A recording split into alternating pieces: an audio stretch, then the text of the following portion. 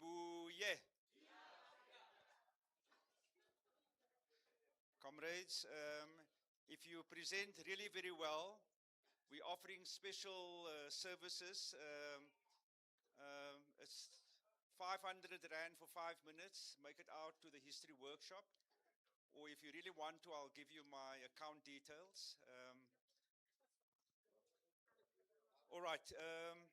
Thanks very much. Good morning. Before I hand over to Anne Heffernan, who is just, thank you very much. It's always the case that the second morning of the conference, people tend to be late. Yesterday we forgot Fatima and Miriam. I'm only saying to the two of you because you had to leave early. We forgot to say Eid Mubarak yesterday. And normally Miriam and Fatima, the person who wishes people Eid Mubarak gets barakat. Okay, so we'll see. I'm sitting over here. I'm just letting you know.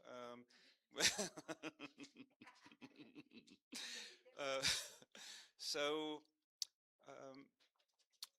two announcements.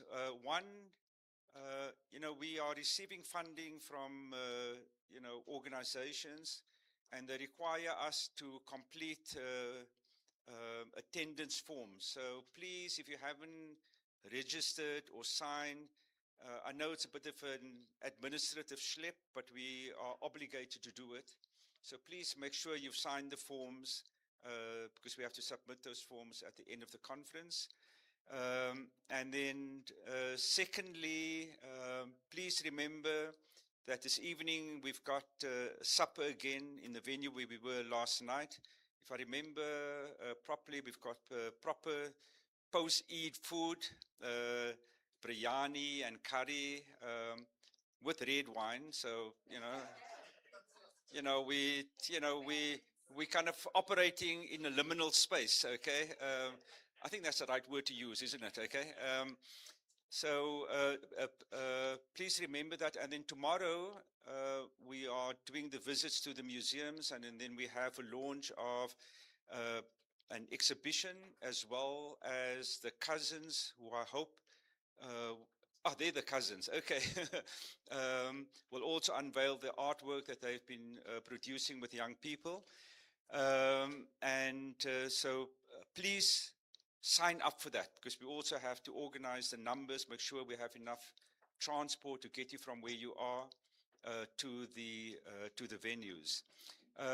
I'm going to hand over to Anne now, but I just wanted to say that we, in thinking about the conference, focusing on 1976, it was very important for us also to organize a panel with key activists from the post-76 period, because 1976 was not only about that moment. It was not only about June 16th, it was about more than June 16th, it was about 1977, the banning of Black consciousness organizations. But 1976 inaugurated a period in which students played a key role. And what we thought we should do was to bring together key activists from the 1980s and then also the post-94 period.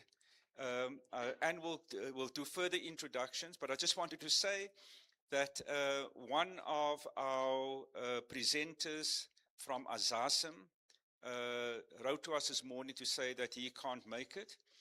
Our second presenter, and some of you will know this person, Mametlwe Sebe, right, is in between doing an interview in his car and coming here. So as usual, he will make a dramatic entrance, which is the way that he operates. We're hoping that the dramatic entrance happens to give him enough time to speak, okay? If he doesn't, then we'll just have the wonderful panel we have before us. So thanks very much. And also thank you for yesterday, more or less sticking to the time. We did exceptionally well yesterday, and I know that we always apply pressure on everyone to finish early. And in one case, I had to ask Sekiba to keep quiet. Apologies again, Sekiba, but we were really running so far, out of time. And so we, some of us have to be the bad people, okay? And this is why I asked Anne, who cannot be bad, even if she tried, to chair this session. So thanks very much. Thanks so much, Noor, and good morning, everyone. I will try to be the bad person, but I'm sure I won't actually need to be. Thank you for joining us this morning for what I think is going to be a fantastic panel, even though we are down at least one speaker, so Mputlane can't be with us. Hopefully Mametle will run in, and if he does, then we will squeeze some time for him to speak. But we're going to be hearing this morning from Fatima Pandi and Leanne Naidu, both tremendous activists from different movements. I'll give you just a little bit of a bio for each of them. Fatima became involved in student politics as a young woman when she was 15, when she joined COSAS. And after COSAS was banned in 1985, she was involved in the efforts to relaunch that organization in the Western Cape under the sort of rebranding as the Western Cape Students' Congress to avoid the banning. She's gone on to work in a whole range of careers as a literacy teacher, and as a ABET materials developer and writer. She's held a number of leadership positions, working as the manager of Adult Basic Education Unit at CPUT, the first director of the Gender Advocacy Program, and as director of Fair Share School of Government at UWC. Fatima, for the past 16 years, has been working as a consultant on several projects locally and internationally. So she's going to be speaking to us today about her experience in COSAS, but she has a tremendous career of activism to draw upon. And then Dr. Leanne Naidu is an educator and organizer based at the University of Cape Town in the School of Education. Her intellectual and political interests include social movements as sites of knowledge production, the roles of education in resistance movements, histories of radical education and student resistance, and the formation of the Black consciousness movement in South Africa. And I know many of you will be familiar with her work. And she's going to be speaking to us today about her work as an activist in Fees Must Fall and Roads Must Fall in the 2015-2016 moment, and probably beyond. And without further ado, I'm going to hand over to Fatima. We're going to move chronologically in order of movements. Fatima, let me give you this. Thank you. Thank you to Noor for inviting me and obviously the organizers. I, as Anne said, got involved in student politics when I was quite young.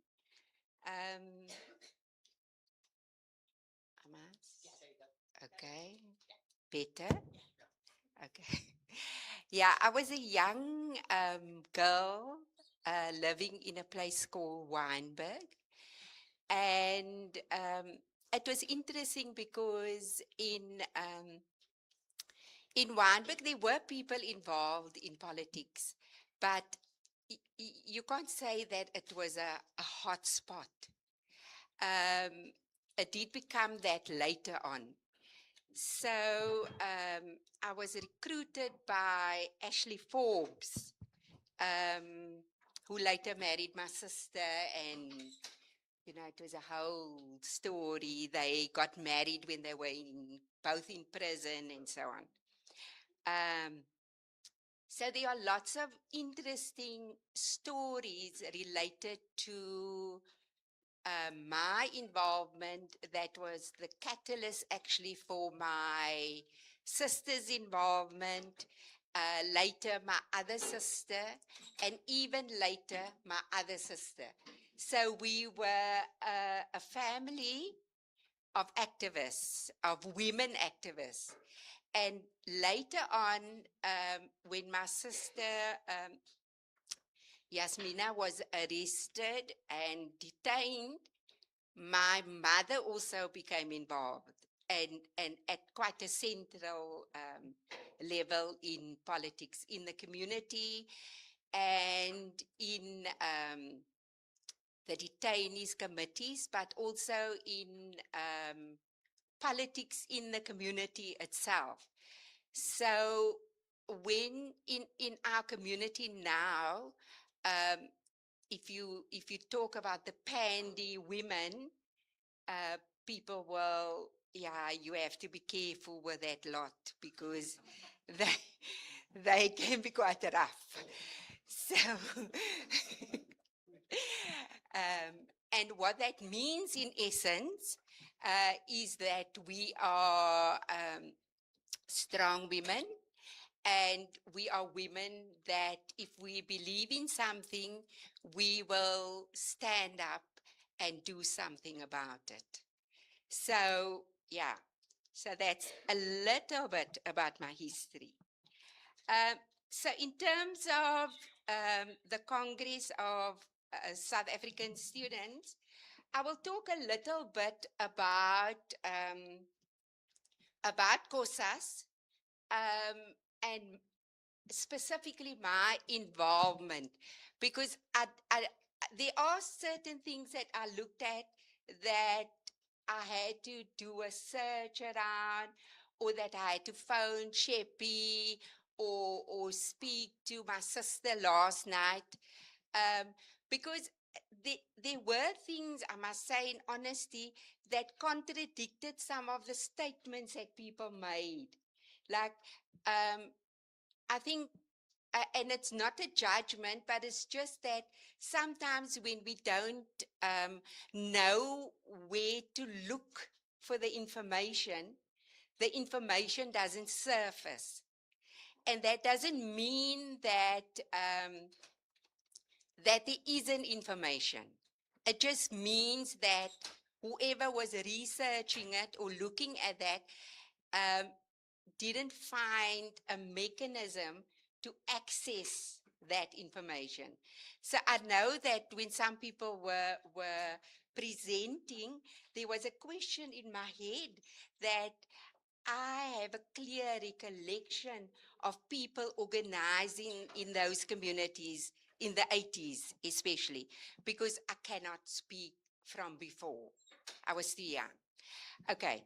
So in terms of COSAS, COSAS was formed in 1979. I think people spoke a lot about prior to COSAS and the organizations which existed before.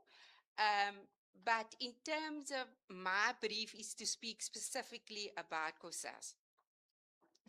So Ibrahim Moghali was the first president of COSAS.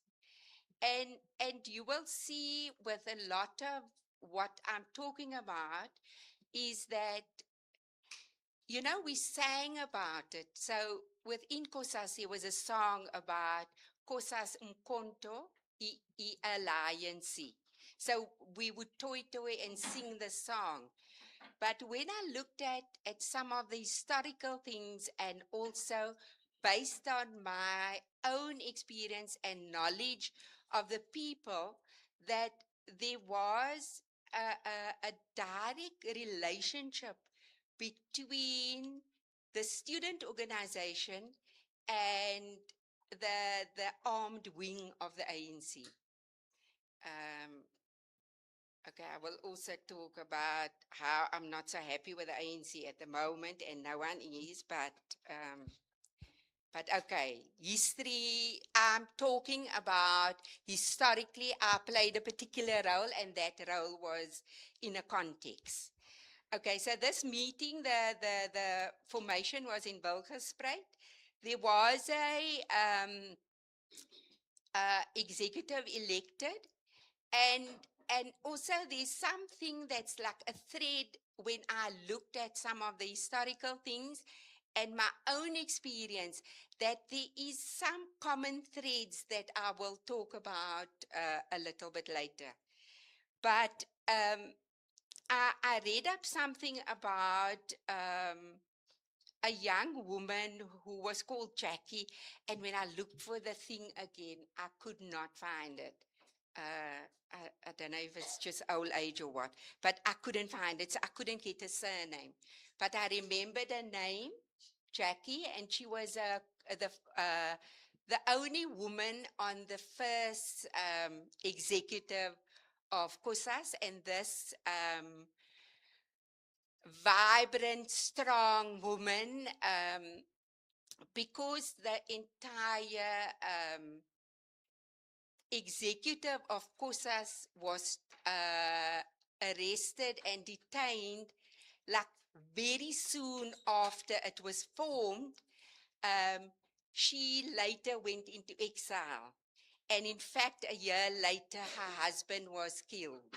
She had married someone and her husband was killed. So it would be important to look into that, because we often talk and ask about the role of women. And this is the role of women, that women were not only not in the leadership, or that they were in the leadership, and they were also in the forefront of armed activities. And my sister was part of that. Okay. So yeah, so I think so I also had a discussion with Richard Martin, who was also a COSAS member and subsequently was an organizer of COSAS. And we spoke because he also did some research on it. And he also had a clear and concrete evidence around the relationship between young people. At some point, the level of frustration was so strong that people would then leave the country to join armed struggle. Okay, so I spoke about that already. So a lot of the first, so later on I will talk a bit about the cycle and what I began to see as a pattern that emerged in the whole organization process and so on. But as an organization, and I know that other organizations also experience that, because the state was extremely brutal. And so you would have organization and then just incredible repression, and then people have to, it's almost like you have to start over. Yeah. So I said I was recruited by Ashley Forbes, and this it took place in September in 1980. And at this spring school, I also experienced what I began to see as a trend, as the normal pattern of the way we would recruit people, or we were recruited, and how the organization operated and functioned. So at that spring school, people like Shepard Marty, Mikey Abrams, also the brother Desmond Abrams, Laddie Bosch, and others, they were the organizers of the spring school. And I was like a young little girl, didn't know anything about politics, did not have any idea of who this person Karl Marx was that they were talking about and so on. I had to quickly get up to speed, but at that point I did not have, don't say the rude word, but I didn't have a clue. But what I found in that space, which I think was important, was that that there were two motivators for, say, the spring school. So the one thing was to do political education with students. And then the second area was to, and I say the second because I think the first motivation was political education. And the second part was to do to prepare students for exams. So there was also within COSAS always the debate about liberation before education, or I don't know what's the other one, my brain escapes me. Yes, but each one teach one was the slogan, and so that was always the underpinning kind of reason for why we would get people together and converge and so on. But um, the pattern of doing both education, where implicit in that was that there was a need to work with teachers and to do the political education, the hardcore education around 4 pillars of struggle and, all the stuff we don't talk about anymore, materialism and all of that. Yeah. So after that, I was then invited to go to a meeting, and our meetings always took place in Hay Street in the United Women's Organization at the time, which became another name later, at their offices. And so there was also that link between a women's organization, but in COSAS itself, there wasn't really a consciousness around feminism. It was an absent theme.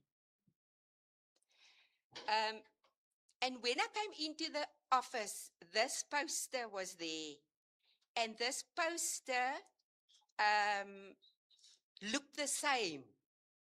You know, it didn't have a white background, but a cream background. So that's not age that is making that, but it looked old when I came in there. But when we started our discussions, that was actually a relatively new poster.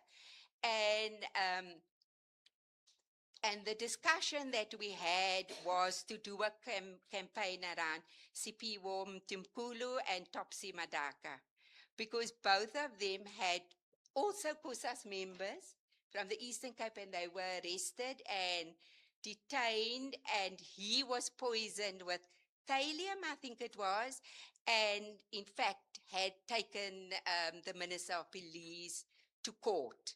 So while the case was still ongoing, he went missing. And later on, and in the TRC and all of that, which I also thought I must mention, that if people are looking for additional information, because sometimes in the TRC reports it would talk to what people were doing. Although the focus would be about the trauma or the repression that they experience, it would also sometimes talk about the organization part. Yeah, so they were both killed, and it was, as a young person, it was very, at the time we didn't know, there was speculation. So in that meeting, people were talking about the possibility already at that time that they were dead. And as a young person, and coming from a relatively safe neighborhood, this was like something very disturbing. So the other campaigns that COSAS was involved in was the Freedom Charter campaign.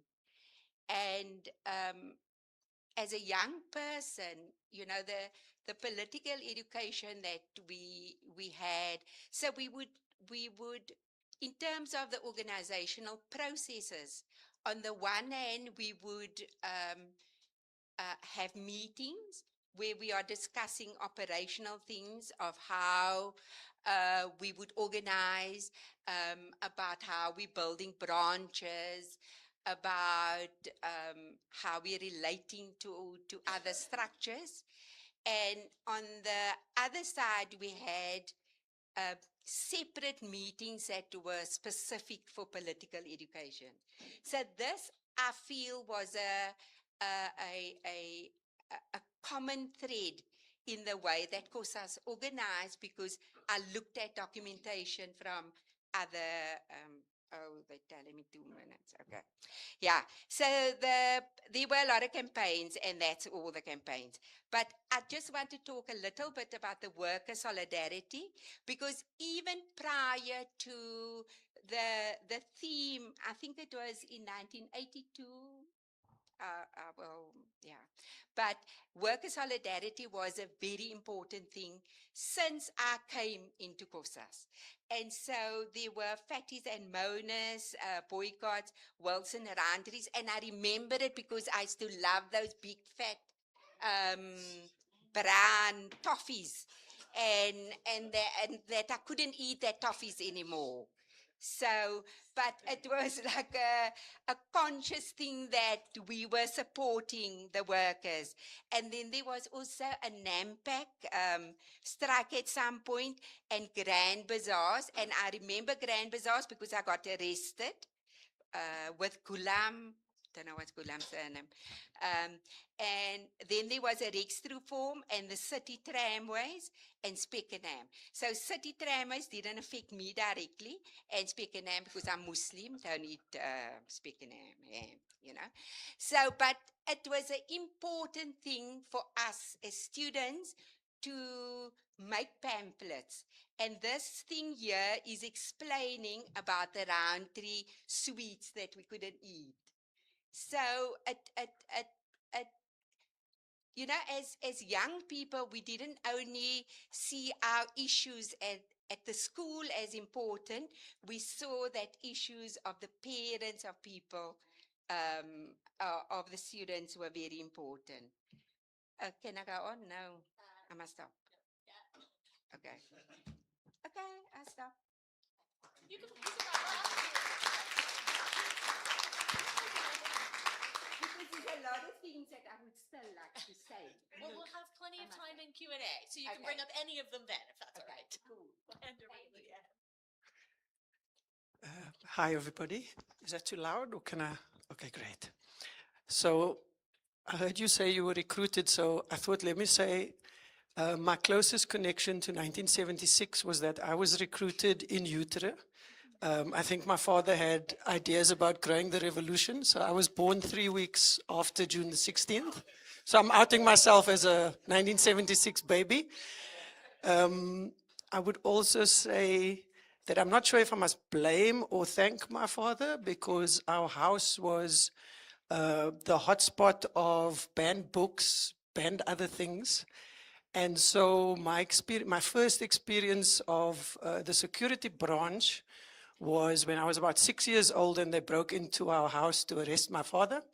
And I remember the connection to Afrikaans is I remember either through the retelling of by other people, or maybe as a 6-year-old, I remembered this, that the security branch, one of the guys cocked his gun and took a bullet out and said, hierdie kool het jou naam op het. Your name is on this bullet, it was for you.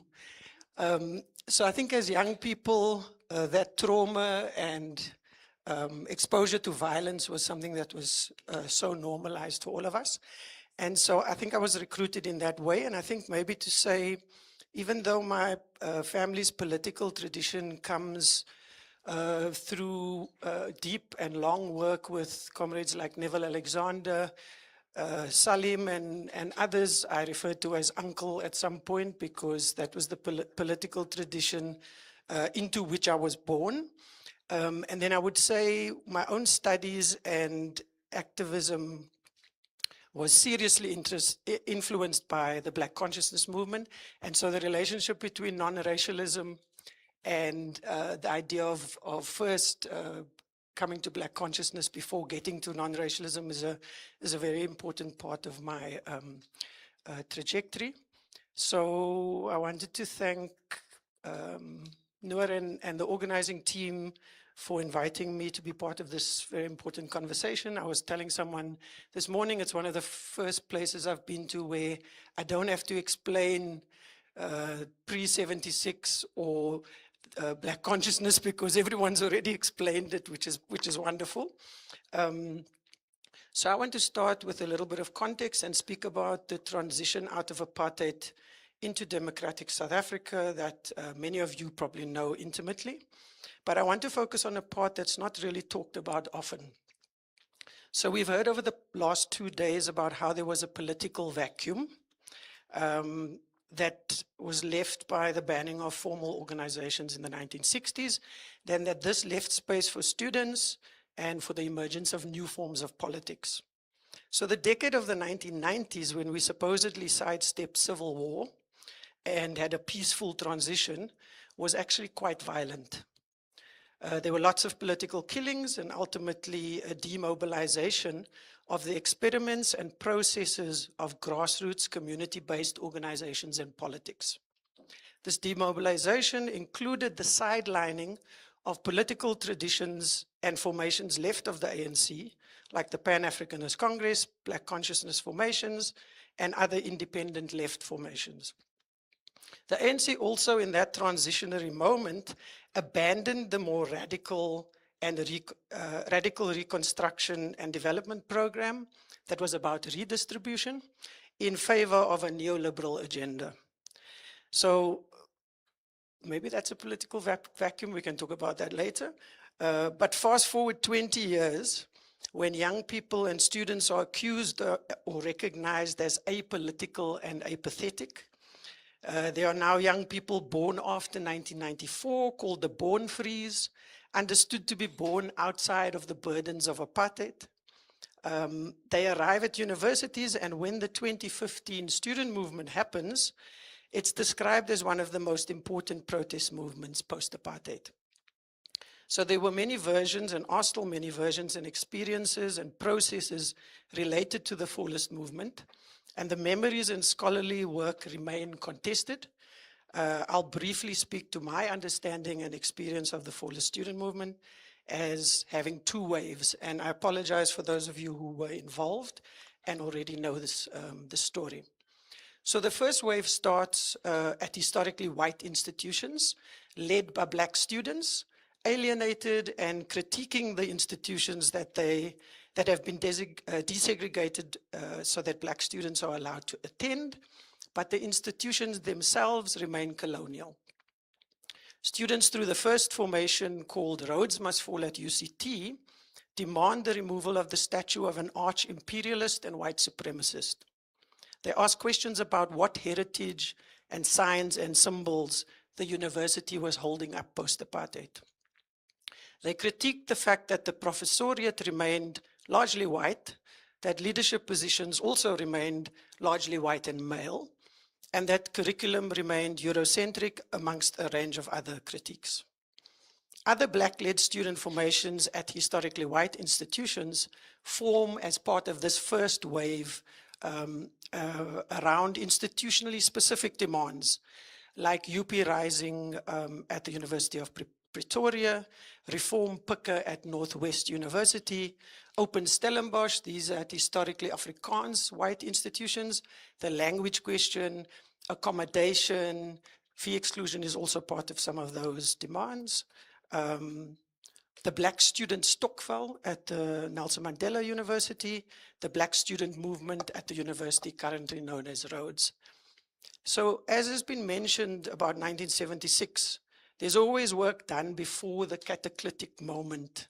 In RMF's case, that moment of cataclysmic coming together was on the 9th of March 2015, when a student threw human shit from a pota that was brought from a Cape Town township and thrown on the statue of Rhodes in the leafy green suburbs of Rondebosch, where the UCT campus is situated.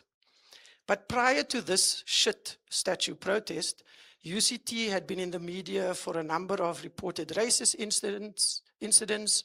A range of students gathered and dialogues were organized that were set up by smaller student collectives to discuss a range of issues. Students were disgruntled with formal student politics. They'd launched a non-aligned student formation to contest SRC elections, and so on. So when this cataclysmic protest happened, what follows importantly was the occupation of the university management building and renaming it to Azania House. This was important because it created time and space for much needed deliberation and planning that drove the ongoing protest until the statue was removed. Thanks, Riyad, for the reflection.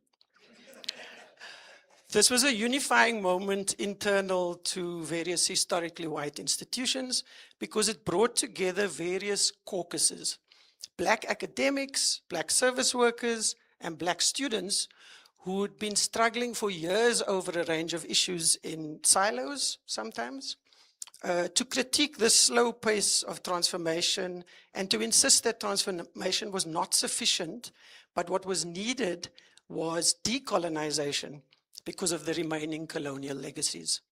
This was a moment where students were critiquing the formal student bodies, student representative councils, worker unions, politically aligned student formations, and as I mentioned, they were organizing as a non-partisan student formation.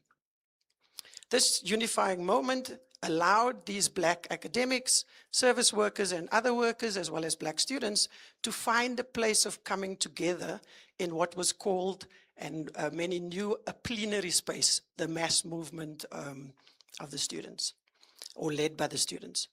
So this mass space was built by the work done earlier by these smaller caucus groups, and the unifying process is what I hope we can talk about a little bit later. So then comes the second waves 6 months later, and this is the massification of the student movement, starting at historically white institutions, but quickly joined by historically Black institutions under the name of Fees Must Fall. The cataclysmic moment for Fees Must Fall was when the Wits SRC organized the protest on the 13th of October 2015 to shut down the university gates in protest against the announced annual fees increase, followed the next day by a call for a national shutdown at most universities. So there were a number of events and organizings prior to the shutdown, but because of time, I'll just mention 3 of them. First, and importantly, was the work of a collective called October 6, some of whom are participating in this conference. October 6 was a collective of left students, outsourced workers, and academics from both the University of Johannesburg and Wits, who met consistently to take up the important issues raised in the first wave of protest that had happened just 6 months earlier, and connecting into the struggles that had been ongoing at their own universities. This formation worked to organize a national day of action on October 6, where the name comes from, specifically to protest against outsourcing and highlight the worker issue at institutions. So in the organizing of this protest, the links and connections made during the first wave of student protest was drawn on and in fact deepened.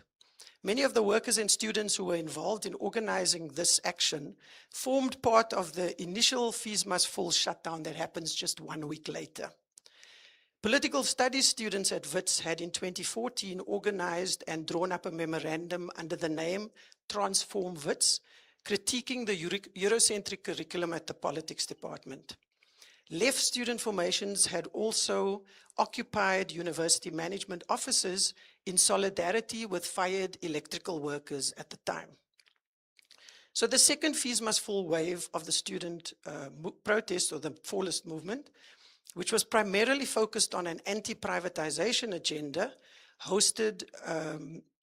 also went on, to occupy the management building and renamed it Solomon Mahlangu House. This was where we had our opening panel on the first night.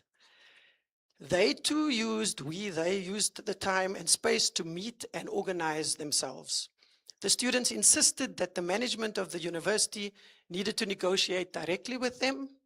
Occupation again becomes an important space for consciousness work, as there's time and space to be together, to plan, to sing, to recover from the day's activities.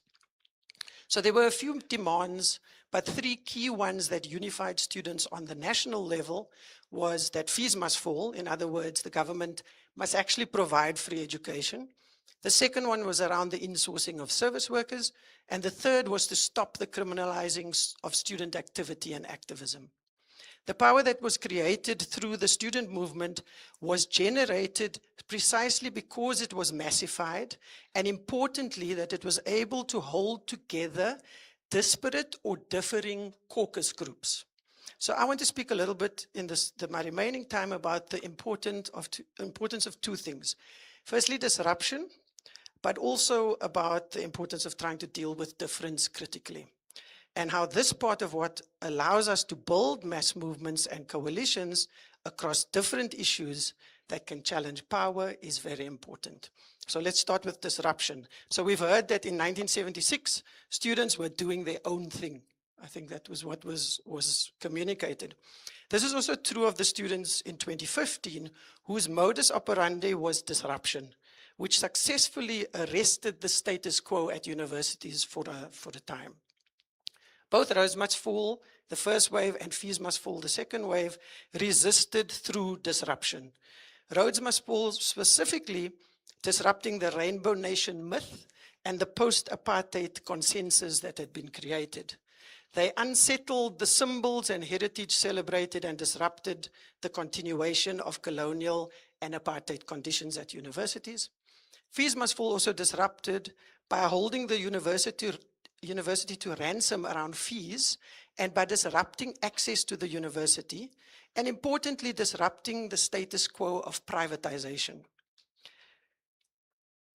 The Fallist student protests also disrupted later on the state and the ANC with the historic protests at Parliament in Cape Town, Luthuli House in downtown Johannesburg, and then the Union buildings in Pretoria.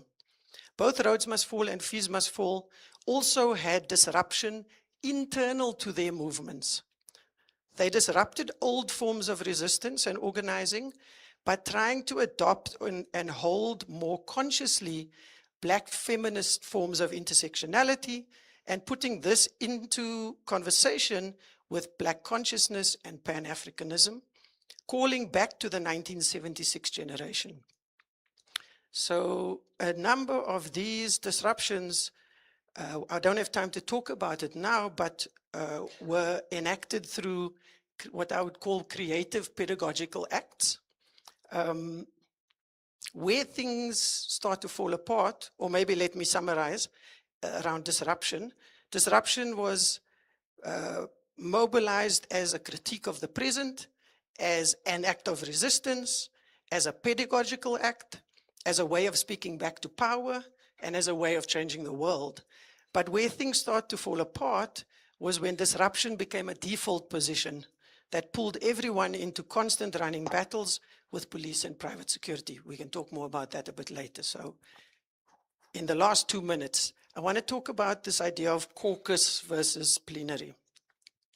So in the student movement space, caucuses were smaller formations organizing around a particular experience, a particular struggle or issue.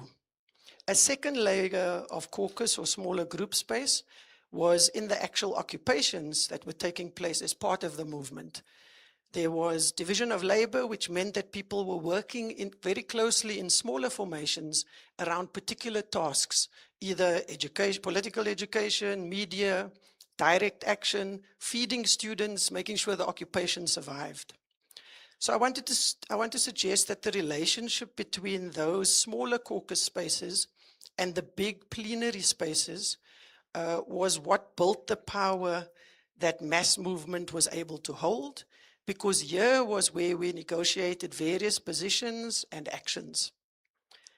There were multiple plenary spaces, which I won't have time to go into now, but maybe in the Q&A we can talk about. But this place was where we tried to get to consensus and move as a mass, which put pressure not only on the university, but also on the state around its slow pace of redistribution. And for me, the labor and the movement and the processes inside of the caucuses and its moments and ways of moving back into the plenary space was the key infrastructure, which was both the strength of the movement, and it was when that fell apart or broke down, it was eventually what destroyed the power in the movement. I think that a lot of work should be done now, while we prepare for the next mass uprising, to figure out how to better build relationships and processes that hold the small with the big, including connecting university struggles to broader society issues and struggles. That relationship for me between the smaller organizing space formed around either issues or forms of identity, forms of preferred labor, that was the strength of the movement, but then ultimately how to bring that back into the mass space or the plenary space and hold the contradictions and the tensions. That, for me, is one of the key questions that I think we need to spend a bit of time considering. Thank you. Thank you to both of our speakers. We have ample time for several rounds of questions. I've already got hands in the room. I think what we'll do is take rounds so that we can make the most of our speakers' time. Your comments are very welcome. Your questions are even more welcome. And I will ask you to keep them as sort of tight as you can so that as many people can speak as we can. I saw Safiso first, and then here, and then here, and then Asher. That's okay. All right.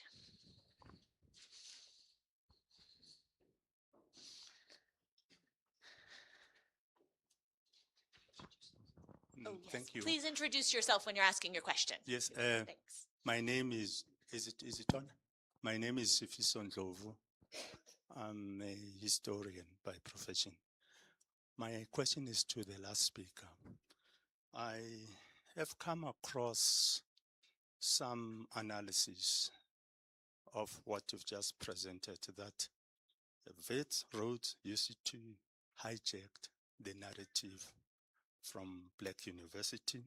In your narrative, there is no Medunza, there's no Walter Sisulu, there's no University of Zululand, there's no Forte, and students from those places have the view that before you came in as white universities, those were the struggles, those were their daily struggles. But when it comes to writing the history, they are erased.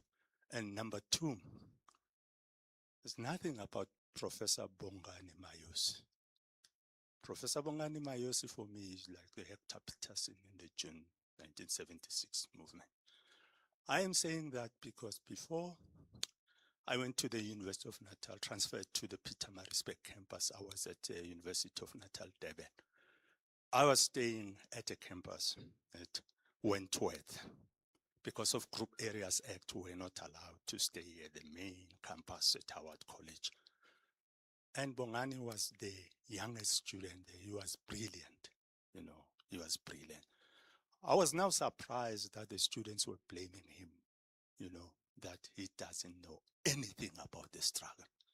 And thinking about staying at Wentworth next to that horrible smell from engine, I don't know why the movement is quiet in terms of what happened to him. Can you explain to us?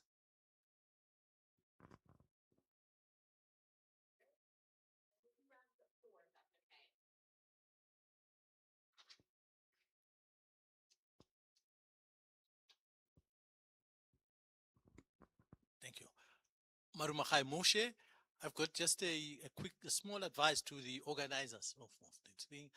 I think it will be better if before the presenters do their work, you can have their topic and their name, so that if we can do that. And then the other point which I have is there's an area which I think it has been ignored.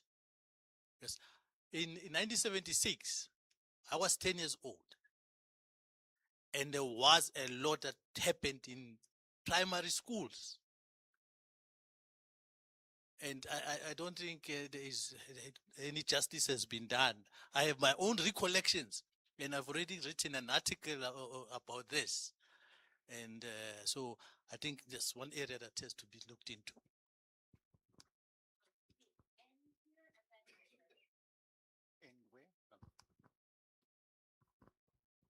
Thank you, Kam. So I came into the student movement the year.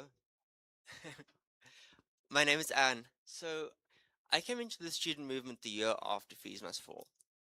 And over that time, despite a lot of efforts by a number of people to sort of rekindle some of that, the student movement has just become more and more degraded. The SRCs have become more and more captured. And it, used to be a point where you'd call a mass meeting and you could get 1,000 students, And like at Wits, at least now, you know, you're lucky if you get 50 people, even if it's the major parties calling it. It's very difficult for the people who came after Fees Must Fall to sort of understand what happened to that radicalism and mobilization. Over time, we've heard little bits from different people about how, you know, certain things were cracked down on. And I think also how the sort of fem organizations were removed from the space, but it's still, we would really like to know more about what happened, where that went. Because without that knowledge, I think trying to rekindle it has not worked so far.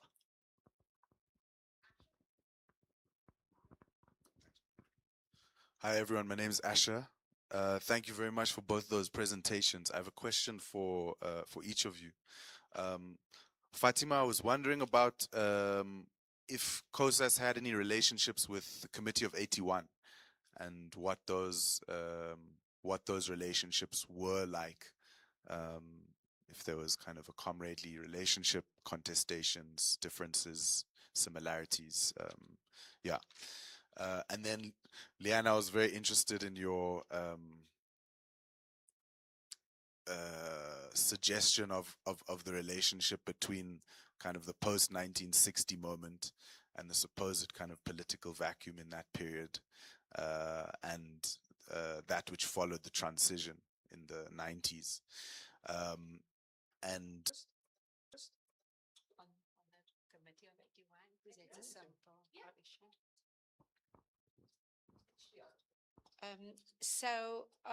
Yes, there were several members of COSAS that were representatives of either the schools or the branches on the Committee of 81.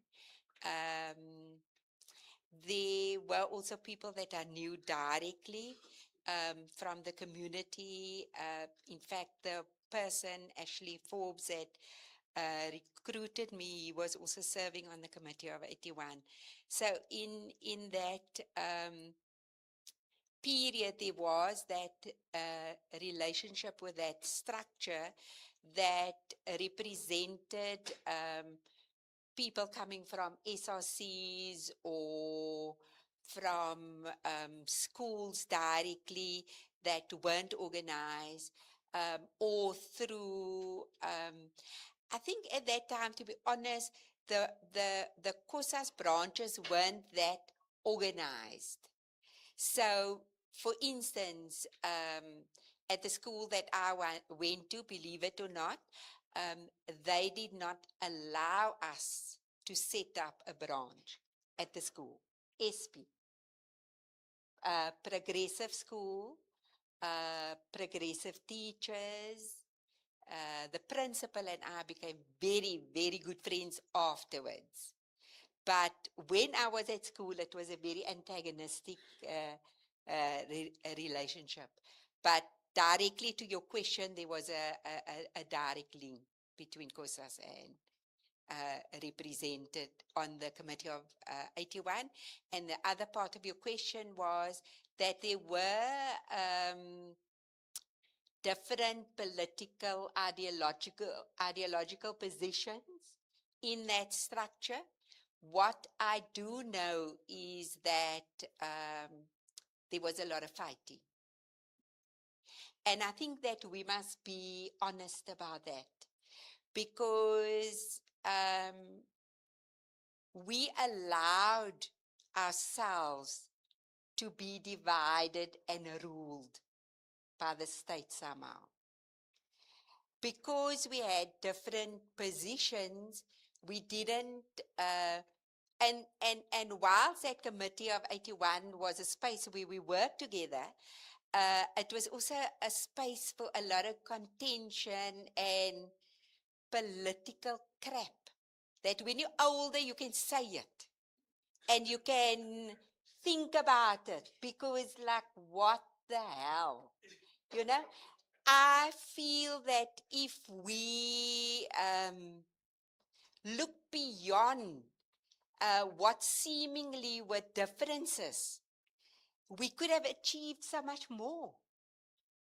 And I feel that the new wave must take heed of that and learn from that so that we don't allow ourselves to be divided.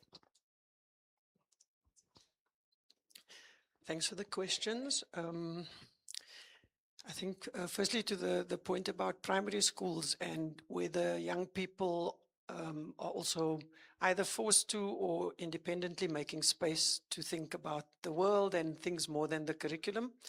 I think part of our problem with our national curriculum is that it doesn't allow a lot of time and space for students or even teachers to do much more than teach content and assess it. And so, you know, when I've been hearing over and over again in all the presentations that education of the formal kind is a paradox, that actually it provides both a possibility for liberation and for consciousness as well as a repressive nature that it is.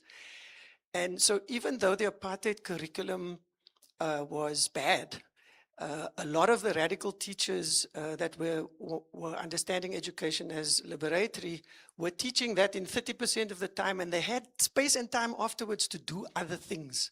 So I think a major problem is that there's no space and time for teachers or learners at various levels to do anything other than learn this massive content and then be assessed on the content. In terms of the question, I'm trying to see which, I'm going to leave the first question for last, but so I think the question around post fees must fall, and I had bullet points here under 2016. The first thing to note is that there was a unification between university managements and the state in policing infrastructure in 2016, early. So by the end of 2015, the state and university management got together and started planning how they were going to prepare for what was going to come in 2016. So there was securitization and doing away with dissent, and how that happens was the use of the courts through interdicts around what you could and couldn't do in relation to disruption.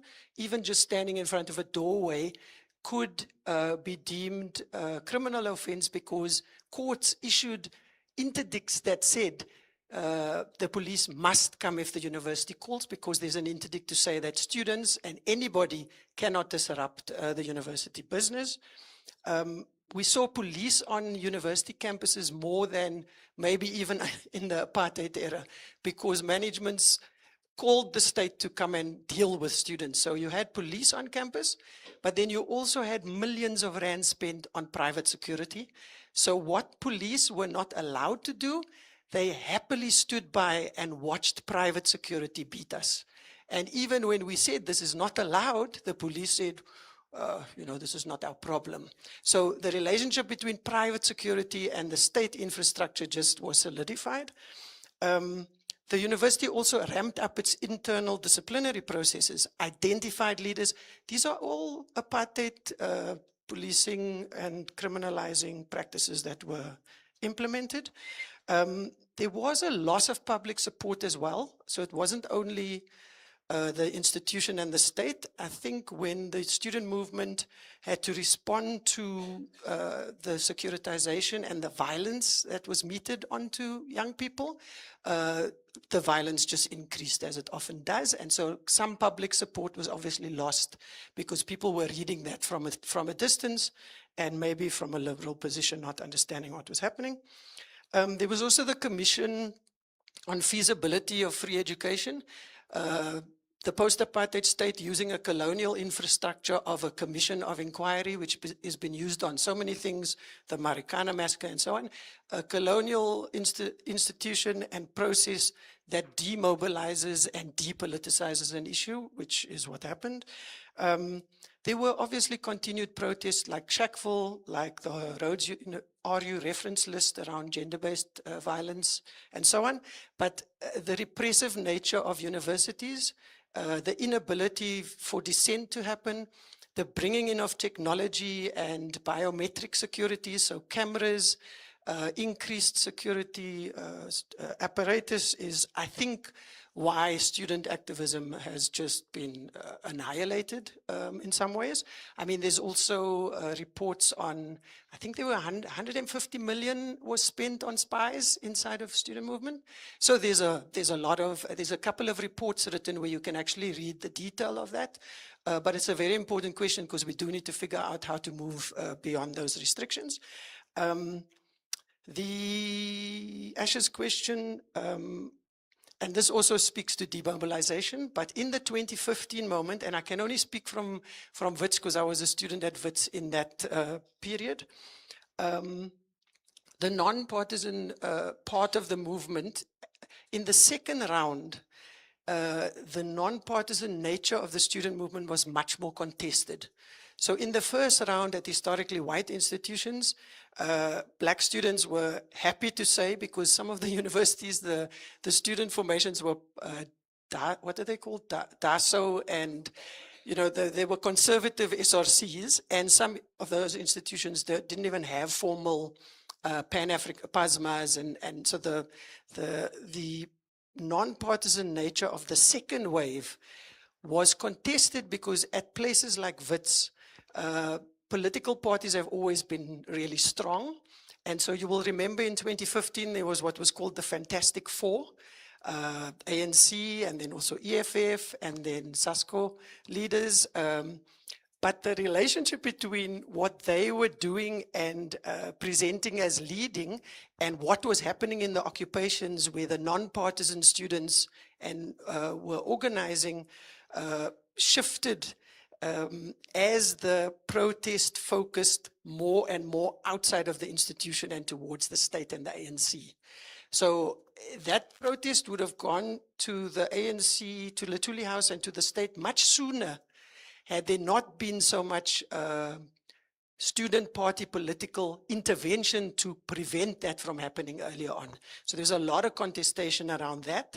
So definitely the demobilization of 2015 around the 0% increase was that, I mean, I'll say it, this is contested whether this is the moment that there was a split, but coming back from the union buildings after being tear gassed and chased and beaten by the police, by midnight, our President Zuma's daughter arrives at the occupation and meets in a separate room, calls all the SASCO and ANC-aligned people, including the EFF. The only reason the non-partisan students know is because there's a young Communist League comrade called to the meeting, and he texts people and say, hey, there's a meeting going down here where the line is being communicated more clearly to us. And the line was, you've been given your 0%, go back to class. And in fact, the reason why we end up not going back to class, and the reason why we actually at WITS win insourcing, is because workers show up where the mass of students, some aligned to the ANC, pull out. Outsourced workers show up with the rest of the students who say, we can't win 0% and workers win nothing. And so it is that relationship actually that then drives WITS to, and UCT and a few other places to insource. So that question of what the role of political parties through their student formations was in diffusing and demobilizing the student formation is important. Last one. Thank you so much for bringing that critique. I think because I was studying at WITS, I landed up being involved in Roads Must Fall. I was a PhD student at the time at WITS, but I was in Cape Town because I was looking at the question of teachers as intellectuals. I was interested in finding out what were teachers doing under apartheid that they couldn't do post-apartheid, to your point. And then the statue protest happens, and it's a moment where I phone my supervisor and I'm like, sorry, there's another thing that has to be engaged with, and that's why my PhD shifts to looking at students as intellectuals, not teachers. I had hated UCT. My mother worked there with Neville Alexander. I studied at UWC myself, but I was called to UCT precisely because there was a disruption of that privileged white space. And so my experience and the little time I have focuses on those two institutions. But some of what we did do at the end of 2015 to deepen the connections, there was also a disruption that I haven't spoken about, where TUT Shoshanguve disrupted VIST students at the national protest in a massive way, where there was actually conflict between students saying, but you guys can go back to your 0% increase and you can continue. We can't. We can't even afford 0%. In fact, there's a whole range of other things that we are also struggling about. So definitely the historically white institutions had a different even experience of police violence in the beginning, where other comrades were saying, hey, you WITS and UCT people, we eat these stun grenades. You guys are still learning how to deal with this stuff. So there was definitely that cross-class conversation that was happening. But one of the things where we failed, we organized the two regional reflections of non-partisan students who were still involved post 0%. And we spent 5 days together with 23 university comrades, mostly PASMA, EFF, and non-aligned students, socialist aligned student formations and people. And we managed to get to a place where we had 6 things that we were going to organize around in 2016. We then hosted, we then hosted a national gathering, Salim and others will remember, where we had 23 universities, students who were wanting to organize nationally across historically white and black institutions. And to be honest with you, what happened in those meetings, it was a 3-day meeting. We literally disrupted each other. So literally, those of us who were queer, the women that were there were told that we are a problem, we shouldn't be speaking, what do we know, why do we want to plan things, we should be throwing petrol bombs. And so there was a real missed opportunity in that moment, and it had to do with precisely what I was talking about, how we actually figure out what we want for our own formation, and how that builds into a collective project that can actually sustain itself. So we demobilized ourselves in a way. So those relations were hard to build and sustain. Thank you. Okay, we are at time, actually over it. Am I okay to take one round, but only people only ask questions. Yes, yeah. So hold your comments for the coffee break, which is coming just very shortly. Only questions, only very, very brief questions, and then I will give both panelists a minute to speak to what they would like to raise. So Rehad, I saw you first in the last round at the back, and then here at the front, and Salim is last. Yeah, okay. No, sorry, we can only take 4. We're out of, I'm gonna have to insist, we're out of time. We can continue the conversation if in the coffee break. It impacts on other people's sessions as well. Yeah. To Sofiso's point, I think we just got to be straight and clear about this. That it's about the new political imagination and about who's documenting what and for what purposes, right? So where does that new political imagination comes from is what's the inciting thing for certain people of certain politics to actually write about it. So it is about the contestation, whether we're going to be led by queers or not. It is about the question of the emergence of black feminism, black female voices. It is about the intersectionality, which excites people, I think, at that moment, the new political imagination. And I could say a lot more, but Noor's sitting on my shoulder and it's not a question. Thanks. And can I go around here and then move to the other 2 there, just to save time? Yeah. Thanks so much. I think, I think the speakers captured the richness and the issues and the unresolved issues, but also the contestations. There's a lot more to say. But I think my question revolves around some of the gains that were made, even if briefly, but also it showed the possibilities, and sometimes we lose sight of that. So the question is really, are there possibilities for taking that further? Because throughout the country, and again, it's always difficult not to sometimes romanticize, but there were openings. People started talking about patriarchy. They started talking about the content of our curriculum. Do we have real transformation? And I think what we should also be careful not to beat ourselves up too much, because we were up against a state that didn't see this as a democratic process of protest, but saw it as a genuine threat to the regime. The iPad investigation, Leanne, it's confirmed. Nobody disputes that there was a secret intelligence state security fund that spent 33 million rand. Apart from the universities co-opting people, bribing people, paying their fees. And in terms of fees today, the issues have not been resolved. Leanne was part, and I want you to comment on that, the he-her process, how that was even co-opted. We were listened to, but not listened to.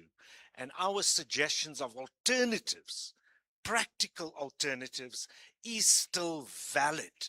And if you look at what's happening with NSFAS, at that time we said, scrap NSFAS. It's a waste of time, it's corrupt, it's an added bureaucracy. We talked about the possibility of genuine, free, quality education. But please take us, are there possibilities of carrying that further? Sorry. Leanne. So 1, 2, okay. And those are the last two, yeah.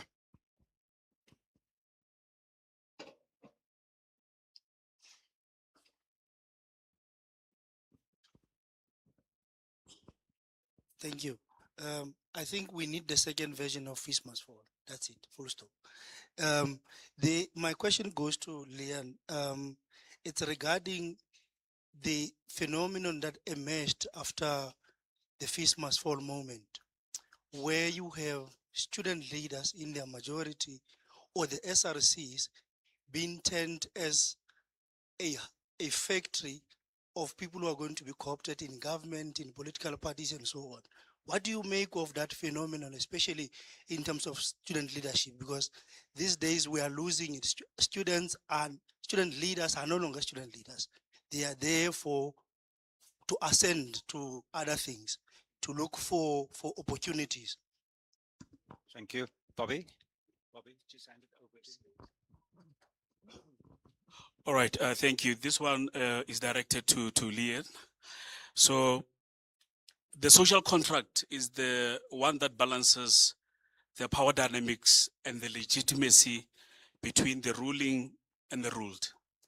So here in South Africa, we have the Freedom Charter, we have the Constitution, we have ANC policies like RDP, we had things like ASGISA, GIPSA, and then we are now faced with the compromise policies of the GNU. So I'm asking you, to what declaration and position do we then hold our ruling or the current state or government accountable in order to curb further mass protest, if that is possible? Thank you. Thank you very much for those concise questions. I'm going to give each of the panelists a minute to respond. Fatima, there weren't any specific questions, but would you like to bring up anything that we haven't been able to address yet? Yeah, let me hand it to you first. So when I look at it, this 60-year-old woman now, reflecting back, some of the questions were relevant then because we had the same cycles. And if I finished my slides, then I would have gotten to that, but I didn't. So the cycle is that you have organization and then you have repression. So there's an investment where you're developing leaders, you're developing programs, and you have state repression. Then you have, in my time, the sometimes immediate, sometimes there's a lull of reorganization and restructuring that form of student resistance.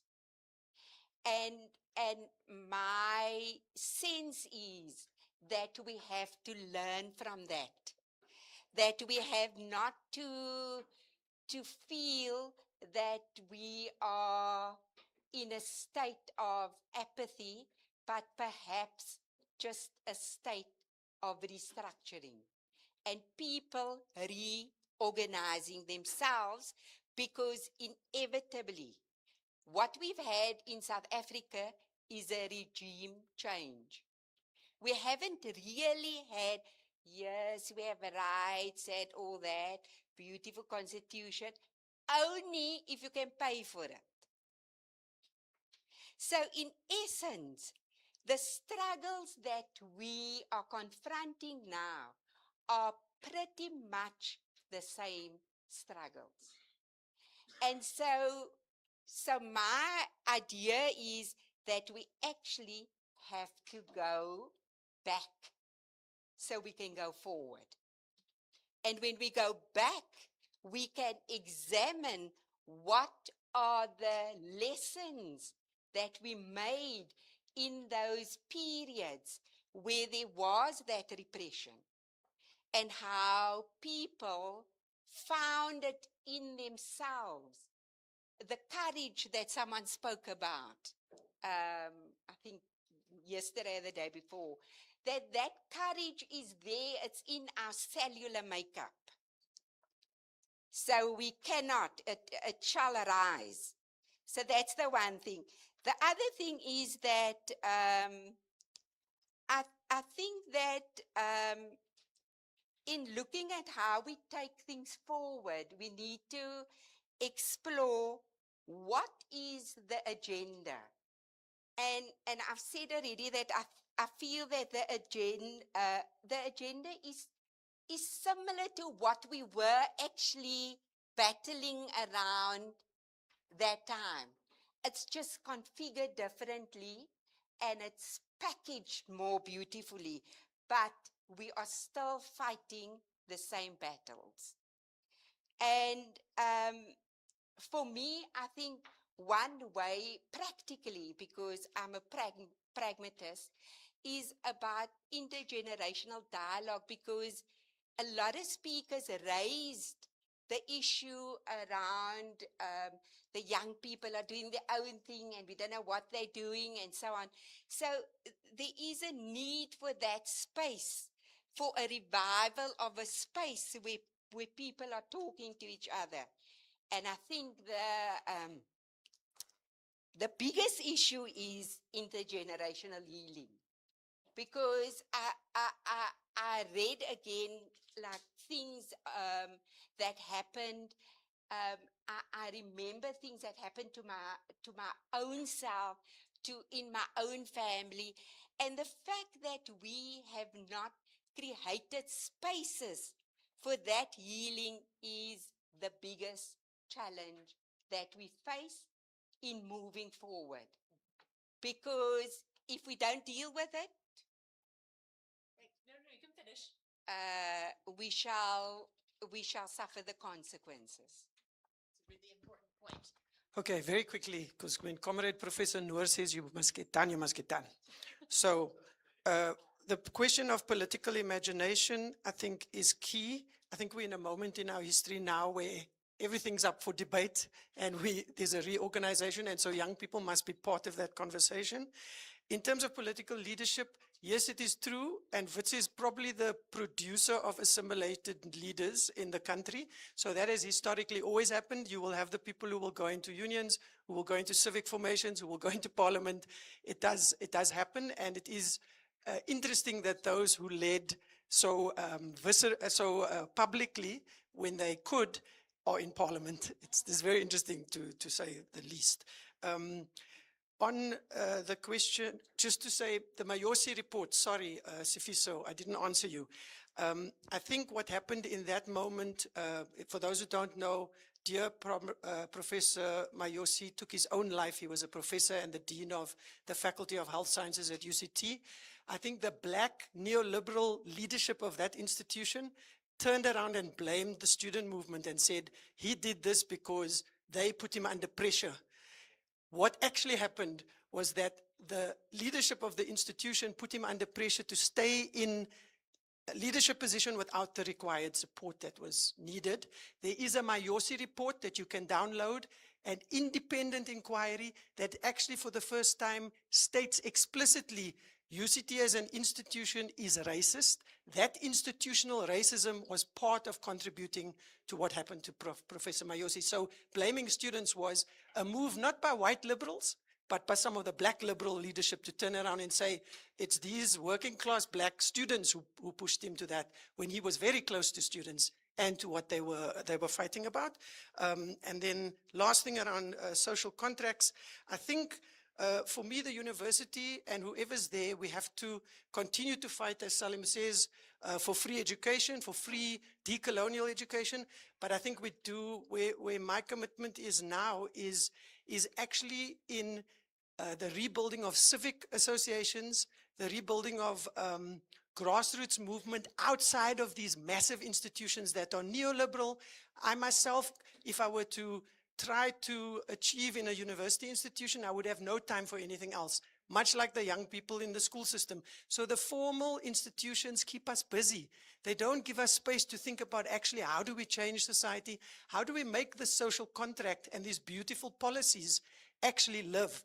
And my answer to that is we get involved in our civics again, we build alternatives, and then we all have to grapple with, I've never had a membership card to any political organization, just to a soccer team when I used to play soccer. But the question is, what do we do when the alternatives create possibilities? But if we don't step into thinking about what the state has been able to do to alternatives, then we leave the space open for those who want to climb and want to eat. Let me just put it like that. So we do need to think about, even if we are part of alternatives and we see that the formal corrupts us, we need to be clear about that political imagination, and some of us have got to step into the leadership roles in those spaces that actually wield power for redistribution. Thank you so much. Thank you. Please join me in thanking our panelists. It's been an incredibly rich discussion. You have 11 minutes for your coffee break, and it's ready to go. Oh, Nora's going to give you more, maybe. Because I'm such a generous soul, you have until 22:11, so 10 plus 10, I think is 20. And apologies to those people who had their hands up, but we're really running against the clock. Please continue the conversation during coffee and in the subsequent breaks. Thanks very much. The next session in here will be session number 7, representations and interpretations. And the session titled Africa will be in the neurodiversity seminar room at 22:11. Thank you.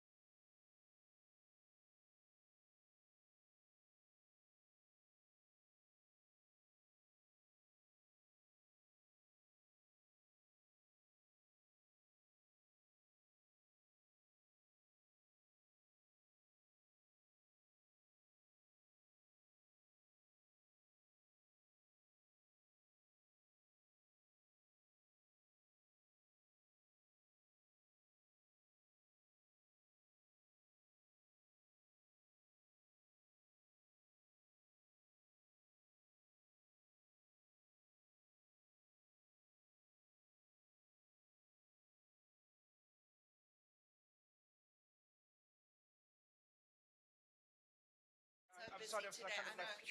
Bit of a circle. Okay. Yeah, you don't have to use this as Calling people back. Yes, we need to start now, otherwise.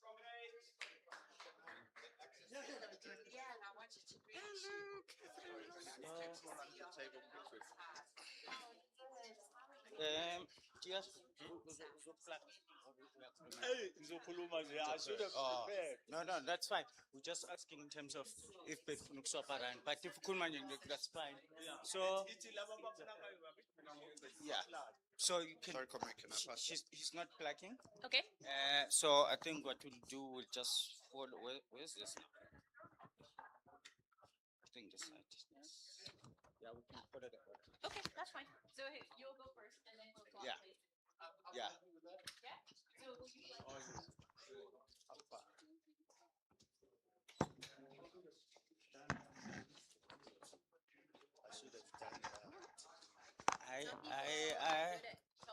I don't know how to do that. I won't say no. Just it's like my paper. It's like We have 15 minutes, eh? 15 minutes. no, I'm not going to say. So, Sipho, the issue that we have is there's no real break between this session and the next session.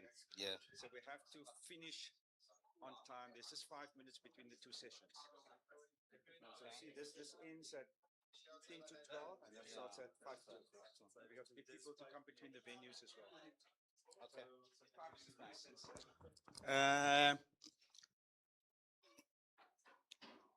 Hi, comrades, hi, colleagues. Welcome back to session 7,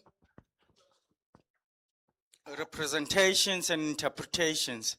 We have 3 speakers.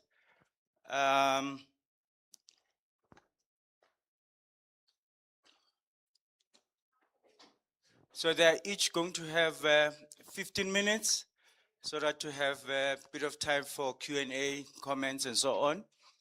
I think I got their bios, so I'll just quickly go through their bios.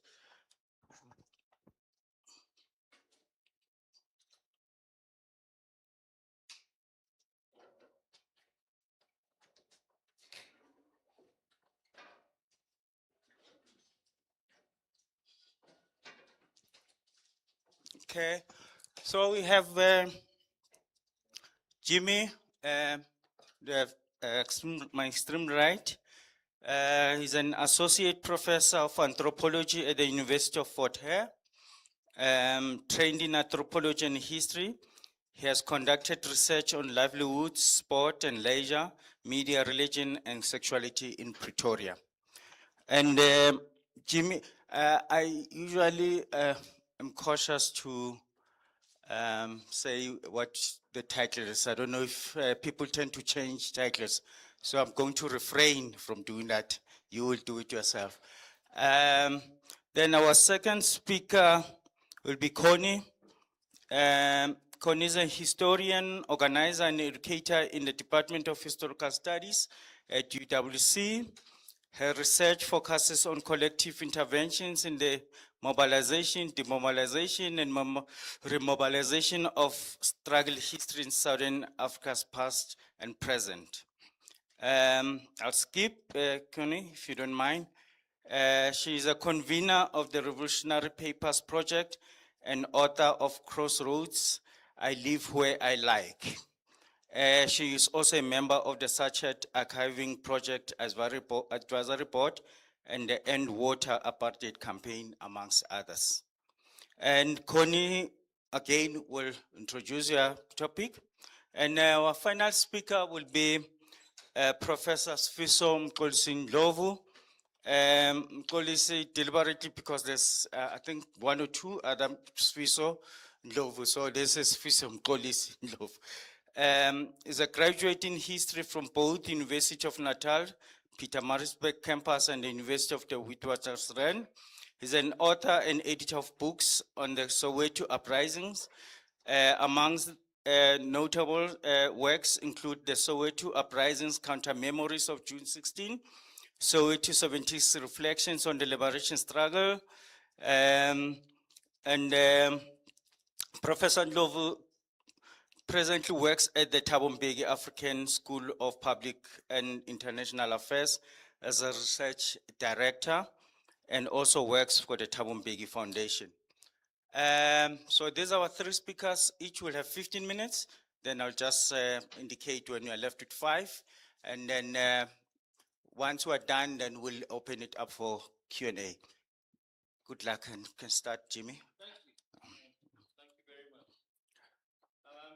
So, just by way of context, this idea came into being as I read back issues of the Parabay, that is the university's Pretoria's student newspaper, for a project on campus radio a few years ago. And as it happens, that has had its start in around the same time. And it was kind of apparent from the start that reporting on the Soweto Uprising in this newspaper was not what one would have expected.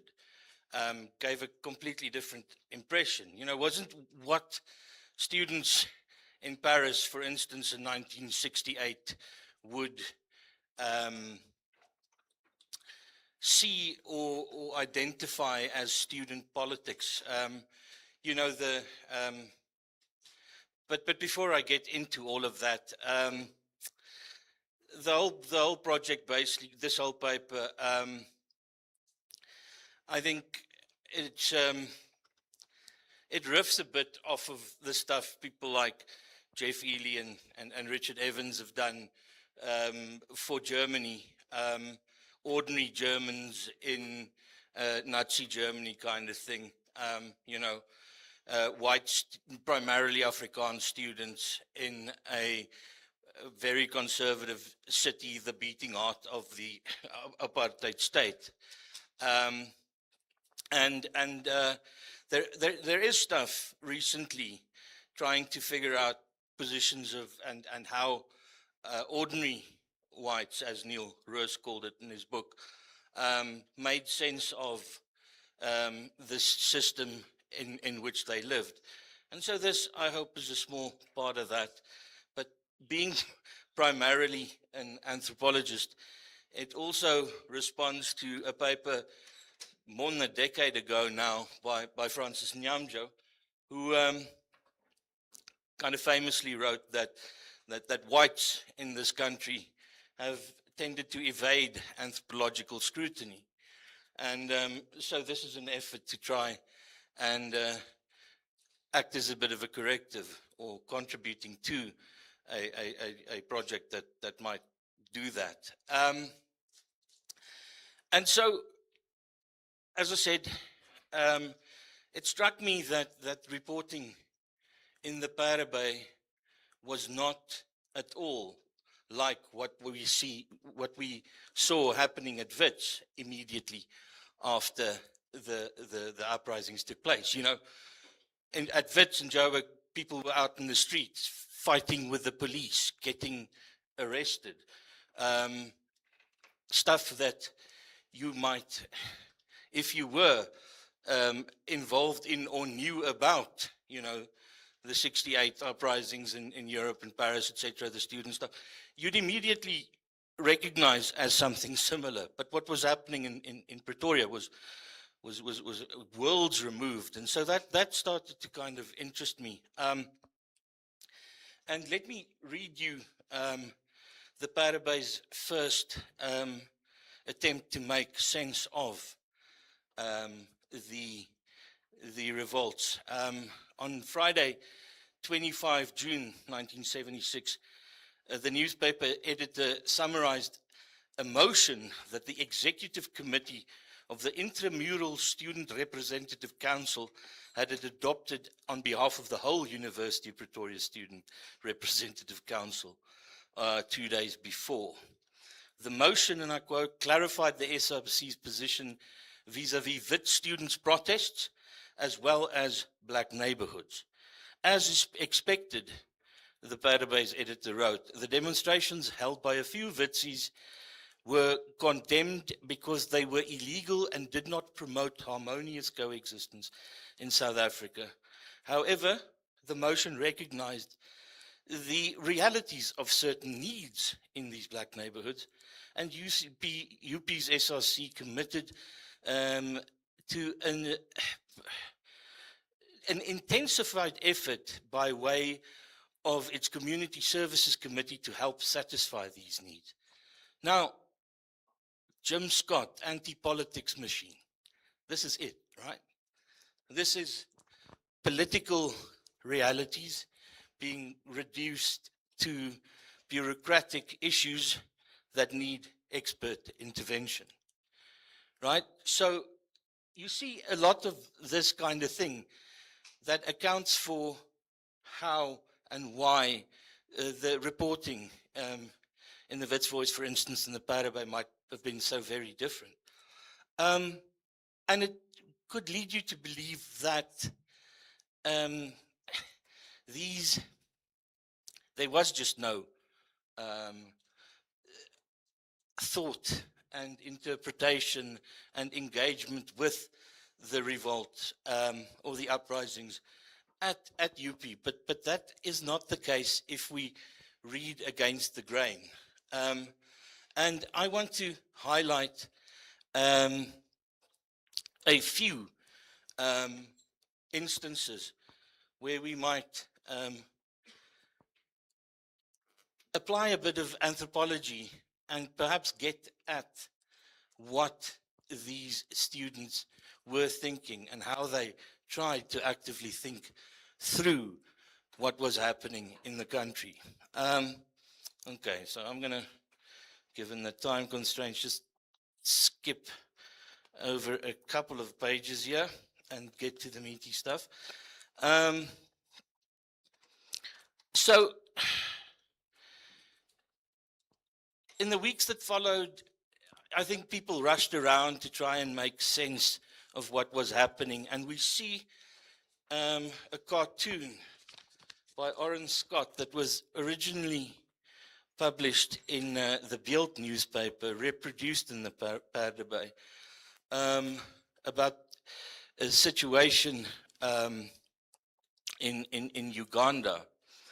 And I'll just get it up here. Idi Amin is the bogeyman, what we need to be afraid of, kind of thing. So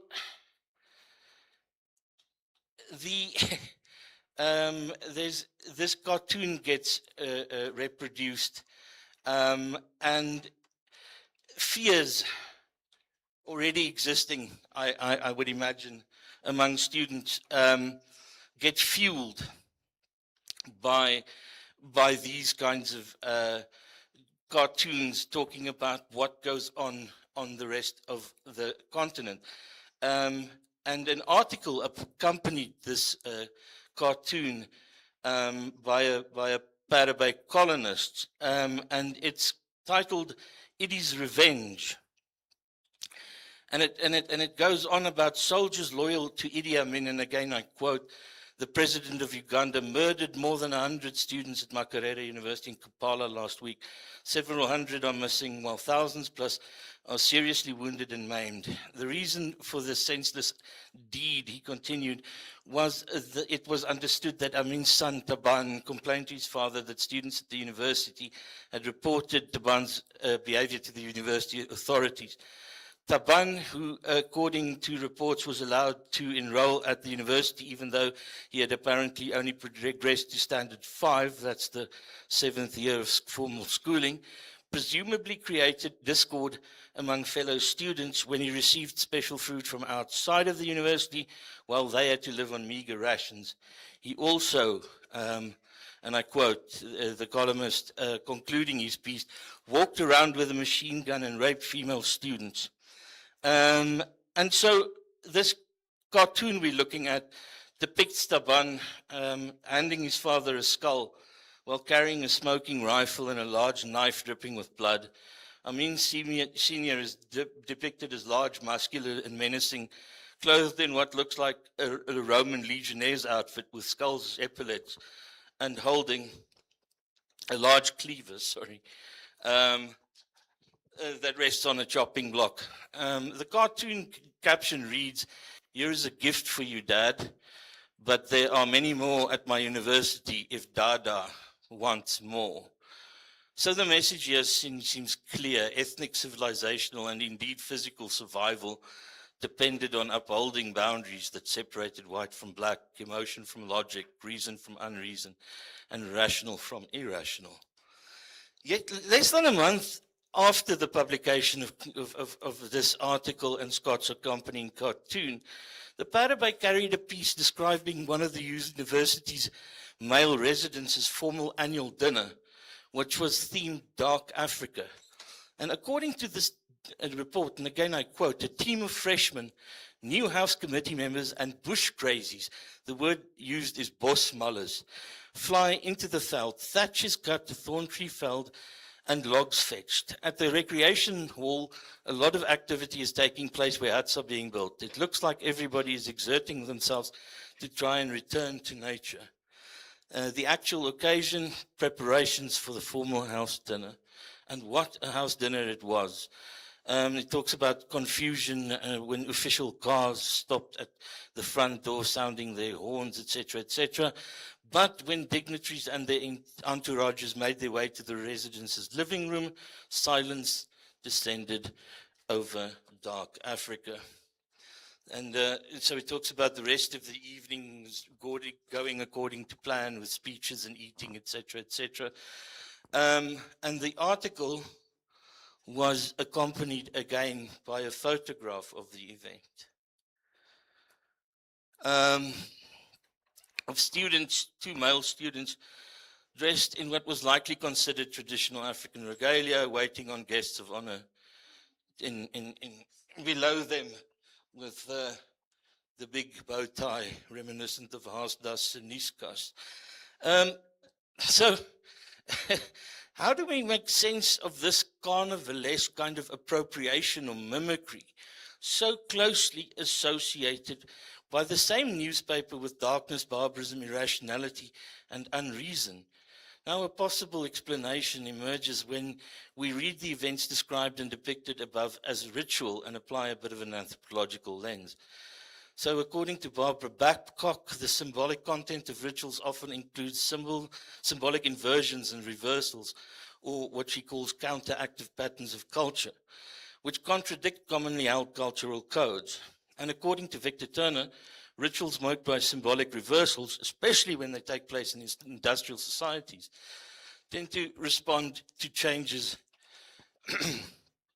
in contemporary circumstances. Moreover, they allow participants to not only playfully fantasize about these changes, but also to give subjunctive instructions pointing to how best to respond to said changes.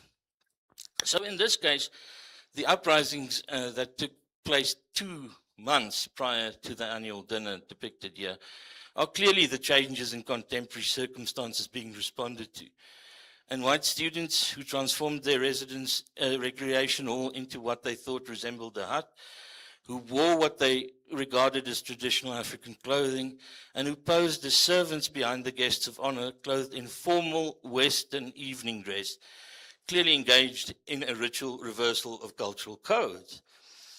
And through these actions, they contrasted white and black, darkness and light, civilization or nature, or the wild, and sanity and madness and insanity. And in so doing, it can be argued they attempted to define or to construct the self or the in-group. Again, the message seems clear. We are white, we are enlightened, we are sane, and we are civilized. And the warning or instruction, or be it expressed in a subjunctive mood, seems equally clear. Race is a construct, and if we do not police its boundaries and protect our position, we may well end up as the servants here. Okay, then I'm going to skip, given time, to one more case. So a lot of outreach programs follow the quote I read at the start of, engaging with needs and trying to attend to needs that were identified in so-called black neighborhoods.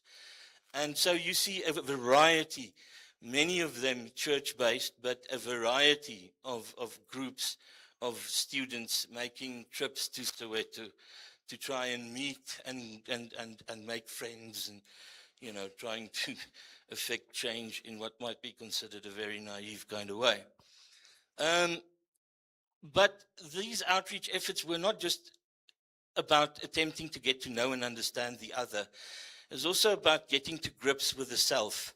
In a report on a 5-day hiking tour arranged by a wilderness leadership school in which 6 Christian students from across the Transvaal province participated, or what was the Transvaal province, the chairman of one of Tux's Residences House Committee wrote that a 5-day hiking tour, and I quote again, through the wilderness of the Transvaal Lowveld, is enough to make anyone listen. But when half of the hikers are black with totally different backgrounds and views, such hiking tour becomes an experience. Over the course of the hike that took place in the Timavati Game Reserve, he continued, we learned about what the differences are and how the other guys think. Suddenly, the stone-throwing masses at Turfloop or in Soweto include someone who's thinking, I am coming to understand and with who I am becoming good friends.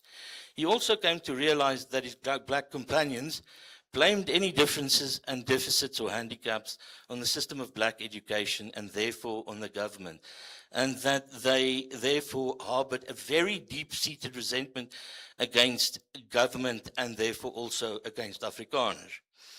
And he became convinced that our tremendous relationship problems were not likely going to be solved by groups of whites and blacks meeting in some international spot where they connect for an hour or two over a cup of tea. And I quote again, then I miss the wilderness where we were intruders or invasives, indringers is the word they use, but where we could develop friendship through our differences and could learn to understand each other and take one another into account. Like all the animals, they can cohabit and tolerate and grant each other space in which to live. Okay, so a romantic view of nature clearly pervaded this guy's understanding of racial groups and interactions. In his view, the freedom and vastness of nature touched each of us equally deeply, and it was an excellent starting point to learn something from and about one another and to gain something from the weekend. A few of my traditional preconceptions were totally obliterated. Each of us had to stand guard for an hour every night. To keep the fire going so that the lions and hyenas would stay at a safe distance. I always believed that black people were necessarily more nature people. The words he used here is natuurmense than us. But that image crumbled when the young Sowetan woke us up at the sight of a cat that, according to him, could only be a leopard, but turned out to be a civet. It was a great fun that we could learn from the mistake together. Okay, so like the Darkest Africa themed dinner described above, representations of and ideas about nature and the wild gave this student the opportunity to ask veiled questions about the categories in which South Africans lived. Were these categories natural or could they be overcome? If the latter, should they be overcome? And if so, how? Could they perhaps be overcome by returning to nature? Is the Sowetan really a nature person? And had he been alienated from nature, just like Afrikaners had been alienated from the farm? Soweto acts as a symbol of detribalization here. Was the problem that black people had been detribalized? Or did detribalization stand to bring them closer to us? Was it the problem or an answer?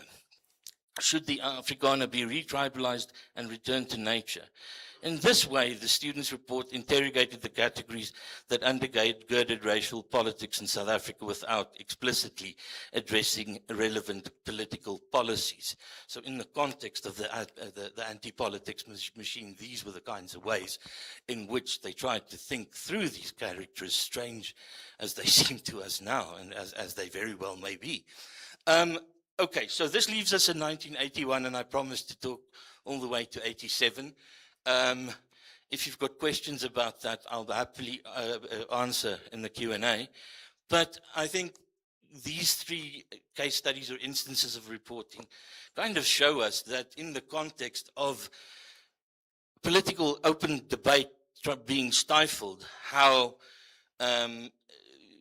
these students were, in fact, grappling with questions and trying to think through changes in the country post 76. And I think my time's done, so I'll leave it there. Thank you.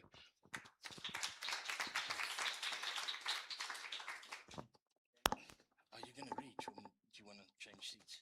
Thank you very much, Jimmy, for an interesting presentation. Connie will follow.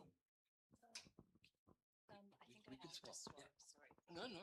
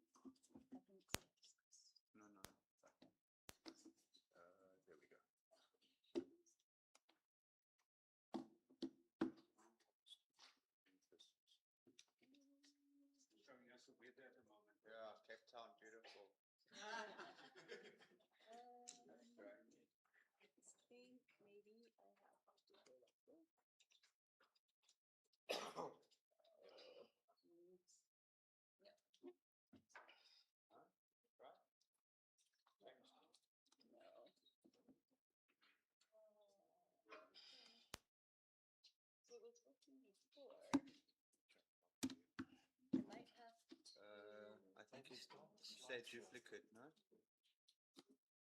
You said duplicate. Because then you can see both. Yeah, maybe. Do you mind? Then I'll figure it out. Very good.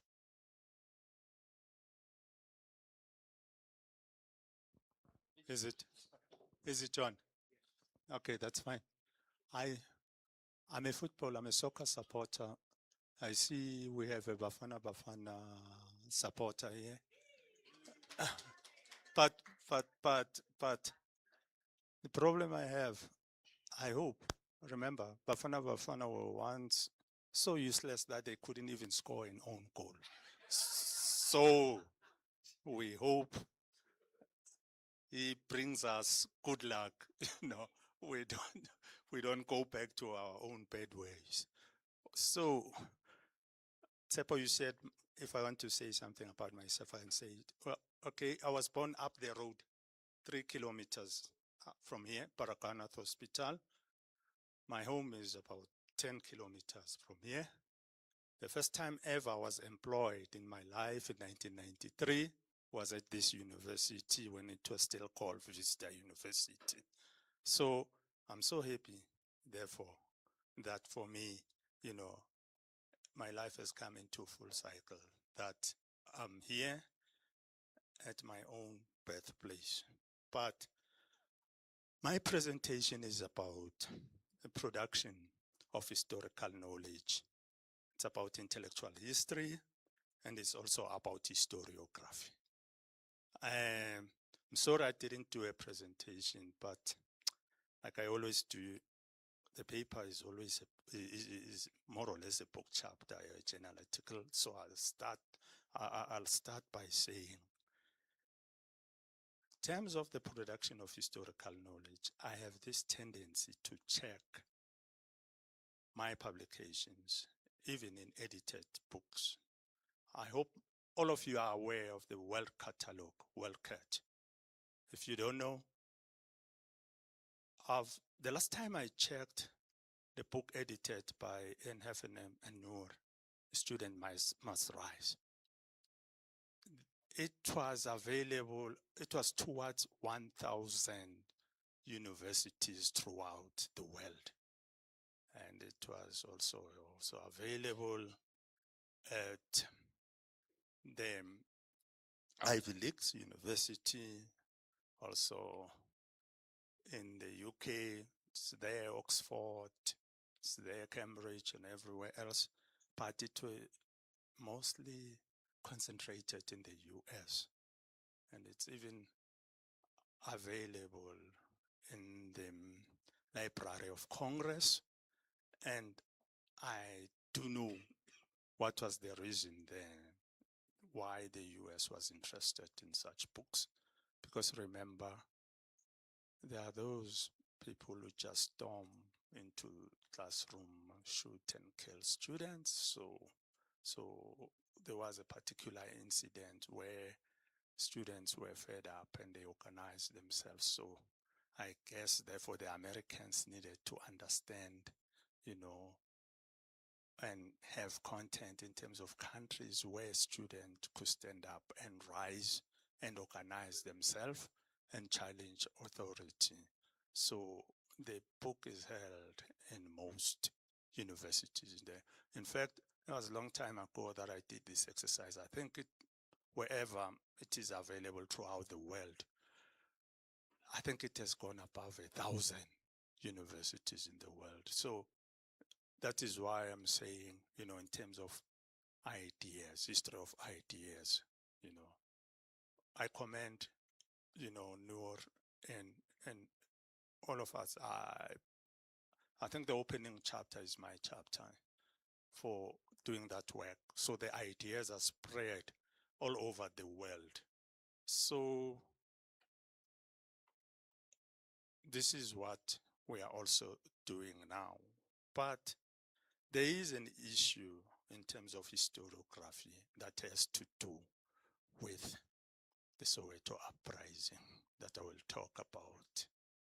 For me, the fact that Sichaba and the African communists, as newsletters or journals of the ANC and the Communist Party or South African Communist Party, were produced in East Germany, also tells us about something, that the footprints of the liberation struggle are international. And I'm going to differ with everybody else here. I'm going to talk about international solidarity, because the fact that the East German took the trouble of producing those journals, that is about internationalism, that is about progressive internationalism and international solidarity. So I'm talking about issues beyond ourselves here, that the knowledge about Soweto was therefore spread throughout the world by those magazine fact or journals or whatever. And none of us could do that, because we do know that internally, if you are found with a copy of either, you'll spend your life in jail. So it means that the readers and the audience were international, whether the US or the UK or whether in Germany or in the African continent itself. So I've managed to trace the articles, the first one, that is Sechaba, second quarter, 1977. It's about O.R. Tambo, the victory of our cause is assured. SMG, we fight white domination. It's interesting about SMG. SMG was a student at Morris Isaacson in Soweto. By August, she was in exile. And before she could blink, by November, she was addressing the United Nations, presenting eyewitness accounts of the Soweto Uprising. And the analysis is so interesting, the way she goes about it, her presentation. I'm not going to talk about it, but because we don't have time. And also, we have the message of the National Executive Committee published in Sichaba, first quarter 1977.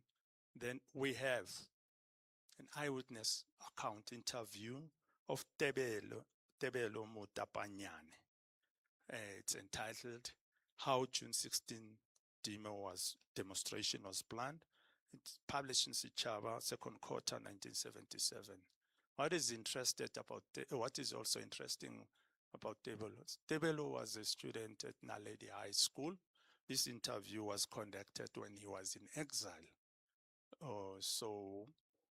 And I think he was in Tanzania. He was a classmate of Sibongile Mkhabelo. And when you read the interview and Sibongile's book, you know, the argument and the narratives more or less prove the other ones. So if you wanted, you know, evidence where that's Sibongile's book in terms of what happened at Naledi High School and now in those areas, if you read Tebelo's, you know, interview, they are more or less similar. And what I find interesting, Tebelo is 1977, okay.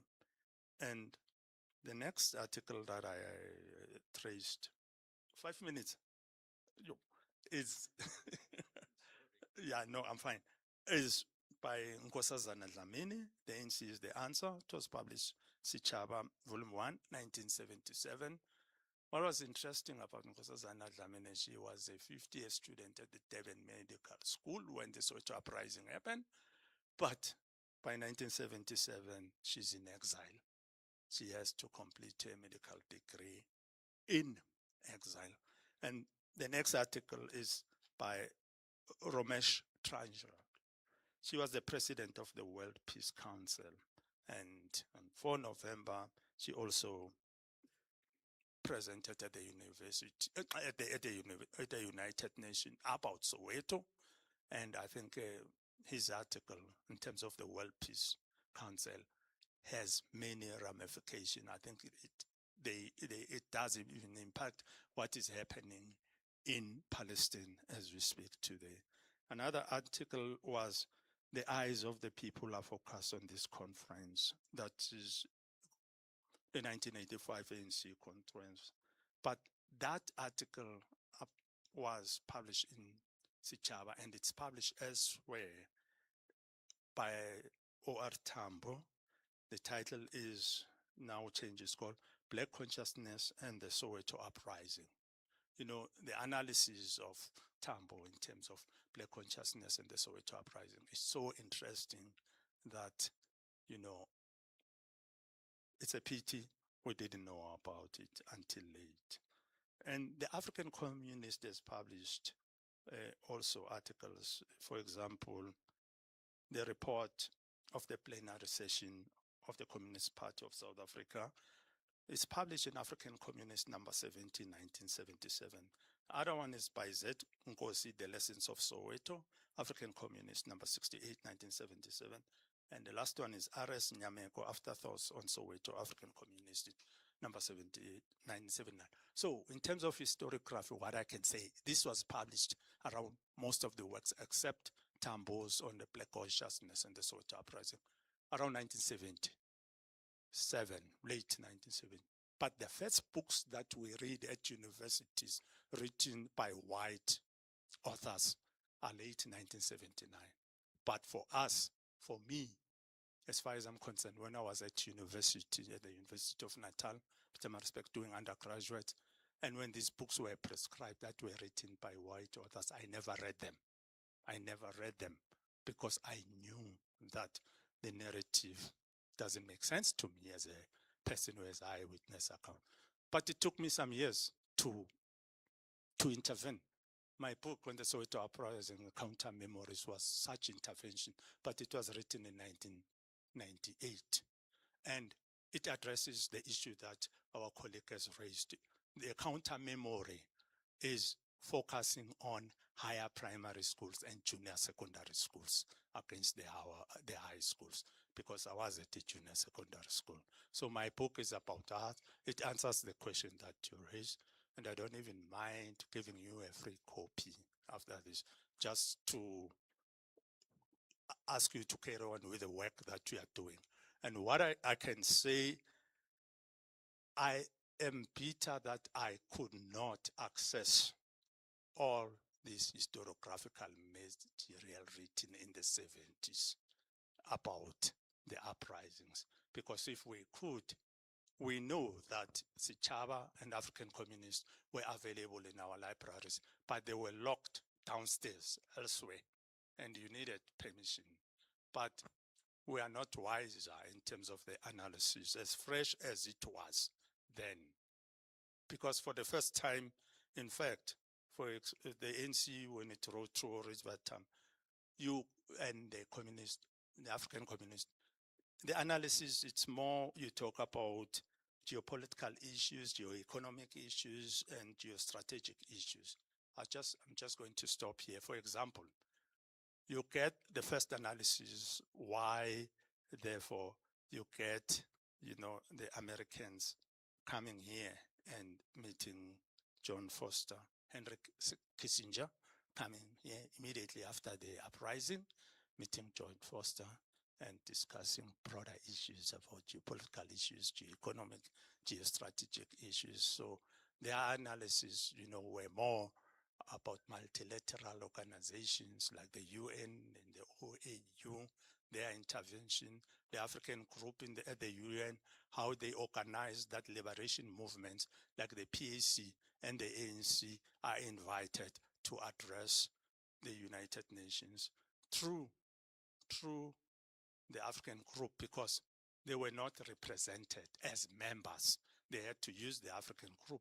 And I was lucky enough to interview Salim for a different project where he spoke about what happened when the Soweto Uprisings took place and what did they do as an African group in the UN to invite the liberation movements to come and address the. I'm sorry about taking your time, I'll stop. But my paper has all that.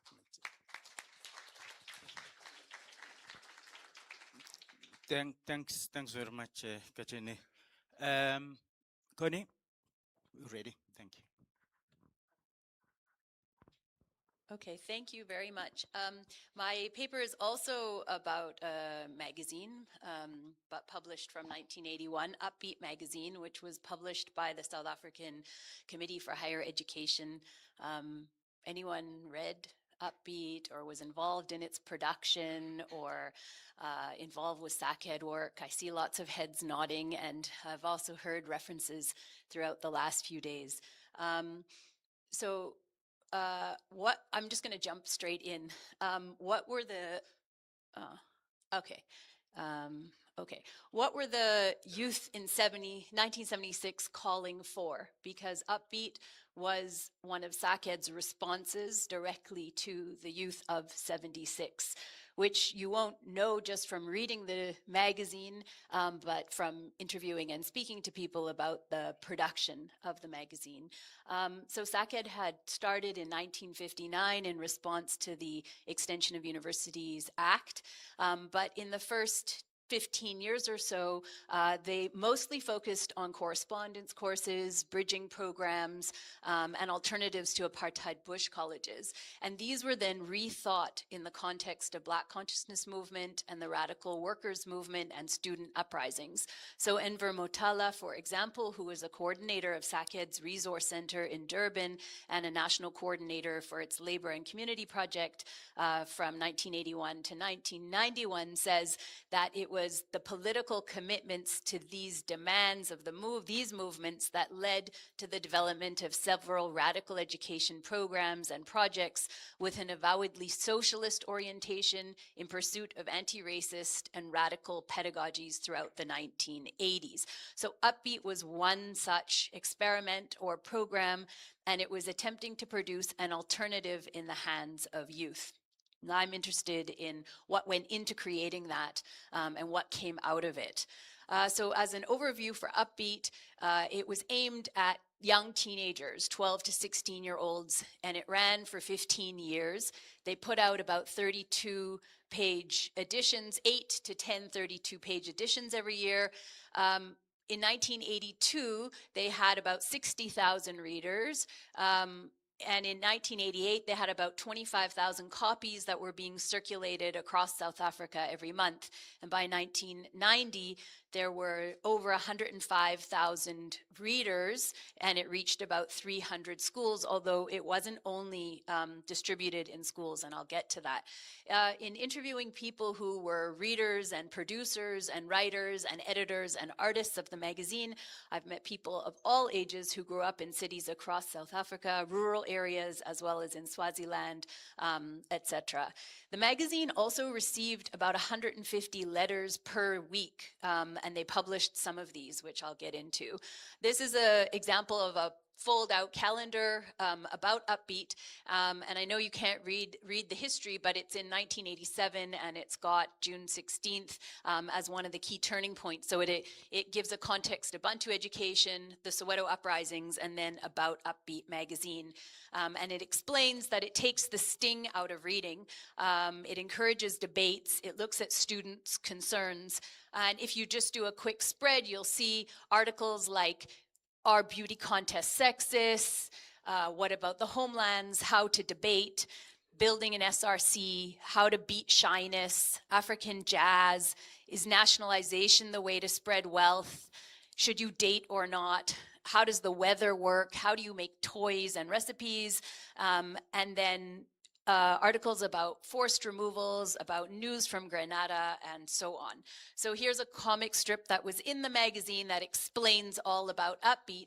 And behind the impressive spread of quality, critical, clear, and consistent articles was a very constantly reconsidered political program, and it became the go-to not just for students, but for progressive teachers and organizers. I first learned about Upbeat magazine when Asher Gamedze and I, in 2016, were going to interview people who had been involved in education struggles in the past, who were continuing to work in education and supporting education and student movements in the present. And we made this long timeline that was published in Pathways to Free Education about SACED and some others, where underneath the timeline was conservative moves in education, and above were radical moves in education, one of which was Upbeat, where you can see the star. And there's many, many other projects and experiments and political movements that we've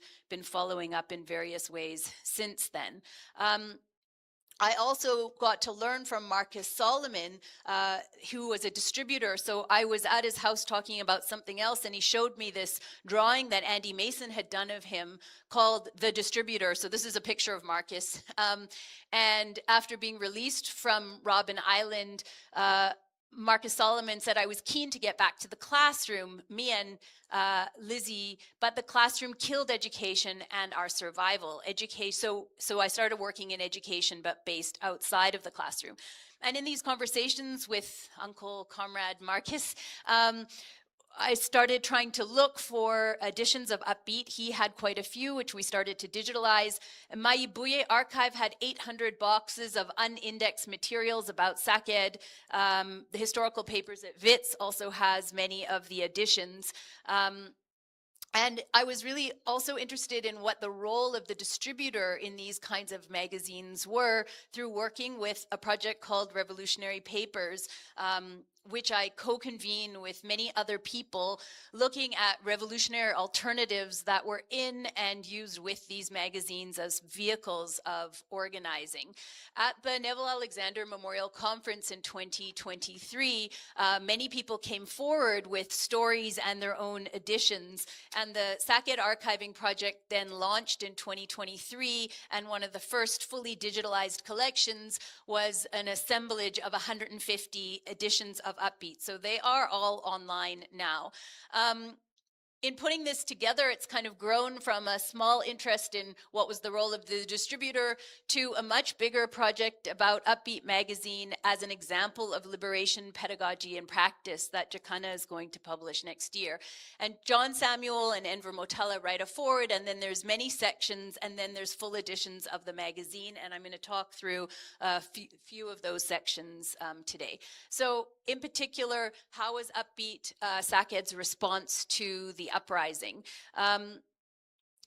Upbeat was initiated by John Samuel, who was the national director of SACED from 79 to 1990. He had been in exile in Zambia, and he had returned to South Africa in response to the 76 student uprising, which gave him a sense of a turning point where there was a critical role for education, but education outside of the system. He said SACED was constantly looking for new ways and means of creating possibilities even under the most repressive conditions. And one of the things that shaped doing a magazine and a magazine aimed at youth was a recent severe hit from the security branch, where one of SACED's main publications, it was a insert into the Weekend World that had almost 1 million readers, was banned. And so this was in the wake of, this was in 1977, in the wake of the uprisings. And so Upbeat was on the short list under emergency restrictions. Some of the SACED offices were raided, but what Neville Alexander described was that these were projects that the state could obstruct but not prevent. So there was a lot of strategic positioning. And the magazine tried to reach younger students in school and out of school with non-racial, educational, progressive magazine that identifies with the struggle, although not with any one particular political party, and that it reflected the needs and the aspirations of these students. And we know that the material, the options for schools were quite dismal. So I'm gonna actually just show you a few images. One reader, Sean Jacobs, who then went on to found the online publication Africa as a Country, said, "What else did I read? My dad worked as a gardener for a Supreme Court judge in Bishop Levy's in Cape Town, and he would give my dad newspapers, and that was the only news other than SABC state propaganda. There was nothing as a kid other than what you get from teachers at school and what they're exposing you to. There's the official curriculum, and then there's Upbeat." So inside, what Marcus Solomon said is that Upbeat, like SACED, covers everything just like the capitalist world. We're addressing an entire structure. There were history sections, there was news beat where Upbeat would go and speak directly to students, and so students could also read what other students across the country had to say. And these would be issues of politics, but also only boys should ask girls on dates, what do you think, those kinds of things. So they also had workshops that were held at Kanya College. How do you start your own newsletter, for example? How do you start an SRC? Sean Jacobs said these were procedures about how to have democratic relationships and organizations. There were also quizzes, sections on music, film and fantasy, and importantly, African literature that was banned was then serialized, drawn and serialized throughout the magazine. Muzwaki Labatsi, for example, who had been an illustrator at Staff Writer, then came via his friend Tami Manyele to SACED and did a lot of the drawings. And so we see here letters to Upbeat readers from authors, book reviews, on things that were banned. This is a comic book about the history of Equiano and down Second Avenue. And teachers also specifically tried to figure out how to dovetail with the curriculum. So to teach the official curriculum and then to use Upbeat. But it was not easy to be able to get into the schools. So these kind of trusted relationships were part of the infrastructure of Upbeat magazine. I'm gonna skip to talk about how readers then also became writers. So this became a forum for readers to then write their own stories. There would be workshops on how to write, there would be publications in each edition, and then also edited books voices from from young readers. The letters themselves are also really insightful. Some of them are quite funny, and some of them are very serious back and forths, including, for example, a student from Harold Cressy who writes in saying Upbeat's becoming too political and that's boring, we're bored of the struggle. And then the SRC from Harold Cressy writing in the next month saying this person does not represent our school and this is why we think it should be political. Pen friends, people got in touch with people from all over the world. So people would say, I want to write to a boy from Soweto, or I want to write to those kinds of things. So if we look at these magazines as vehicles for organizing, it's really important to see how Education for Liberation was both in and beyond the schools, and the labor that was involved in handmaking and delivering the magazine in order to create bigger networks. This is a diagram from one of the SACED offices about how the reading groups in various areas, these were book boxes of 3,000 books that would go out every 6 weeks. There would then be a workshop. Upbeat was one of the things including in these book boxes, which they were very proud to say they never lost one single book. There's many stories of the distributors and what the magazine enabled. There was a lot of ways that they communicated with their various readers. And teachers were very keen, but teachers then needed to get together to create ways to make alternative curriculum. Mersha Andrews, for example, worked at a school as an art teacher, a primary school, where one of the SACOS leaders was the principal, and she got involved in distributing, and then she ended up using the magazine. She explained that it was core to starting the first teachers union, the first domestic workers union that came out of reading groups and organizing groups, because adults would also read the magazine as a way to learn to read. So this dovetailing strategy was really important, and it was one way to try to undermine Bantu education. I'm going to skip the part about what it catalyzed, but what I do want to say is that there was an assumption that Upbeat would become official curriculum after 1994, and one of the conversations that came up the other day was, well, then what happened? How were these materials and these projects and these movements demobilized? And there was a sense of dropping these things off with Sisulu. There was an idea of creating, this was from 92, 93, creating these readers and teachers packs. Karen Press, for example, who was part of coordinating the resource center in Cape Town, explained that you just saw all these negotiated settlement big deals with multinationals coming in to create the textbooks, and all of the independent publishers that used to distribute at rallies were not at all then what went into the classroom. So I think that this idea of an alternative in the hands of youth was not just the magazine, but it was the forum that was created by people who were researchers, teachers. Neville Alexander was going into primary schools, doing the distribution.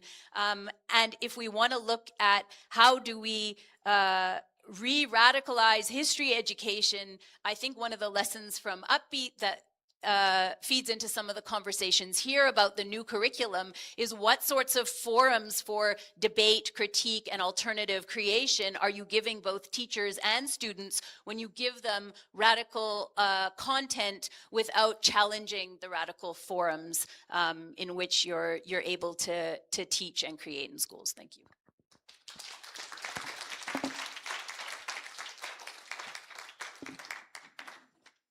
Thank you very much, Connie and Jimmy and Sfiso for interesting presentation. I'm sorry, there's just not enough time. But we'll open up for Q&A, comments. Let's try to keep them short so that we have a couple of rounds.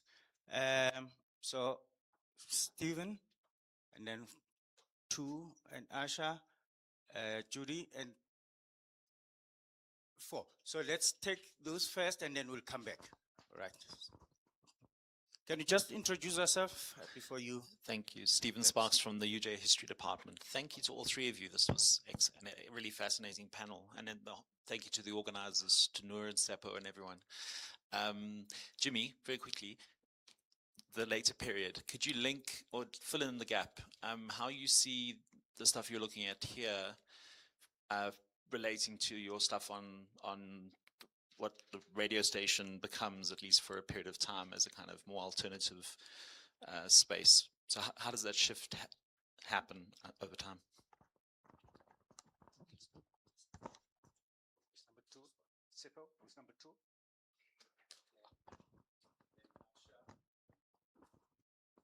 Hello, Boitumelo. Thank you for SACET. Dr. Sfiso and I are products or beneficiaries of Tarrant Correspondence College. And it brings back memories. Thank you very much. What I'm asking of all the production and archiving and everything else, we lost rich history, the oral history. That will remain a lifetime gap in our political spheres, in any situation. Only spies recorded us. Haven't you bumped into any of those? Anywhere you've been researching? Into the spies or the oral history? The spies? The spies. Okay. The spies and codings. A question for Jimmy. I guess just wondering what your argument about, or what you were, maybe you didn't get to it, what you were trying to say necessarily about these students' responses. I mean, I was thinking about the relationship between these particular grotesque, racist kind of cartoons and performances, and then this kind of attempt to befriend black people. I mean, one reading of that is that this is a moment when Afrikaners realize that apartheid is going to end, so they must go and befriend and kind of co-opt black future leaders under majority rule. I don't know, so like a transformation of the project of, or the operationalization of racism. So is your argument that racism changes forms in this moment, or yeah? And then Connie, a question just about, I mean, in terms of the role of the distributor, we know that a lot of SACED's infrastructure was used to take forward a range of underground operations as well. And I was wondering if you kind of have a sense of what some of those, what the distributor, as someone who was kind of traveling between all of these different places locally and nationally, what else was kind of tagged onto that role? Ash.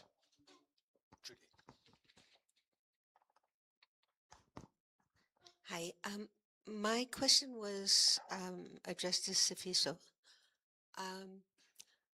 I was wondering if in your research you talked about the international thrust of African communists in Sechaba, but there was also strong efforts to produce and distribute copies inside, despite the fact that they were illegal and you could go to jail forever. And there were networks that did this. They produced copies that had false covers. I think I have one in my house. It calls itself the Nature Digest. It has a picture of elephants on the cover. That was a CP, an African communist copy. And then also they produced them very small so they'd be easy to smuggle. So I was wondering if there was any research that's been done into whether and how those networks developed, worked, and so forth, or is this all? I mean, because everybody, of course, denied it at the time as well. So that's my question. Thank you. Thanks. Matsafu then will give our panelists around time to. Yeah, firstly, thanks for the presentation. I just wanted to check with Jimmy. Oh, my name is Heru Thabo Matsafu, former freedom fighter. Thank you. I just wanted to check the issue of seller scouts. Is there any material which is being covered on seller scouts or scouts in South Africa? Because historically, they were just a counter-revolutionary project which continues from that time in Rhodesia and beyond until even today. That's one thing. But the other thing I wanted to come to, Sfiso, thank you very much for raising the name of Tebello. I know in one book he says, I don't know in English what it means. He was very uncomfortable in Angola during the debate and during the discourse there. But be as it may, the 76 class and some of the Black consciousness people, the changes they made in Angola, Robben Island, Kronstadt, what were those reflections? Because for me, really, those are great moments, and those are watershed moments in those spaces. They changed the space. The other issue, the issue of race relations, 77, 76, the issue of coming back of our esteemed people's professor, Eskiam Pahlele. You know, if people can make some reflections on it coming back when the country was boiling. Thank you. Thanks. Okay. No, what I can only say about the underground networks trying to create those magazines, the problem is the fact that the original copy in terms of production is still in East Germany. You know, it can come here, underground or otherwise. Whatever you have, you correctly defined it, because the template cannot travel to South Africa. You know, so those were good efforts by our people to do that, because I've written a book chapter with the title as Culture as the Fifth Pillar of the Liberation Struggle. And saying a fifth pillar provocatively. Those who believe in 4 pillars, they are fine. So they have to accept that chapter, that culture is the 5th pillar. And I deal with those issues. Why then so many people who were daring end up in jail? As for publishing a leaflet, you know, Raymond Satner and them, you spend so much time in jail. So that was not a successful enterprise, but people did try. So I was happy in the sense that I was working with Professor Bennett Makobane. So I inherited most of those publications that date back to the 1960s, 1968. In fact, I even have the first edition of the African Communist. I have it. In fact, I inherited those from him. So that is why I was interested in this. But also in terms of Tebele, my argument is that if you look at it in terms of historiography, the reason why I was not using the white authors, at face value, the first insider narrative is my 1998 book. And the second one is Sibongele's book, which is after my book. But that is not true. That is not true. The first narrative by the insider are those articles by Tebelo and Sikosimji, and they date 1977. That is why I have a profound respect of, regardless of whatever went on in the camps. But at least they do write about the camps in subsequent journals. So that's all I can say for now. Thank you for really good questions. I'm going to flip the order here because I think Stephen and Ash's questions speak to one another. And then Heru, the Selous Scouts. Interestingly, Louise White, in her book Fighting and Writing, talks about exactly these same kind of counter-active patterns of culture, ritual inversions, how the Selous Scouts went about doing things like basically applying blackface, the fetishization of the AK-47 rifle, that kind of stuff. So, I don't cover it here because White has done a fantastic job. So Fighting and Writing, that book, I would look at if I were you. As for filling in the blanks post 81, which is where I kind of left this, and the question by Asher about, with these outreach efforts, simply efforts at trying to, in the face of what was increasingly becoming apparent as a failing apartheid system, to get to grips with the fact that the system was ending. Yeah, look, after 81, Stephen mentions the radio station. There's this campus radio station, and increasingly beyond that, also other sources of information and so on.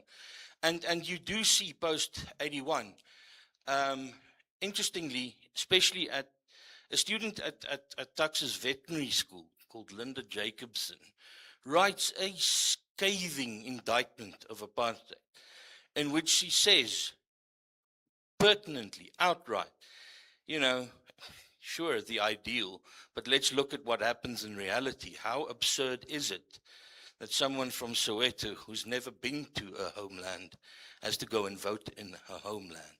This is just simply the upholding of a racist system.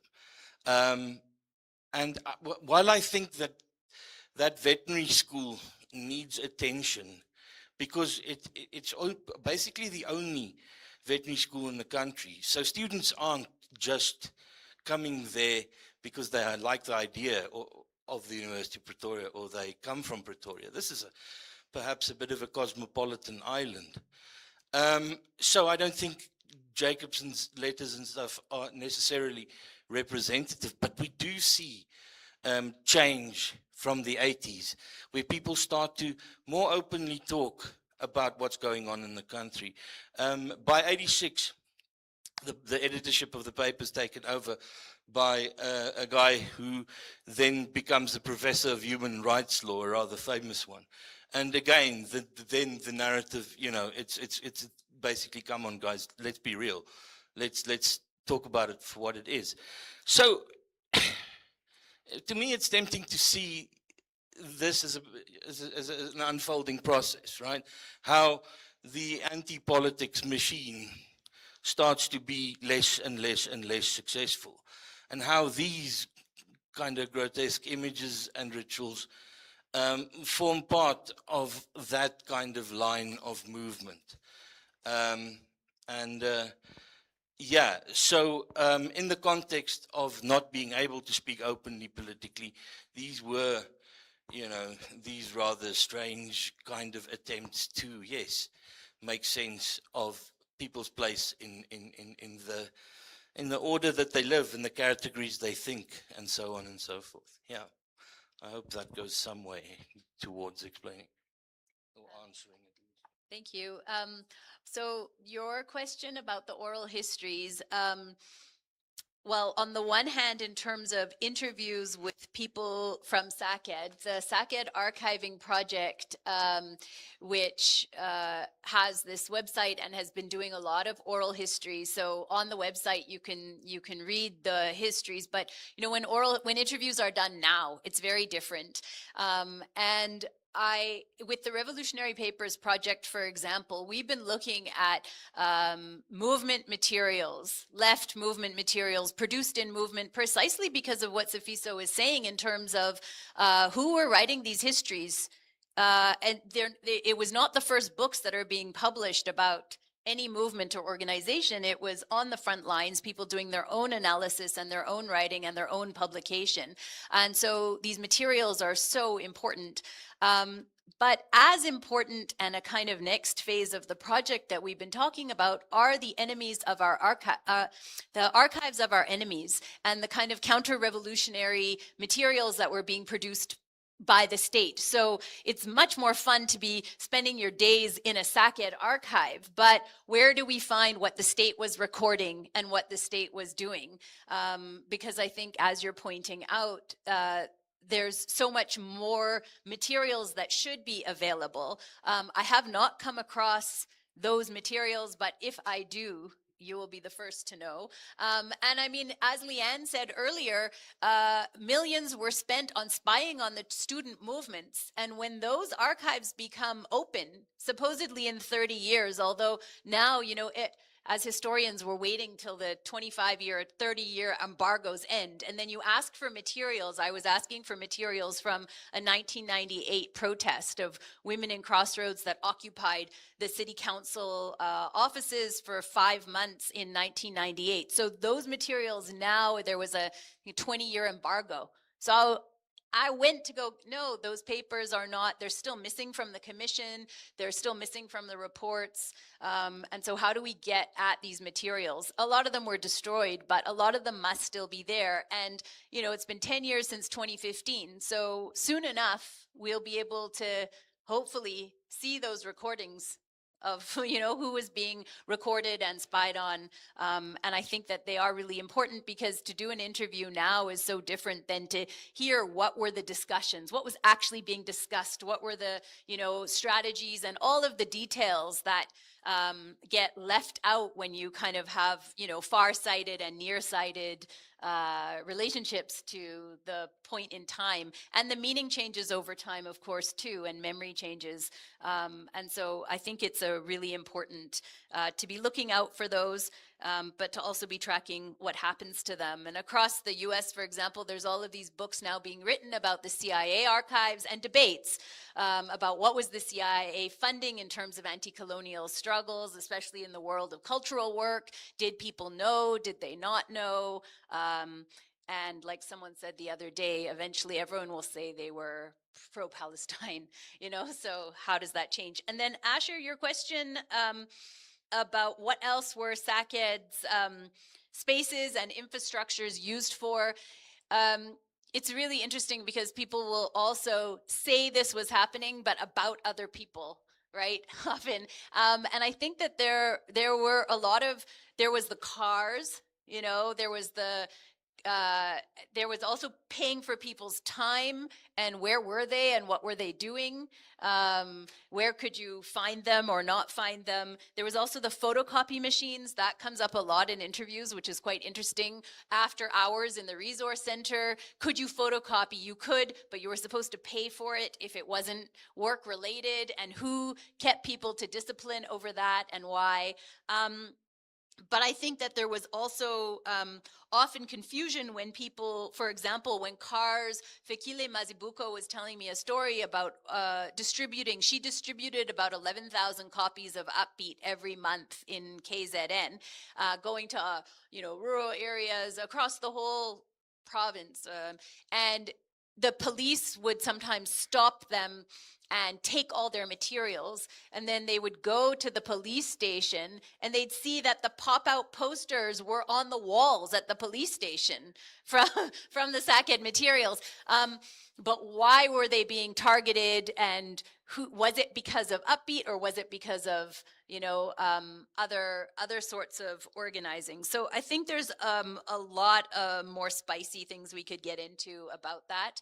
And I think that SACED's commitment to non-sectarianism, in part as a kind of pedagogical strategy and also as a political orientation, meant that these were spaces of holding various movement positions. And I don't think it was always rosy. You hear about people having to go and intervene, you know, in one resource center or a breakaway area. But for the most part, it seems that there was an attempt to acknowledge the liberation movements as a whole. And I think what Fatima was talking about within COSAS and the Committee of 81, the organizational tensions where they came to a head and where it was productive to have kind of non-sectarian spaces. And then sometimes in people recounting those histories, there's a lot of kind of trying to understand the constellation of who was having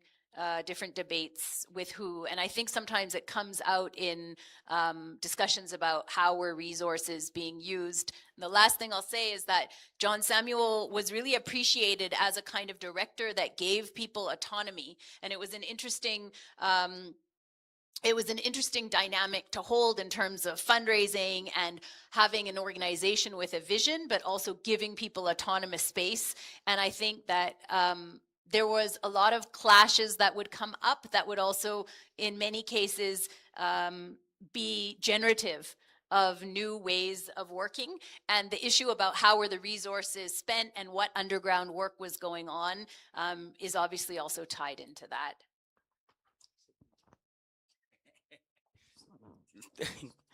Thank you very much. I'm afraid to have run out of time according to the project, the program. I've got another session which starts at 12. Can I request that if you have a short question, right? Straight to the point. You ask the question, then we give our speakers time to think about it. We continue discussion during lunch.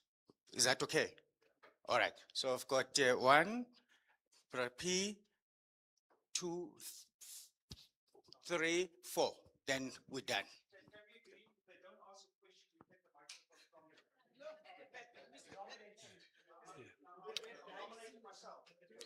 Yeah. Just tell me when to start. Yeah. Yeah, just for the Upbeat project. I used to be a letter answerer for Learn and Teach. And we try to answer every letter. Was that the case with Upbeat? And just about distribution, I know that people used to get stipends to do this kind of work. Was it the same with Upbeat? It's a fantastic example of how you could do it. Who? Yeah. Sorry, Seppo, yeah? People are being opportunistic, I know. They're putting up their hands when they've not been acknowledged. No, not you. You've been acknowledged. Yeah. Thank you so much. And also thank you for keeping clean and accountable there. Learning etiquette every day. Thank you very much to the panel. And my question is to Mr. Jimmy, I'll call him this. And my name is Senzi Kowana. I am from here, Soweto. And one of the findings about going into nature took place this morning with me, actually, when I just went up to this mountain and realized that and sang there, because this is what people do there. So people are going into nature, and I realized that, yes, it is true that in order to heal from the ailments of whatever happened, we'll need to engage with nature, but also about the farmer. Flag blasts could be helpful. What are people doing about flag blasts? It was a place that was used for growing medicinal herbs, but also used for torture. So it would be highly beneficial for the white Afrikaner to go back to that place to recultivate the land so that he can go back to his true self, and also for the black person who was tortured there to go into nature, because they may be having some fears about going into that space and when they were tortured. So now, what are places like, how are they rehabilitated? How are they made to become better spaces because they endured so much trauma?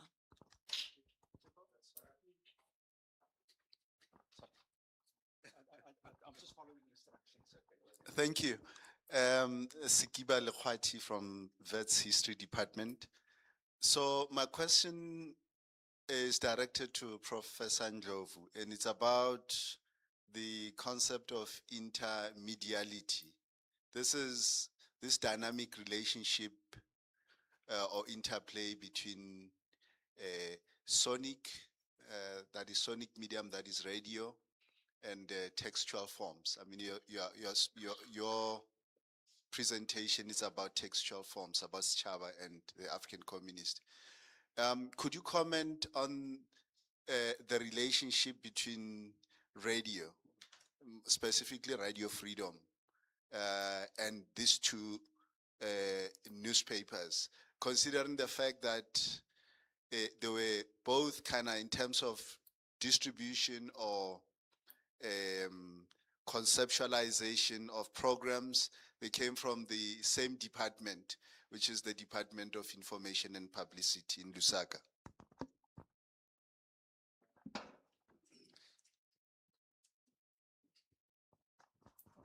I'm Khomotsi Mpete, Vets alumni from the Royal Bafokeng Nation in the Northwest Province. What is the relationship? I would like to ask Professor Ndlovu this one here. What is the relationship between Sechaba and Umkhabulo, or ANC political literature in general? We have literature such as Going Through the Eye of the Needle and the difference between a cadre and a comrade, expounded and juxtaposed. Why is this current literature in obscurity now, since the inception of democracy, compared to when we struggled against colonialism and apartheid? Because I think we suffer from political identity crisis due to lack of political curriculum and education. Thank you. Thank you very much for the interesting questions, that provoking. As we agreed, we're going to have a next session, but we can continue the discussion. I'm afraid we can't have. So can we give our round of applause? I'm so sorry. So, colleagues, can I just say that there's no break now. So this session is the next one. Sorry, I'm just getting my. This is session 9, ideas and practices in this room. And then in the other room, counter hegemony and decolonization will be in the room, the neurodiversity seminar room. Thank you.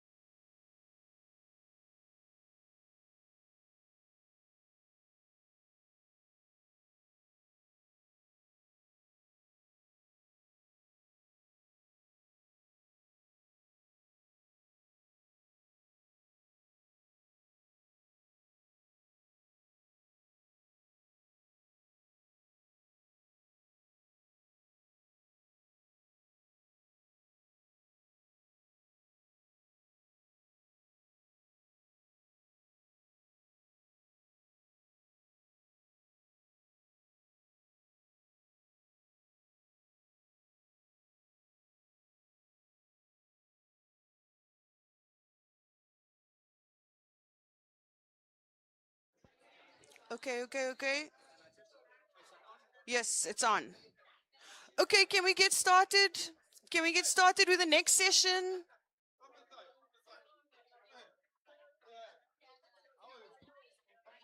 The other guy's not coming, so. Steve is here. Where is he?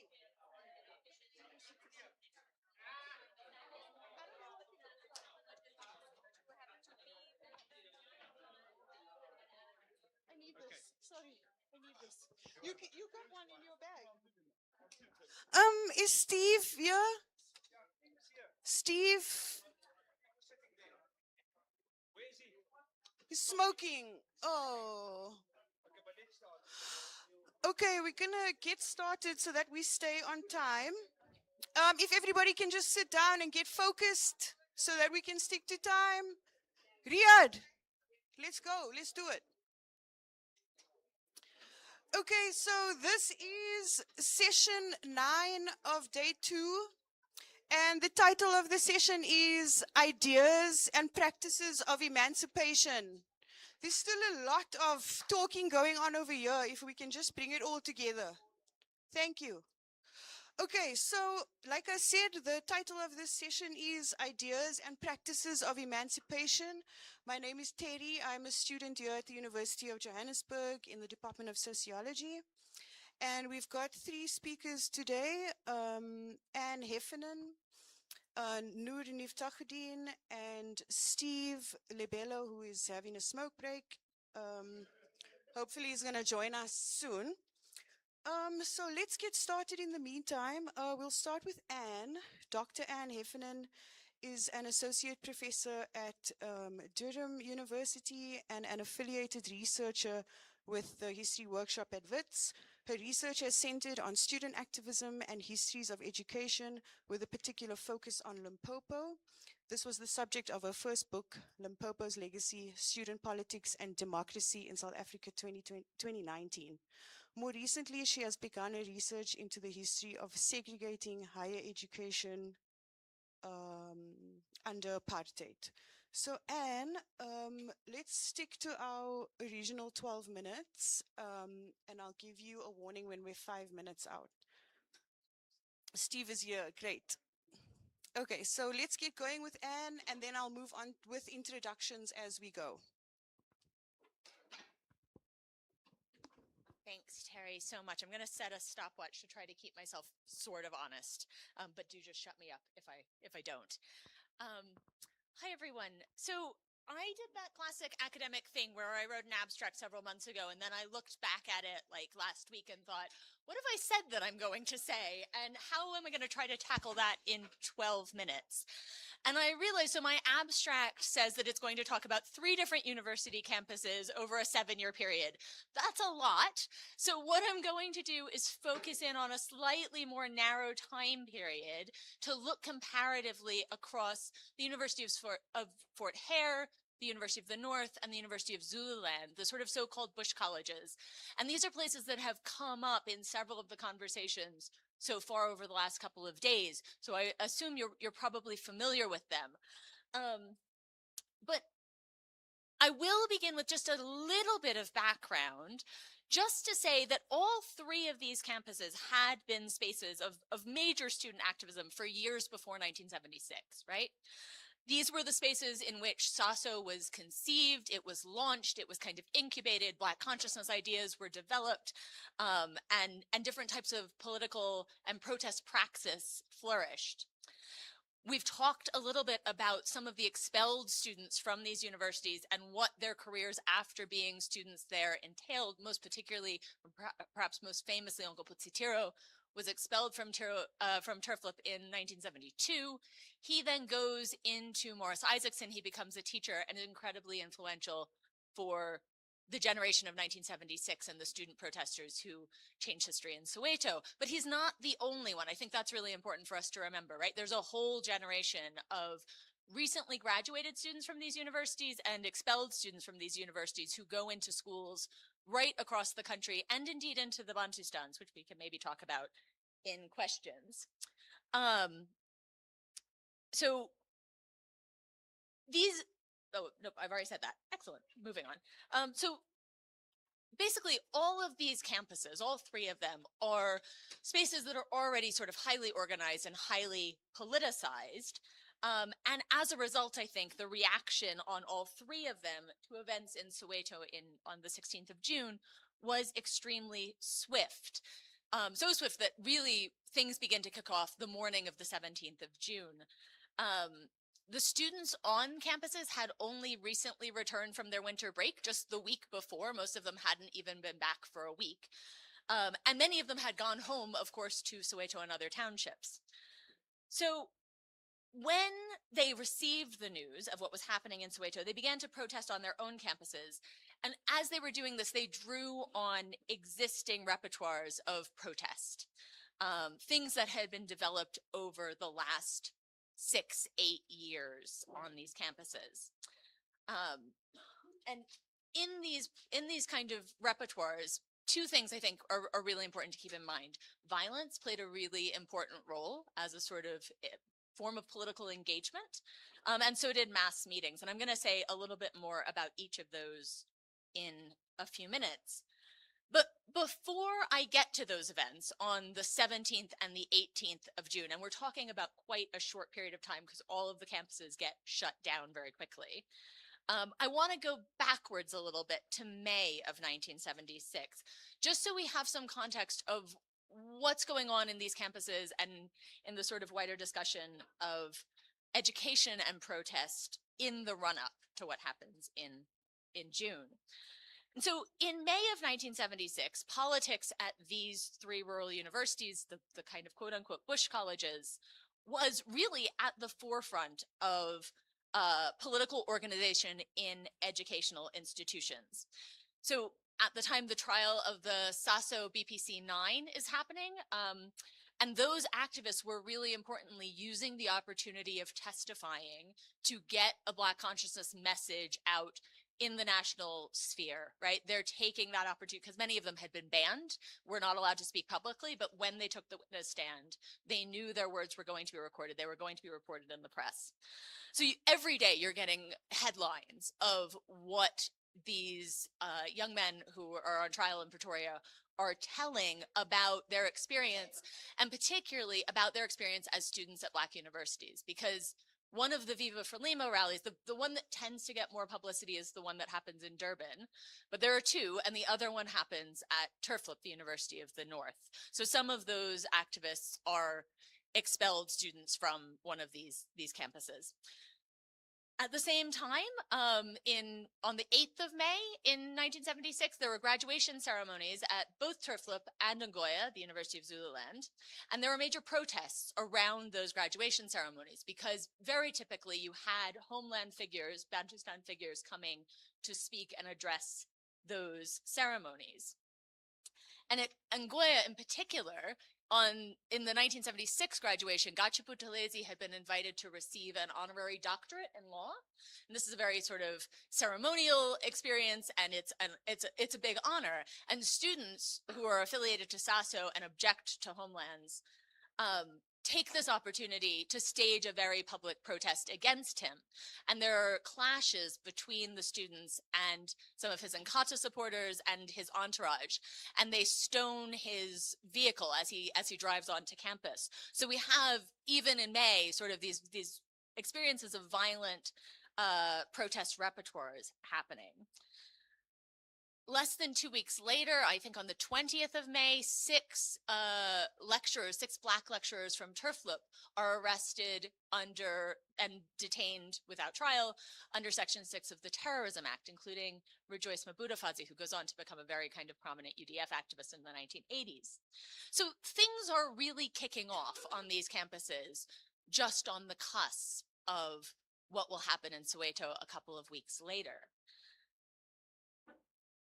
So that's all to say that these were highly politically active and organized spaces. And I think it's really important for us to remember that because it shapes their responses to what happens on the 16th of June. And when the news of what was happening in Soweto broke, and that, because again, we're thinking about a period where there are no cell phones, so that takes a little bit longer than it would today. But by the morning of the 17th, students respond pretty much immediately, and they mobilize on all three of those campuses.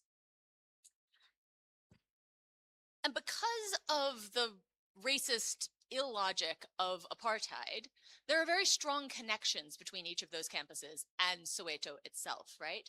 Students on those campuses often came from Soweto or other urban townships. And so they had family in the townships. Their younger brothers and sisters were often the people who were involved in the protests. Some had lost family members to police violence, and many at this point on the 17th of June didn't know whether their loved ones were safe or not. And so the reactions on the campuses was swift, or the reactions on the campuses were swift, and they were characterized, and if we look across all three of them, it's really remarkably similar. They were characterized by two things. One, a kind of incredible anger, which is really understandable, I think, and also an incredible grief. And those two things informed kind of two directions of political practice and activism. As I've mentioned, they were drawing on repertoires of activism that had already existed, but in response to what happens on the 16th of June, they escalate in scale and in scope. So we go from relatively contained protest actions in May and in the years before that to something that is not contained on the 17th and the 18th of June. At the University of Zululand in Ngoye on the 18th, students set fire to campus buildings. They torched the cars and houses of white staff. There were some violent confrontations with some of those white staff, some of whom were armed with firearms. Seth Mazibuko at the opening session 2 nights ago spoke about the death of Ngoye students on the 18th of June, and this is what he was referring to. And the forgetting of that, which is a kind of important thing, I think, for us to remember. They used stones and other portable objects to try to impede and damage cars, and this was notably a tactic that I mentioned was used against Buthelezi and his entourage just the month before. So the events in June were a change in degree, but not in kind. They're using that sort of same tactic. And it's one that was influenced very directly. The use of violence was influenced very directly by the police violence against children in Soweto. And one student at Ngoye said this very explicitly. He said, "We used violence to take revenge for those shot at Soweto." And that's in an interview on the 18th of June. So they're very, very clearly making that explanation explicit. Scenes at the University of the North were similar. In the first 2 days, following the start of the uprising, students tried to burn down lecture halls. They were less successful at that than the students at Ngoye, but the effort was still there. They tried to burn down the Student Representative Council and also the local post office on campus. At Fort Hare, very similarly, on the 17th of June, students again stoned cars, smashed windows, and tried to burn buildings. And police were called into campus in all three cases. And at Fort Hare, they used tear gas on protesting students. And there's this very dystopian headline in the Rand Daily Mail where it says, "Police come in to calm students with tear gas." And I've not ever seen tear gas used as a calming tactic before, but there we go. A reminder that language matters. So this use of violence as a mechanism of protest wasn't new.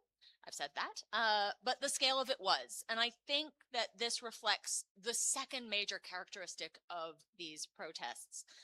And that was the tremendous grief that students were giving voice and expression to. And this, again, took a practical form in the ways that they were protesting around sort of mass meetings and memorializations, and particularly prayer organizations, or prayer meetings, I should say.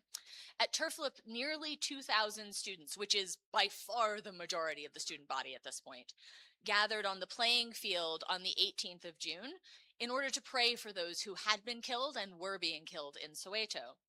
And as they knelt on the field and prayed, they were observed by a large contingent of reserve police officers who had been brought in from nearby Petersburg in response to the scale of the protests and the worry that they could not be contained.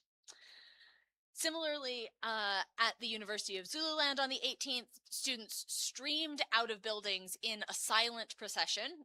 Again, hundreds, if not thousands of students walking out silently just hours after 2 buildings had been burned. So you've got this kind of juxtaposition of the violence and also the real sort of somber nature of this. Thank you.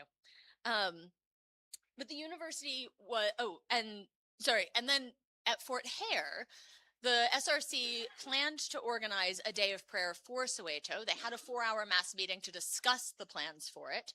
But in response to the breaking of the windows and the stoning of the buildings, the university shut down before they could hold that day of prayer. So it was actually never held. And so that brings me to the next and final point that I will make, which is that all 3 of the university administrations respond in quite similar ways to what's happening. They all close very, very quickly in the wake of these student protests. So by the 19th of June, all 3 campuses are shut down and reses are closed, students are made to leave. And that means that they are going home. Often they've only, as I said, been there for a week. They're going home to Soweto. They're going home to Alex. They're going home to the townships that are now completely in the thick of the uprising. And so they're joining in those protests with their brothers and their sisters. And they are making those sort of familial links very, very, very explicit. It takes months for all 3 of the campuses to reopen. So students are at home in the sort of real height of the protests. Turflip is the first to open in August. Zululand doesn't open until the 1977 academic year because the sort of property damage on campus is so significant. And the administrations use a couple of tactics when they reopen to try to contain and control these protests. Some of them are things that are very, very familiar. They've been used before. And that the main one is they make all existing students reapply for admission. So just because you have been a student before does not mean you are going to be allowed to return. And they basically use that as a sort of political filter to try to exclude anybody they think will be problematic or disruptive. But the other thing that's new in the wake of these particular protests, which I think is quite interesting, is that all 3 universities institute what they call an indemnity insurance kind of charge. So every student that gets through that political filter and is allowed to return is required, before they even come back to campus, before schooling starts, to pay a 50 Rand fee to the university that in most cases is refundable, in some cases is only partially refundable. That varies a little bit depending on where you're looking at, in order to ensure the university against property damage. And they think that on the one hand, this will sort of restrain students, and also it can be used then to repair damage. So that's really all I'll say because I am out of time. But I'm happy to answer any questions about indemnity charges or anything else in the Q&A. Sorry. Okay, thank you so much, Anne. Next up, we have Steve Libello. The title of his presentation is 16 June 1976, Beyond Hector Peterson and the Seductions of Victimhood. Steve, I don't have a bio for you, so if you could just introduce yourself to us, we'd appreciate that. Well, it's not quite a long bio. Yeah, not long. Well, partly there is a kind of political activism in it, as a member of the SSRC in 1976. But, later I actually became a member of SEICO. SEICO was the South African Youth Revolutionary Council in exile. And I was in Lesotho, so I actually became the General Secretary. But over the years, I studied at Wits and graduated, at Wits in 1989-90. Then I went on to teach at Vista University, before it was actually merged with other universities.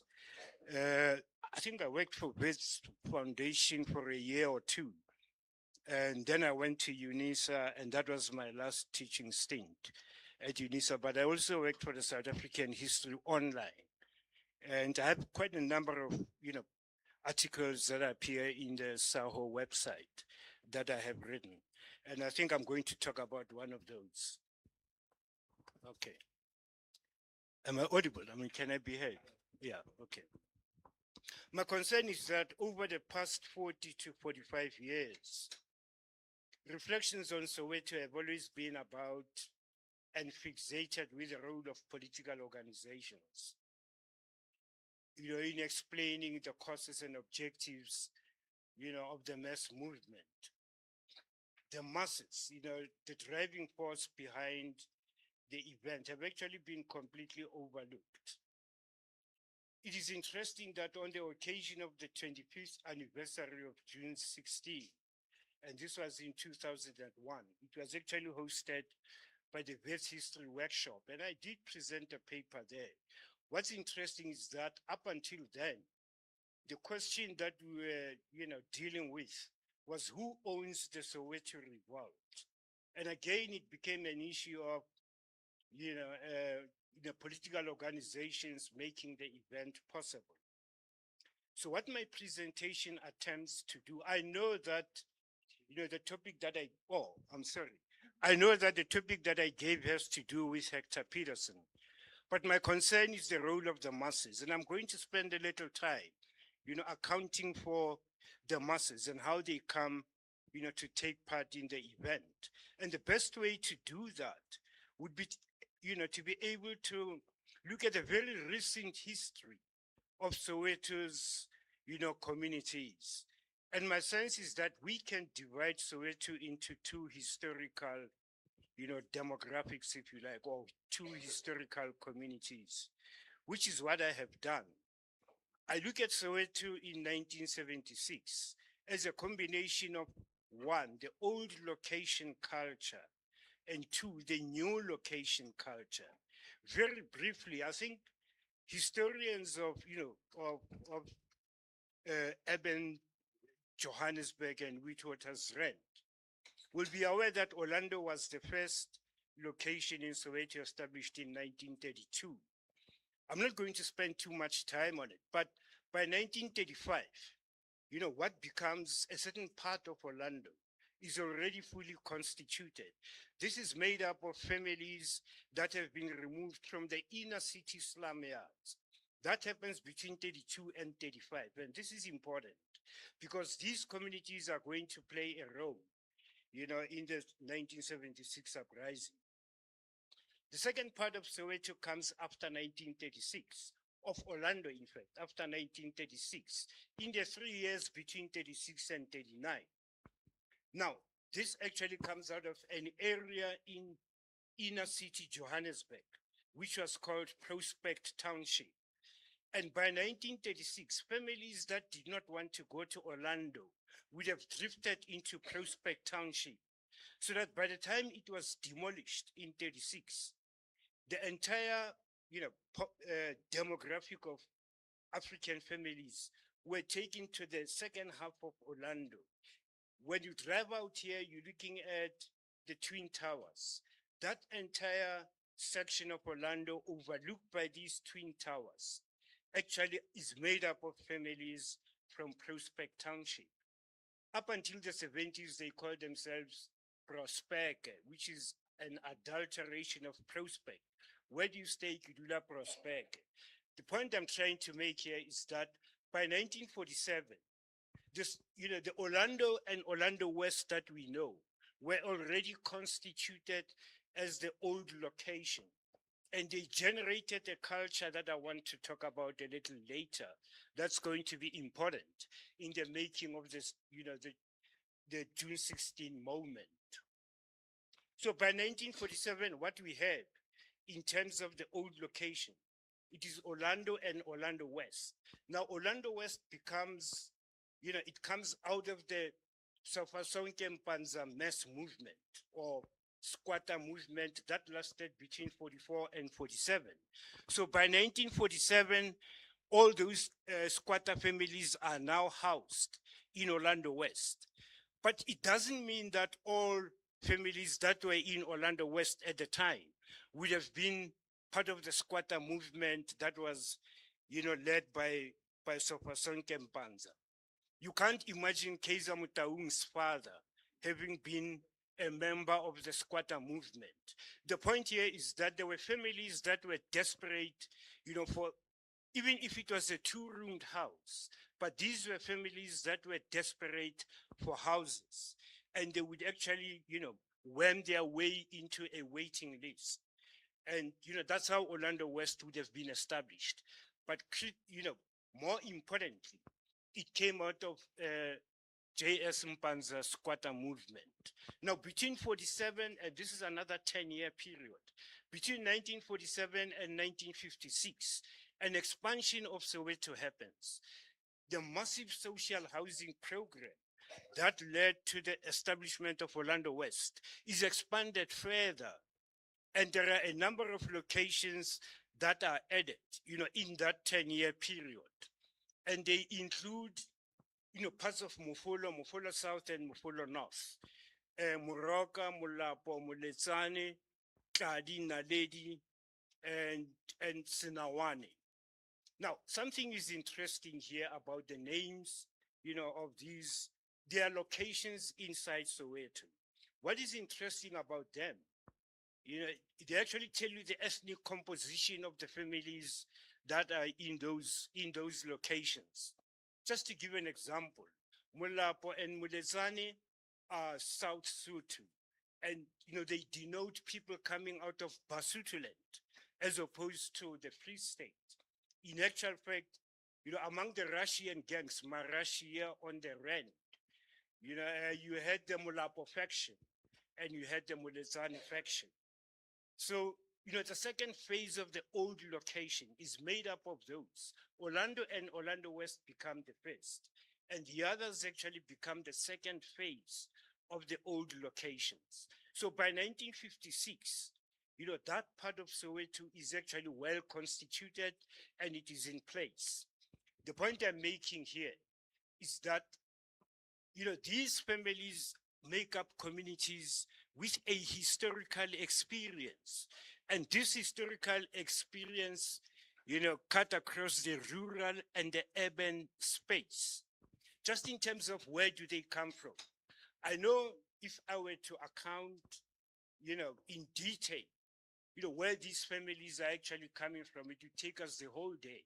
But I'm just going to mention 3 regions that are responsible for generating this particular kind of migration, particularly in the following period, between 1936 and 1945, in that 10-year period. A large, in fact, if you look at the statistics, it is clear that Johannesburg alone experiences, or the population in Johannesburg, African population, it travels in that 10-year period.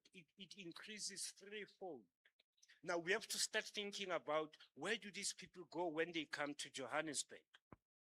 Now by 1947, in Soweto you have Orlando West and Orlando. I'm leaving out Pimville deliberately, because later I'm going to have to explain it. And it is now, because what happens in phase 2 is that there was yet another squatter movement, and this one was in Pimville. It was led by Ntate Abiel Ndoi.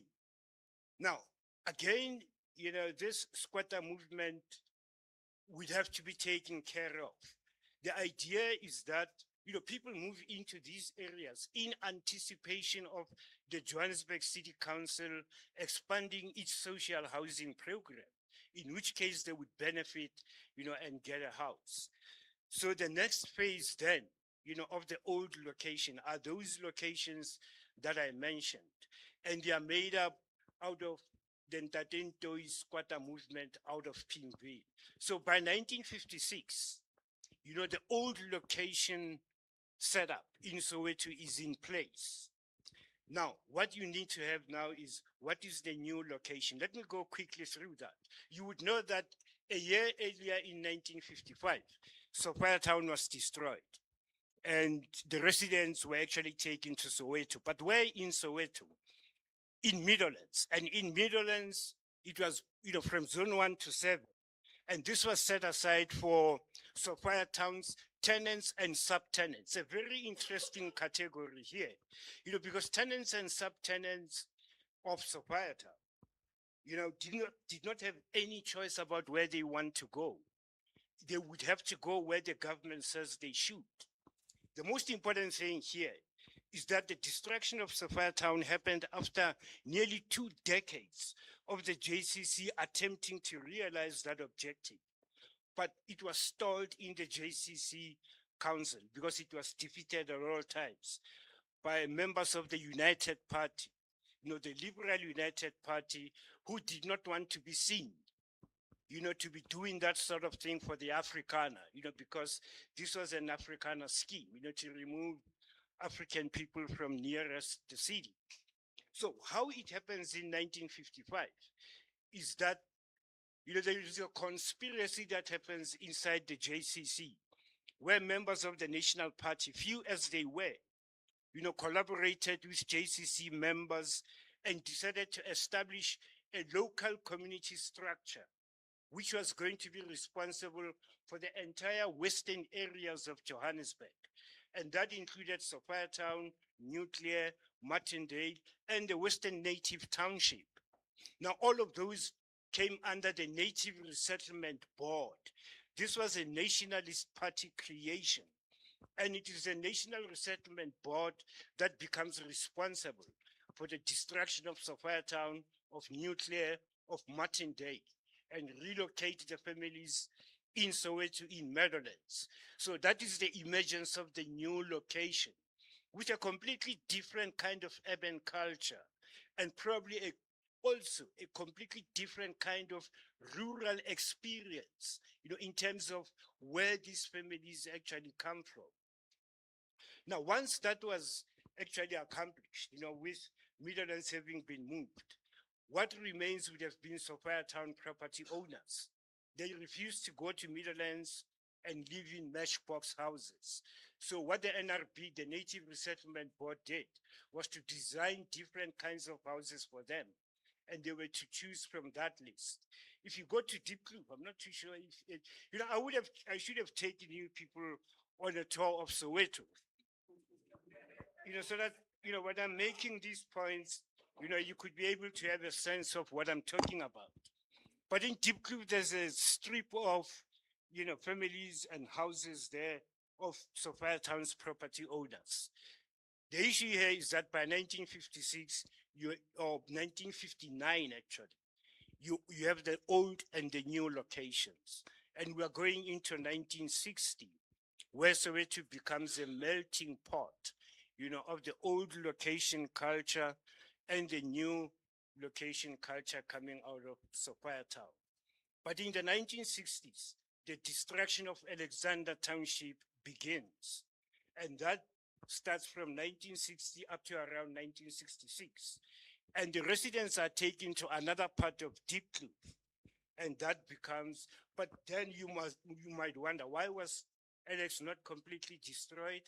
Because the apartheid state passed a law in 1967, the National Planning Act, which put a moratorium on any expansion of social housing programs. And that meant they couldn't go on with the destruction of Alex. So Alex became partially destroyed up until now.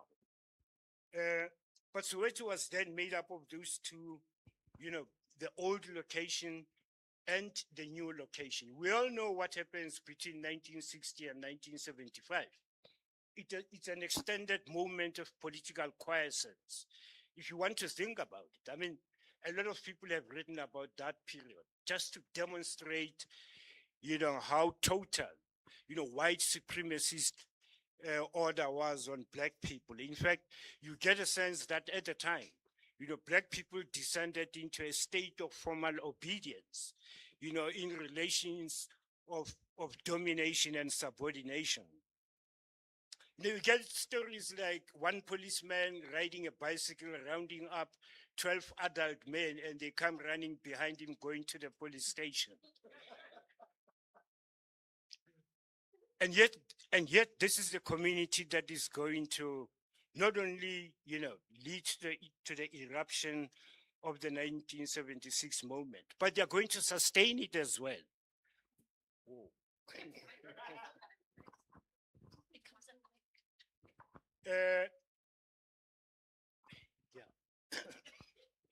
But I think this is what I'm going to suggest.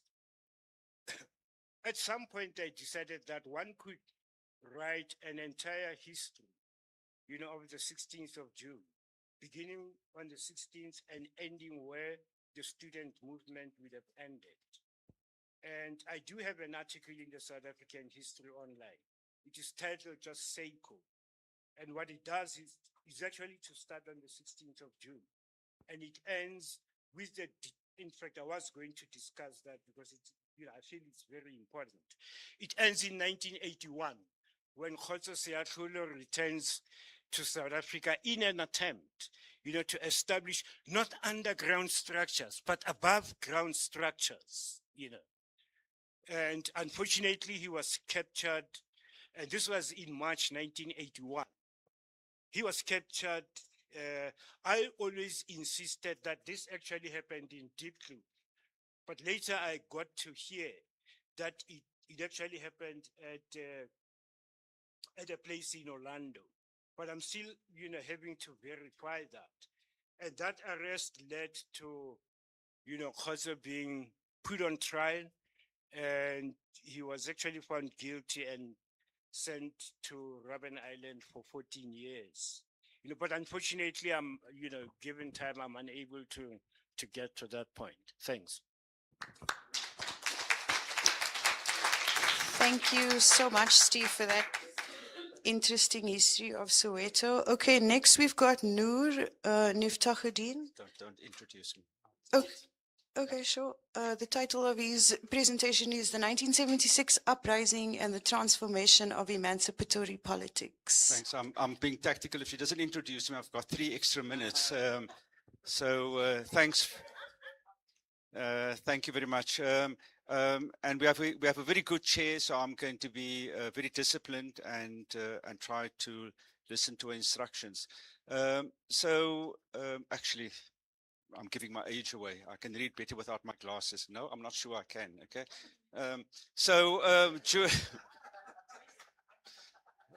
Comrades, high morale, high discipline. So June 16th, 1976 is, of course, a spectacular moment.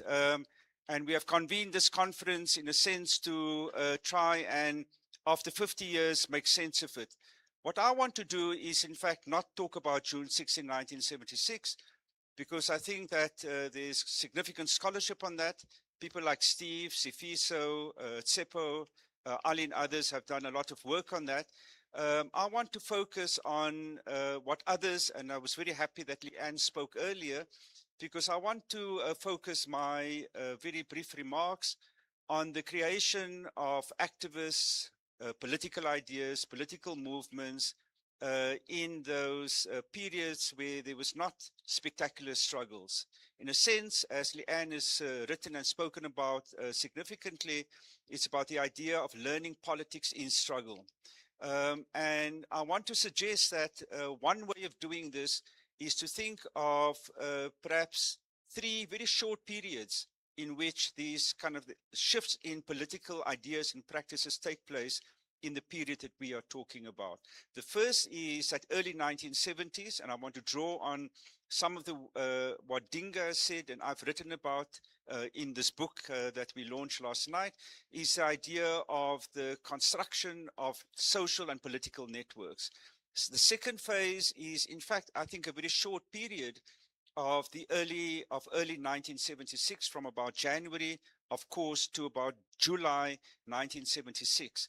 And then I think there's a third period in which there's a qualitative shift in the politics, debates, and organizations that take place, and August, September 1976 constitute that third period.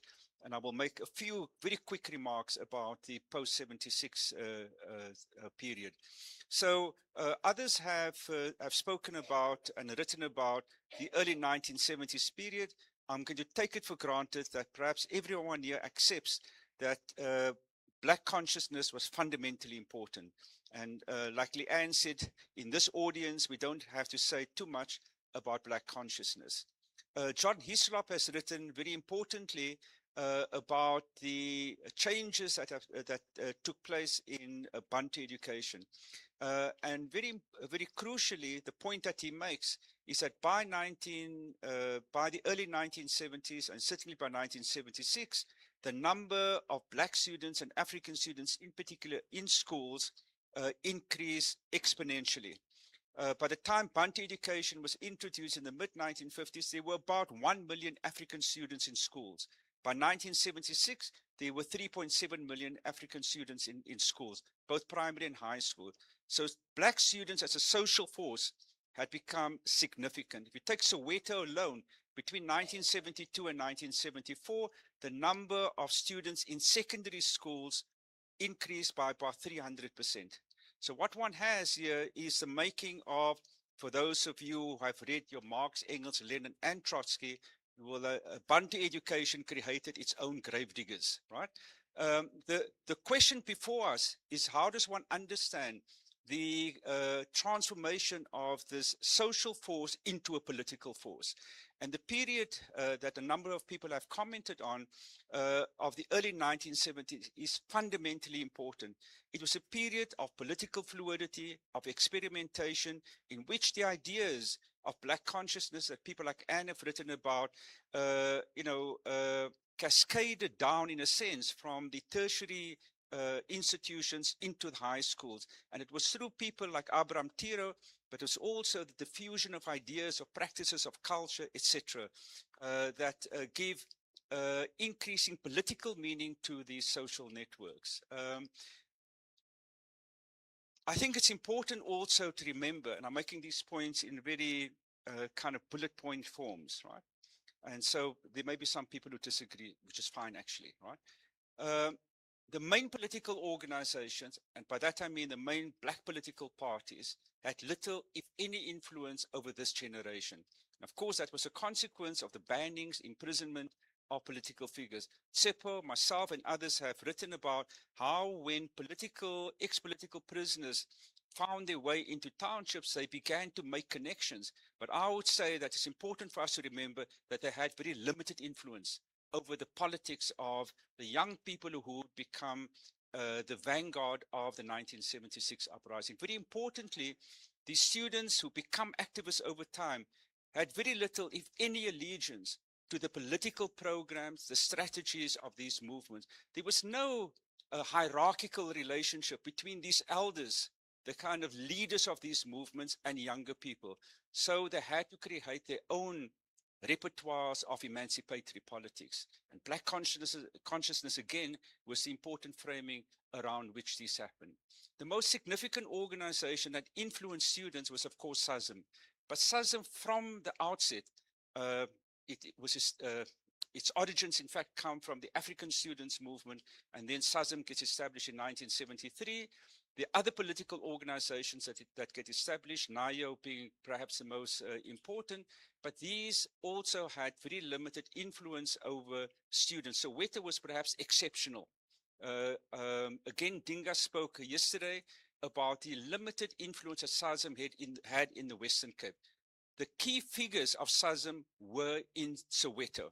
So it had a disproportionate influence in Soweto compared to the rest of the country. But even in Soweto, and Sifiso again has written, in the book that I referred to early on, its members tended to come from the higher grades. So when the protests happened in Pefeni and elsewhere in the early months of June 1976, even SASM did not have significant influence.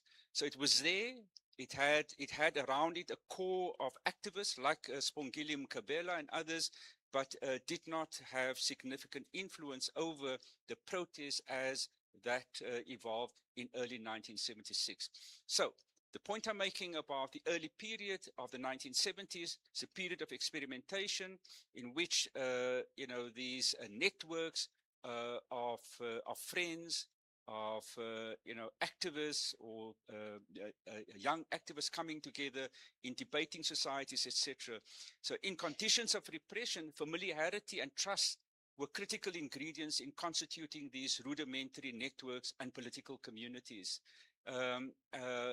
Spongile Mkabela, and I ask you to please read a book, speaks eloquently about her own experiences in secondary schools.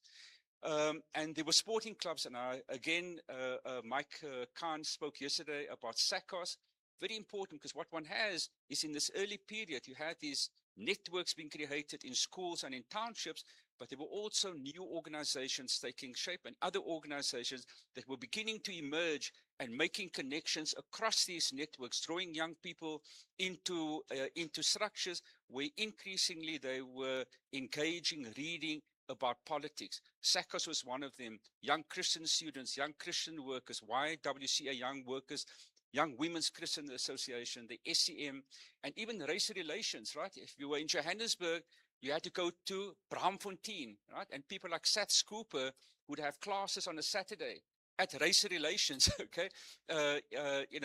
Talking about the civil rights movement, reading Van Non, etc., etc. So what one sees happening in the early 1970s is sort of densification of political networks and younger people engaging in those and producing their own politics. There's no time now to talk about the reading culture that developed. And Kasonde Mukonde writes eloquently in his thesis about the development of reading culture in Soweto. And what were young people reading? Newspapers. So, the world, but also the Sunday Times. For those of you who are older, Hassan had an extra edition, right? For those who are older, and the extra was for black people, okay, right? And so the Sunday Times was read by almost all families in Soweto because they could read the extra edition. So there was a culture of reading, and Kasonde writes beautifully about this. But more than that, they were reading the African Writers series. But the most popular collection of books that I read was James Hadley Chase. Okay, the older people will remember they all read James Hadley Chase. Okay, but it was the development of this reading culture that was critically important. Of course, they also read the pamphlets and speeches of Van Non, of Biko, of Malcolm X. So one can see this community of kind of political ideas, and it became increasingly political. And I'm sorry that Mike isn't here, but in Coronationville, just down the road from Orlando, down the road, Commander Road, in early 1972, 72, 73, and 74, young people like Mike and others organized anti-Republic Day demonstrations, where, for those of you who are older, you'll remember on the Republic Day, the South African flag was raised and you had to sing Distem. So what one sees is these young people, no organization, but friendship networks. The friendship networks came from Noordgesig, from Corrie, from Westbury and so on, and they organized themselves. And these networks are fundamentally important in shaping the politics that take place in 1976. And what one has, so this is the second phase then, is in 1976, there are eruptions of protests. And Sifiso and others have written about how those early protests are not organized or led by formal organizations. But in May, 50 years ago, as we are meeting on the 28th and 29th of May, SASM meets in Wilgespreid. And what one has is the convergence of formal political organizations, meaning SASM, and the networks that have been established. There's also a coordinating structure that is established from Pefeni and schools around Pefeni in May. And that converges on June the 13th as the Action Committee. And it's the Action Committee that is really critically important, because what the Action Committee establishes is a political practice of convening students not as members of SASM, but as representatives of schools, not yet SRCs, right? They're coming together as activists in schools. And you have the idea of a democratic assembly coming together, assessing what needs to happen, making political speeches and planning action. And of course, then June 16th happened. June 16th is fundamentally important. I said it's a spectacular moment, but it's almost impossible, and I'm going to try to do this in a sentence, okay, to convey how police violence fundamentally changed the quality of politics. Within an hour of the shooting of Hastings and Glovo and Hector Peterson, the consciousness of an entire generation changes forever. It changes in this way, and we've interviewed many people. Steve has interviewed people. Young people by the thousands say, they march, they sing jingles from adverts. They sing Senzenina. Now, for those of you who don't know, who come from a generation, I don't like singing Senzenina because I didn't do anything wrong, okay? Okay? They sing that. They sing Kosi Sikelele. They're against Afrikaans. The police shoot them, and thousands of young people say we must destroy the system. It's a kind of fundamental shift in consciousness, okay?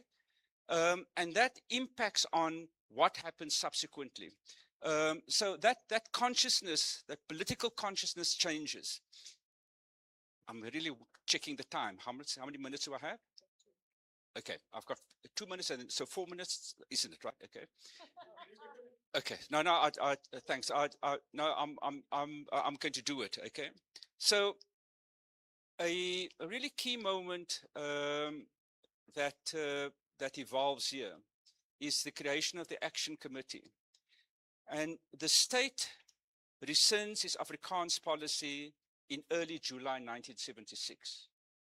And that creates a challenge to the students, because until then, the protest was against Afrikaans, right? So what do you do? But you've had a wave of unprecedented violence unleashed on young students. Many get killed, thousands are injured, and many are imprisoned. But the students have won a victory, right? Think of the 0% increase during Fees Must Fall, right? So what do? The schools are closed. The state thinks it has taken control of the situation by closing schools. And what one has is a volatile lull that descends on Soweto and also the rest of the country. And the students are not clear about what to do. There's no leadership. There's no paper being written about what the strategies and tactics are. And this is when the student, in my mind, the student leadership come to the fore. They have to work out what to do in this moment. And there are intense debates, particularly about what you do when the schools reopen. Do you continue the boycott? And here, for the first time, in a significant way, the idea of what do you do with a boycott? What are the strategies? What does a boycott mean?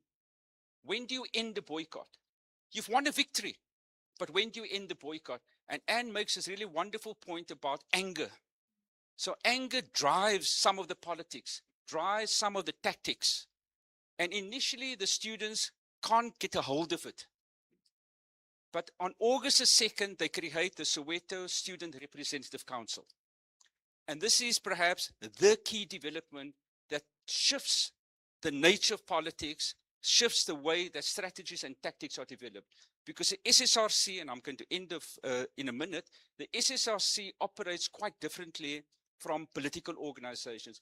It convenes meetings regularly. You have scores of students from across Soweto meeting, discussing, debating what to do. And often they don't resolve questions. The question of the boycott is almost never resolved. Even in 1977, when the schools reopen and exams have to be written, there is a debate, there's a division. Tsietsi Mashinini, who is a charismatic leader, uses his authority because he sides with the idea that we should return to school, okay? Not to give up on the struggle, but to regain the ground of the schools as a base from which to organize. Someone like Spongile Mkabela, who's in prison, tortured, says, how can you go back to school? We are angry, right? We must continue. And so what the SSRC does, and I am going to end of here, it engages in a number of important political strategic shifts. The most important in my mind is about organizing action with workers. And the August and September, I said yesterday very briefly, for me, that period and shifts in political strategy and tactics is the high point of 1976. It shifts the direction of politics in a fundamental way. The students marched to the CBD in Cape Town, in Johannesburg, to strike blows against white power. And in their own minds, the students are saying against the apartheid states and against the capitalists.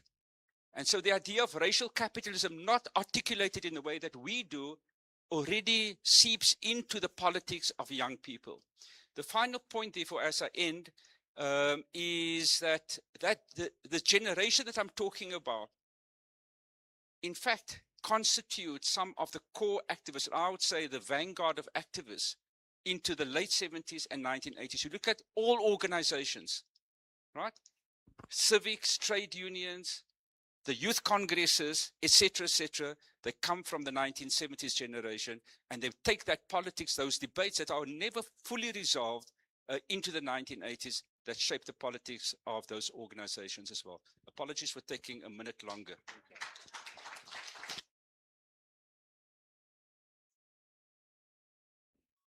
Okay, great. Thanks to all three presenters. Let's do a round of questions. Oh, okay. So let's do these. Let's do these first. I won't forget you guys. 1, 2, 3, 4, and 5. This gentleman here. Okay, so let's start here. Maru Mahai Moshe. I've got just a quick question to Datemuna. No, Pimville was established in 1934. And I think there was a lot of political activity that took place there. And but it doesn't feature much. We only talk about Orlando as where is an area where political activity really occurred. So I think Pimville also has a very significant role to play.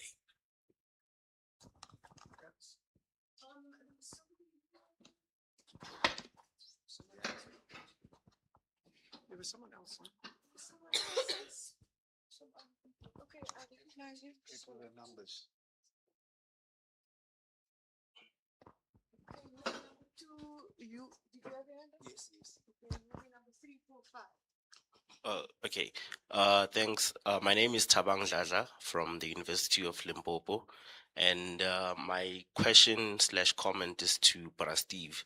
I think you didn't get time to expand on this idea that you present in the abstract that of, articulating Black agency, because I think, since growing up, we all know the centralization of Hector Peterson, that, the symbolism of, the uprising is, that of the death of Hector.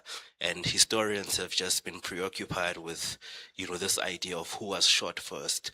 Then, now like we have a recognition of Hastings and Ndlovu.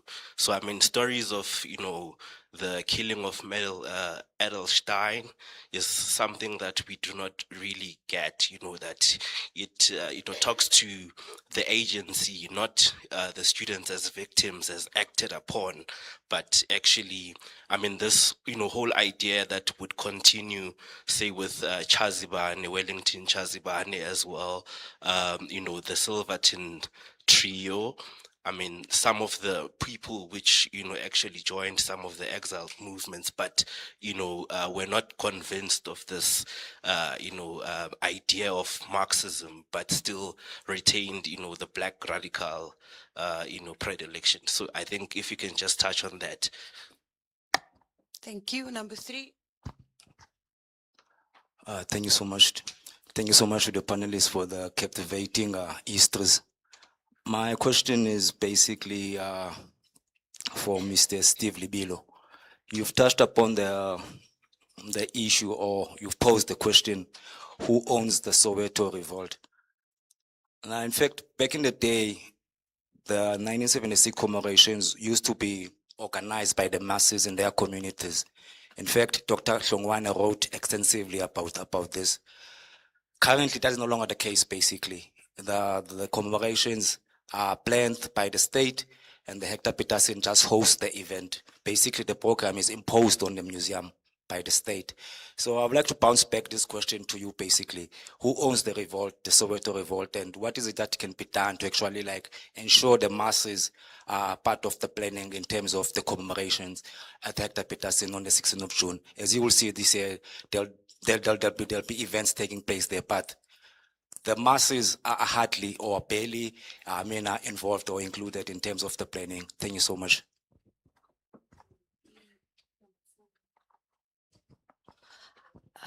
Good morning, everyone. My name is Basitsana Mfolo, and my question is directed at Prof. Noor, and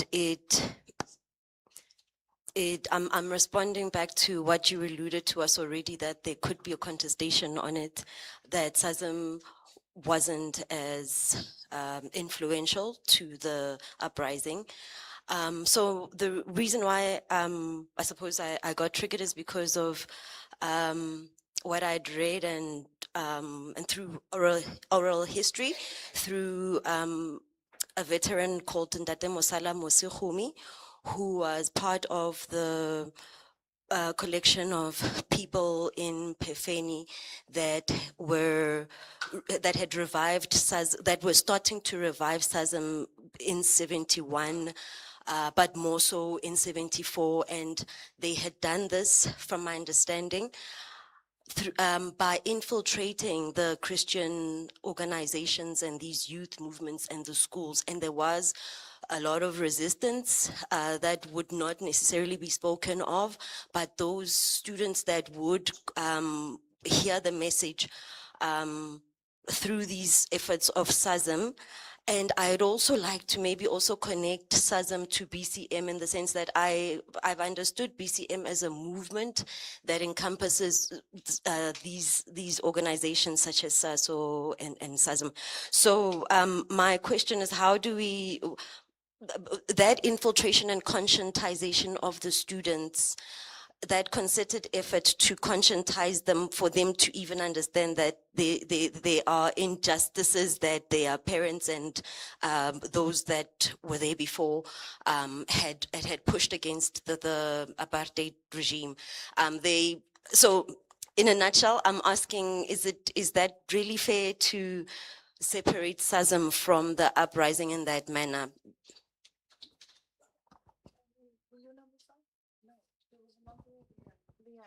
Okay. Oh, sorry, it was you. I said I'd come back to you. All right, and that you were still building up that level. You were still building up to what this uprising was about.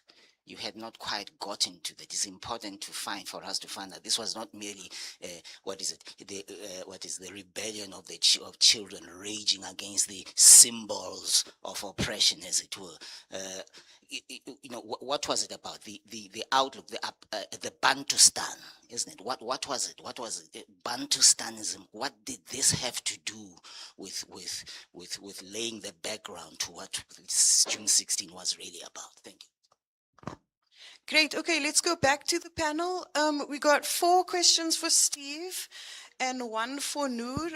Let's start with Noor. Did you want to just quickly respond to that question about contestations around SASM, and then we can go to Steve. Yeah, thanks. In fact, I can do this quickly. Thanks, Basi, for the question. So I want to draw a distinction between organization and ideology, and of course the two overlap. I've emphasized the importance of Black consciousness, and that, in my mind, seeped through almost every organization in the period that we are talking about. SASM itself, of course, had influence, but it was also weakened by state repression. In the early 1970s, after its formal establishment, it went through a number of executives. There were some continuities, but they operated under very difficult conditions. We've also heard how, especially SASO and other BC leaders were arrested, detained, etc., etc. So it was a difficult period in which Black consciousness operated, and that prevented SASM itself from expanding in the way that it might have under different conditions. So I think that what we need to do is to find out more of the kinds of stories that you're relating. How SASM activists operated in different areas. There was an important overlap between some Christian organizations and Black consciousness, and there are people who have written about that. So it wasn't simply that those organizations were infiltrated. Some of them, in fact, came out of a black consciousness tradition. And therefore, it wasn't simply the fact that they resisted the influence of black consciousness. There was a lot of cross-fertilization between those organizations and black consciousness, and it was part of a process that I and others have said in the kind of making of a new activist in which all of those organizations played a role unevenly. There were debates, there was resistance, there was contestation, but overall, I think that one can see this progression of political conscientization and more young people becoming aware, becoming conscious in various ways and in movements.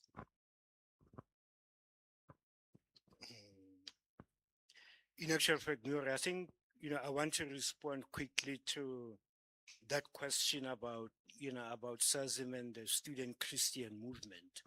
The point you made about Welgespreid, I think it was a series of seminars that were held at Welgespreid. And this happened between the 16th of June and the 4th of August. And you are right, the situation was, it was chaotic. We couldn't go back to school. And this is what brought in the Black Parents Association into the picture. And what they wanted to do was to urge students to go back to school. In fact, I was going to cover this, but unfortunately I couldn't get to it. Now, that's the one thing. But SASM also is problematic. I know Nozipo has written about this. But the problem with SASM is the fact that it opens the door for the Joe Gabi factor, to enter the June 16 narrative. Now, the Joe Gabi factor is actually the explanation that the ANC underground was responsible for June 16. Now, SASM actually opens the door for that. And how does it do that? While SASM is actually, in terms of organizational affiliation, it is a Black consciousness movement formation. But then at the same time, it is formed in 1974 by matric students. And by 76, they are no longer in high school. It is new students who are in high school. But those students who formed SASM are actually forming youth clubs, outside of school. And it is them who open up the whole movement to the Joe Gabi factor.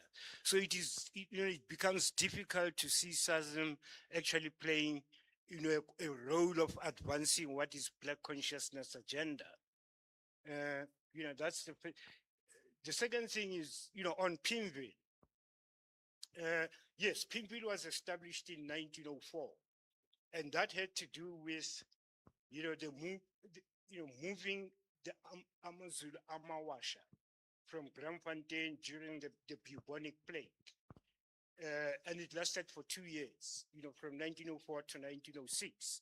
But after 1906, they went back to Braamfontein. But then Pimville remained. What's important about Pimville is that there were, for instance, you had the municipal depositing site just behind where we are here. And, that was a municipal, kind of operation. And it led to the emergence of a settlement. So that by the 1940s, it was quite a massive settlement. In fact, Ingwapela Madingwane's poem actually suggests that Pimville actually gave birth to all, Soweto locations. Kumbula, my child, that is where you were born.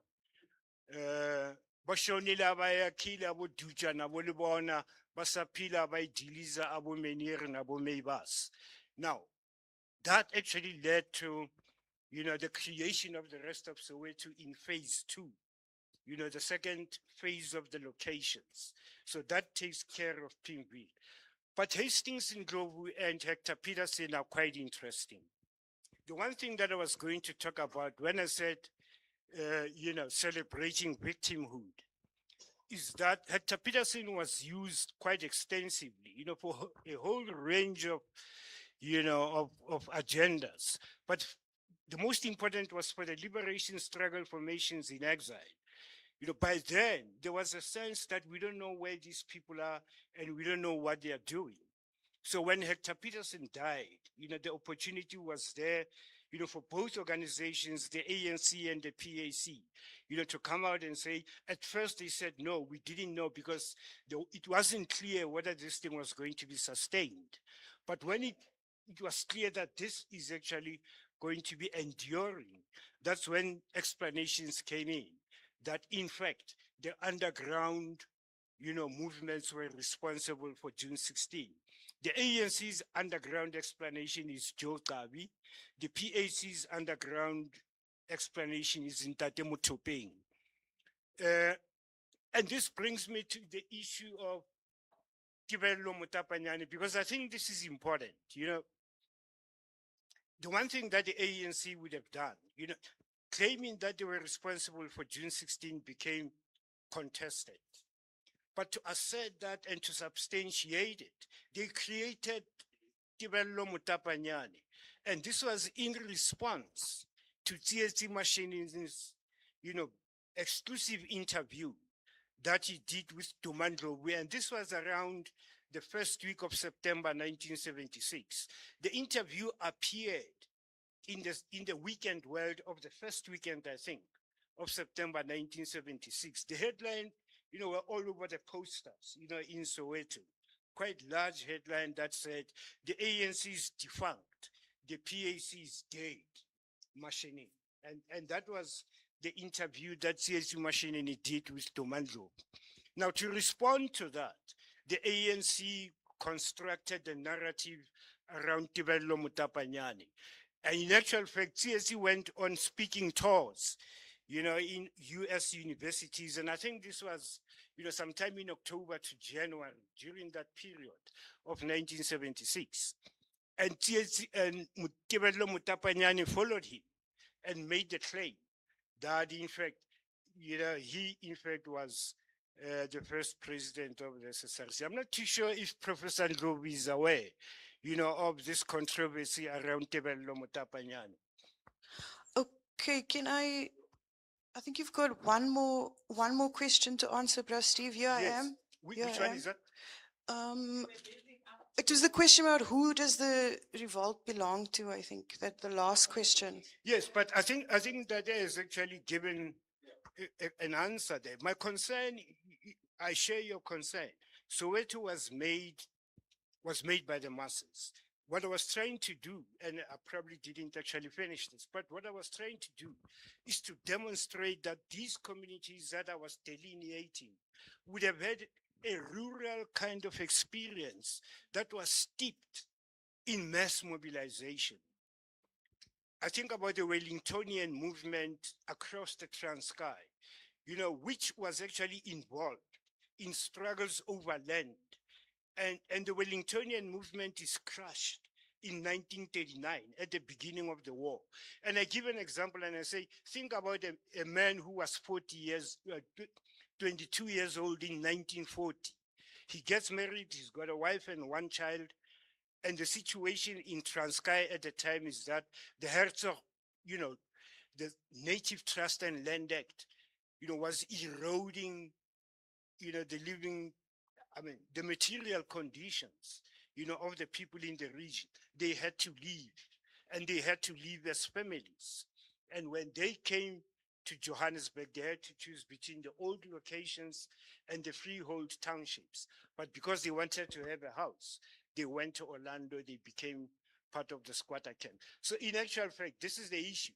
We have a historical kind of development in that mess, the mess of 1976 in Soweto. They come out of those struggles of the 1920s, of the mess of the squatter movement of 44 to 47. The only thing there, and this is something that I'm struggling with, is that the decade 1950 to 60 is said to be the decade of mass mobilization. And the question I ask all the time, these locations that I identified, as arising in Soweto at the time, what was their participation in the mass movement of the 1950s?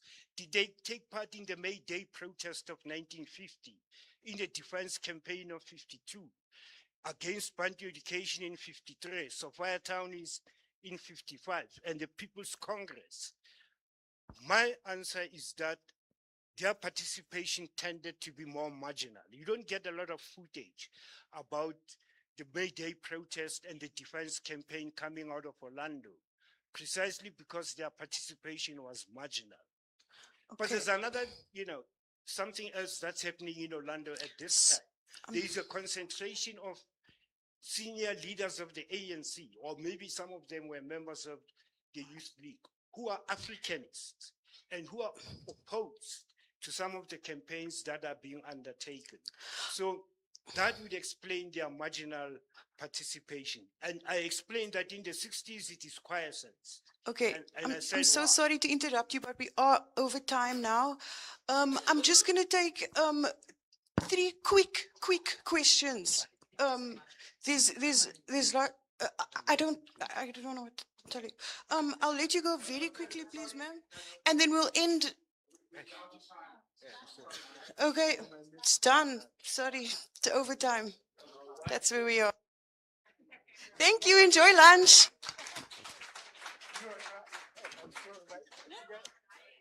I was going to say to me, yes, that the Bantustans may have been the origins of that consciousness.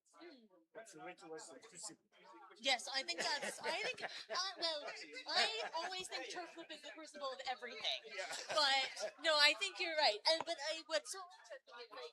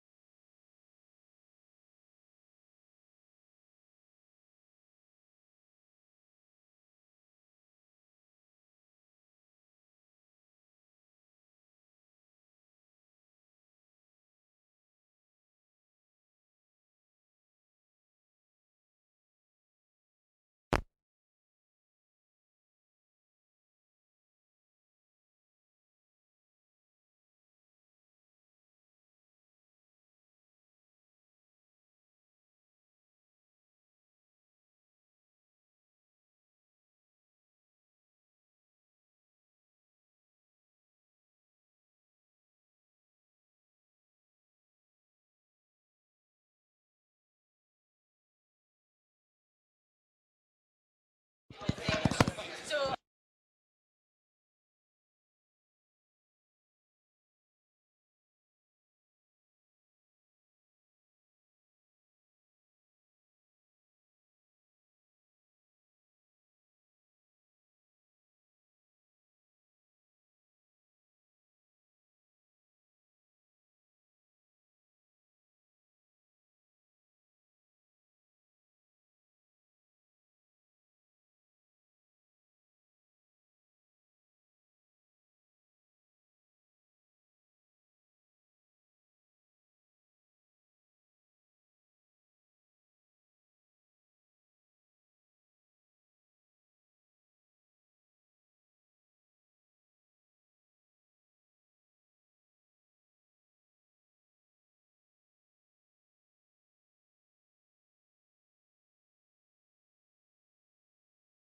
No, that's what I'm saying.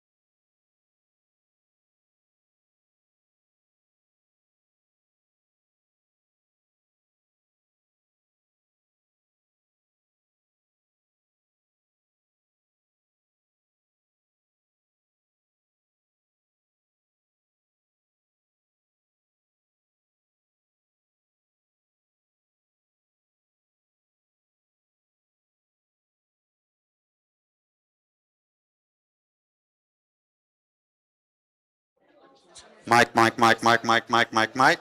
How did you do it?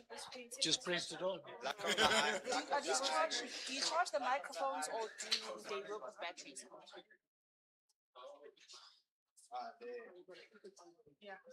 Oh, okay.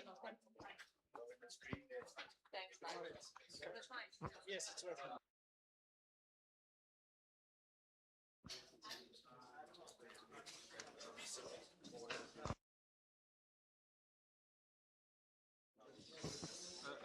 There's a session.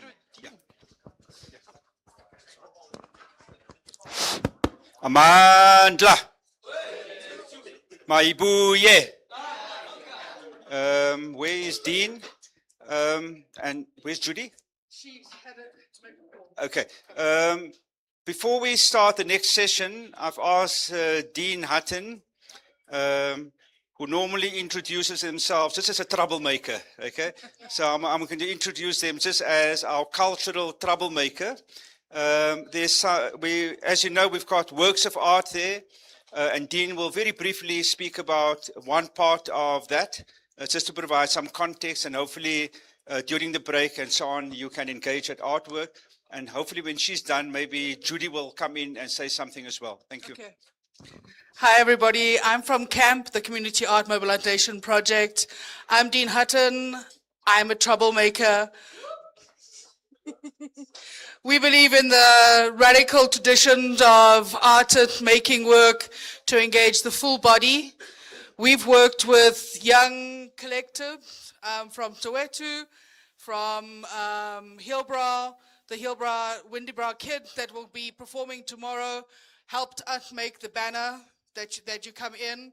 We also worked with the archives, with various photo archives, with Madu Art Ensemble, with House of Ditty, House of Invade, very, very great young collective to make work using collage, taking the archive, cutting it up, reassembling it, culture jamming, using the media against the media for our own purpose. Okay, do you want to say something quickly? Okay. Hello, everyone. My name is Temu Hosipula Izakat. So, working with culture, it goes just beyond like talking with words. So it brings in imagery, and we were connecting with the kids from Windybrow, collaborating with other community like House of Invade, House of Ditzy. So for me, coming from me, I don't have much to say. I think the work must speak for itself, but I just like to emphasize that cultural work is labor and lived experiences are not just theories. And yeah, thank you so much. And what you're going to see there is the end product, but what is most important is the process of being able to articulate your own lived experience, to work with materials, with your body, in this time and space, as a political act. Thank you. Thank you so much, Dean. Hello, everybody. My name is Rival Nelson. I'm from Mozambique, and I'm also part of camp. I'm a troublemaker, so I'm so excited to show you guys what we got outside. I think you guys saw, but let's see properly. Thank you so much. And then we got one more. We're just taking. Am I just? Yes, it's not you. Yeah. Okay, so I'm talking about the banner that's there and the pictures that are on the wall as you come in. These were pictures that were done by the students who are interning at Hector Peterson Museum. And just to say we motivated it, we wanted them to talk about what they knew and how they knew about the history of 76, what they felt about it, how they responded to it, the inspiration,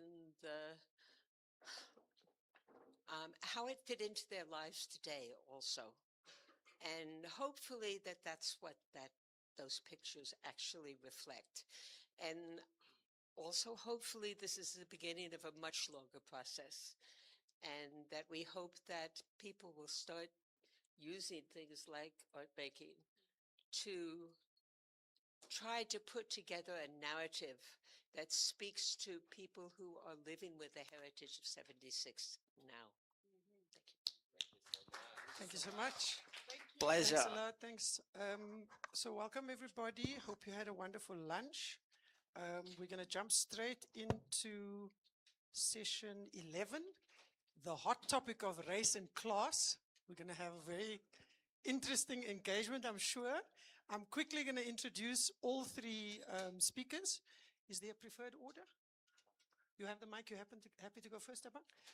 Okay, great. So Tabang Bladla is a founding member of the Azanian Philosophical Society. He also teaches in philosophy at the University of Limpopo. Next to him is Asher Gamedze, who's a cultural worker based in Cape Town. He works as an independent musician. He's involved as an organizer with various cultural collectives, teaches history at the University of the Western Cape. He's interested in radical cultural production and histories, thought and practice of the Black radical tradition and anti-colonial struggles. Welcome, Asher. And then Salim Vali, many of you will know Salim. He is the DHET NRF Sachi Chair in the Community Adult and Workers Education, or TAWE. He's also a professor in the Education Faculty at the University of Johannesburg. He was a member of the South African Students' Movement in 1976 until its banning in 1977. A recent co-edited book of his is Against Racial Capitalism, The Selected Writings of Neville Alexander. Each of you are going to have about 12 minutes. I'll give you the 2-minute mark just so that you can try to stick to time, and then we'll try to squeeze in 2 rounds. We can go ahead. Welcome, Tabang. Okay. Thank you very much, Leanne, for that introduction. As has been explained, I think part of the bio should have included as well that I was born here in Soweto. So my home is just a few kilometers. I was born in Para, just up the street. And my home is Deep Kloof Zone 5. They call it Etarashishi. So that's, where I come from. And so, I come into this discussion not as a historian, no, as a student of, formal historical studies, but rather as a student of philosophy, interested in social and political thought, particularly, like the liberation struggle and, the representations therein. I think what is particularly interesting, at least about my approach to philosophy, is that the way philosophy has been taught in South Africa has been pretty white and, has not considered the Black experience. So what we know as philosophy is just, about dead white guys and nothing about the social reality.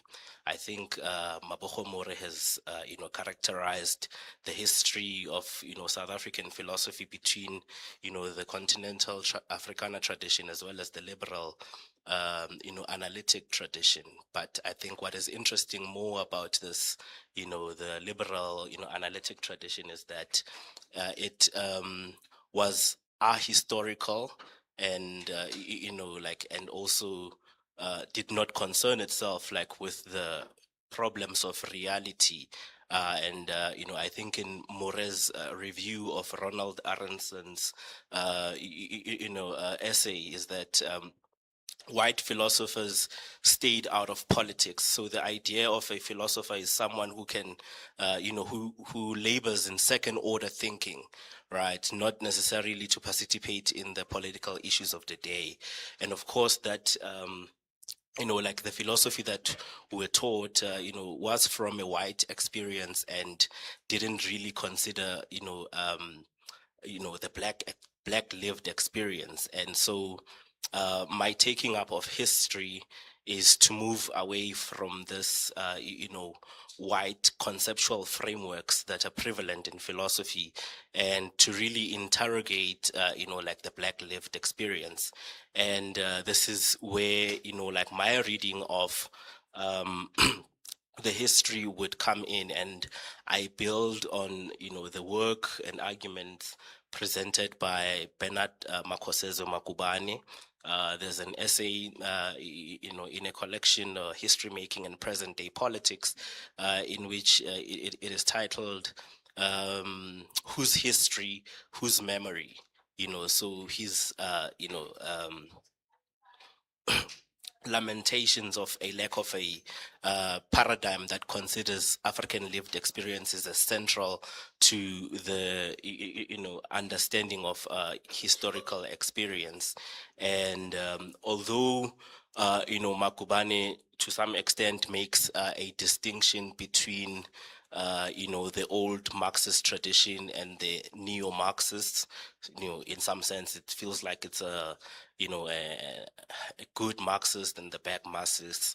Like, I don't make that, distinction, but of course I read, the Marxist, understanding as continuous, right, like from the early period to the neo-Marxist,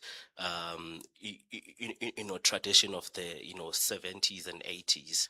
And so in this paper, I am reviewing the articles slash debate by Achi Mafeje, Ruth First.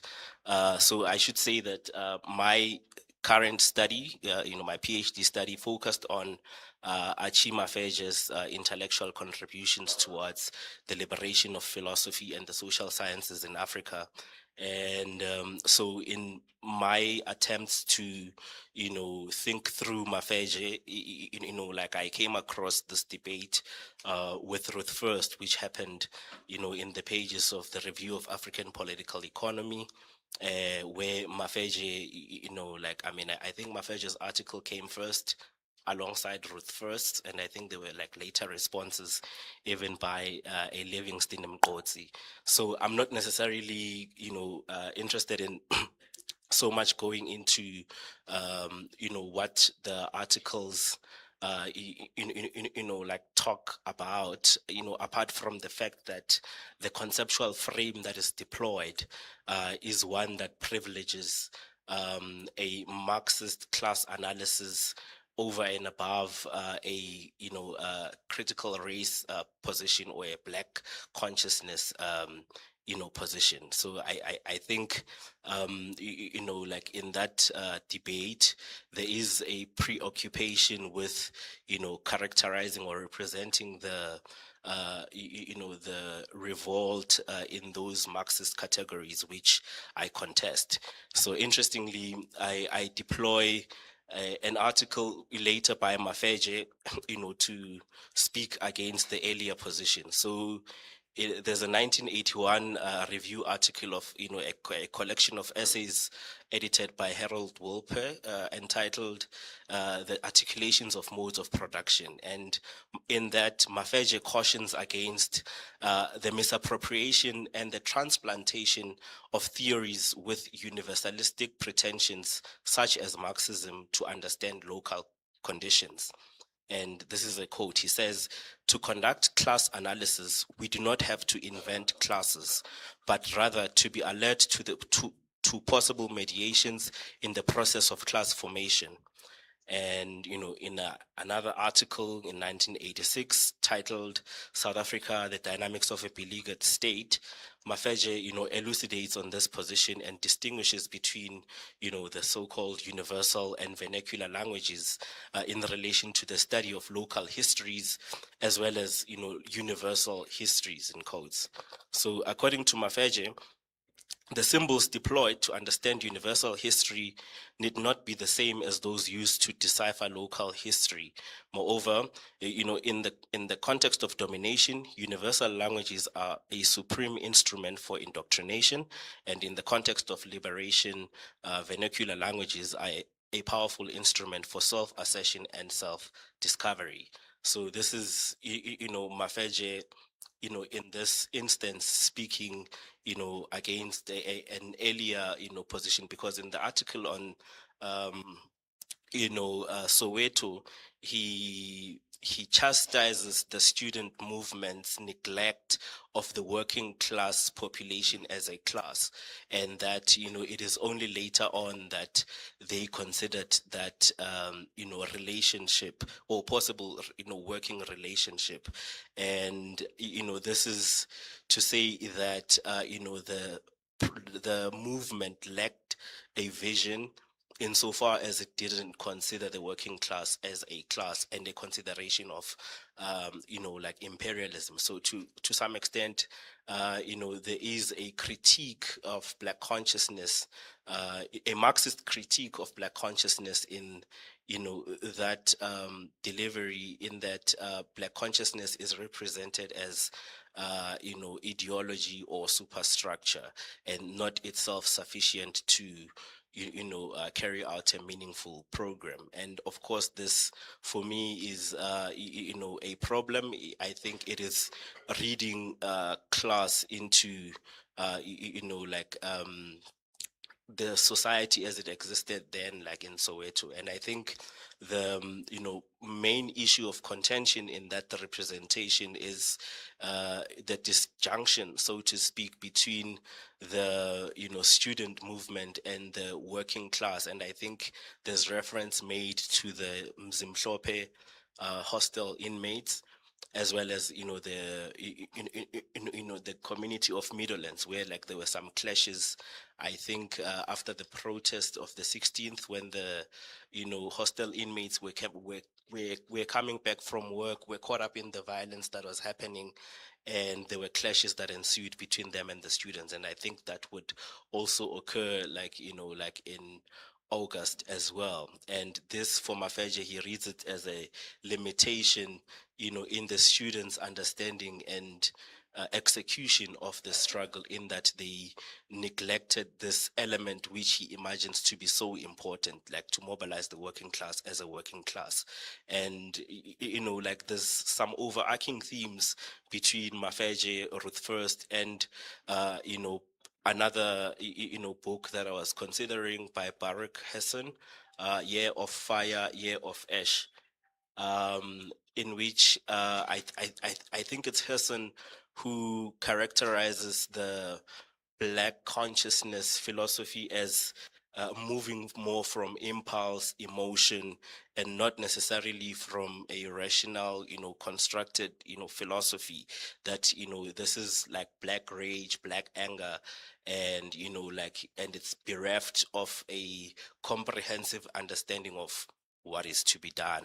And I find that to be, you know, a problem, you know, in the reading of, you know, like that, you know, social history, precisely because I think they were, you know, to read into the situation a working class consciousness that is distinct from the community consciousness that existed is itself like problematic. I think people, as they were drawn into the struggle, you know, particularly the working population, was not necessarily them as a working class, but as part of, you know, like a community, not in some way distinct from, you know, what the students were pushing. So yeah, that's just in summary what I'm dealing with in this paper. I hope we can have more discussions later.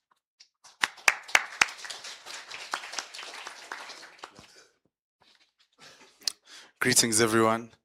Very nice to be here. Thanks for having us and those who've organized the conference. I think the conversations have been really great. Okay, so I'm in the process of writing something which I think makes sense at some level, but it's like, it feels very tenuous as to whether it might fall apart at certain moments or not. So I'm presenting it in this moment of, and would welcome any thoughts and critiques. Okay, so I'm interested in the trajectory of Black student struggles under apartheid. And I became interested in this question partly through some of my research that I was doing during my PhD, when okay, sorry, let me start here. it's generally thought that the first moment of this antagonism of black students with NUSAS begins in 1968 and with the breakaway of black students to form SASO.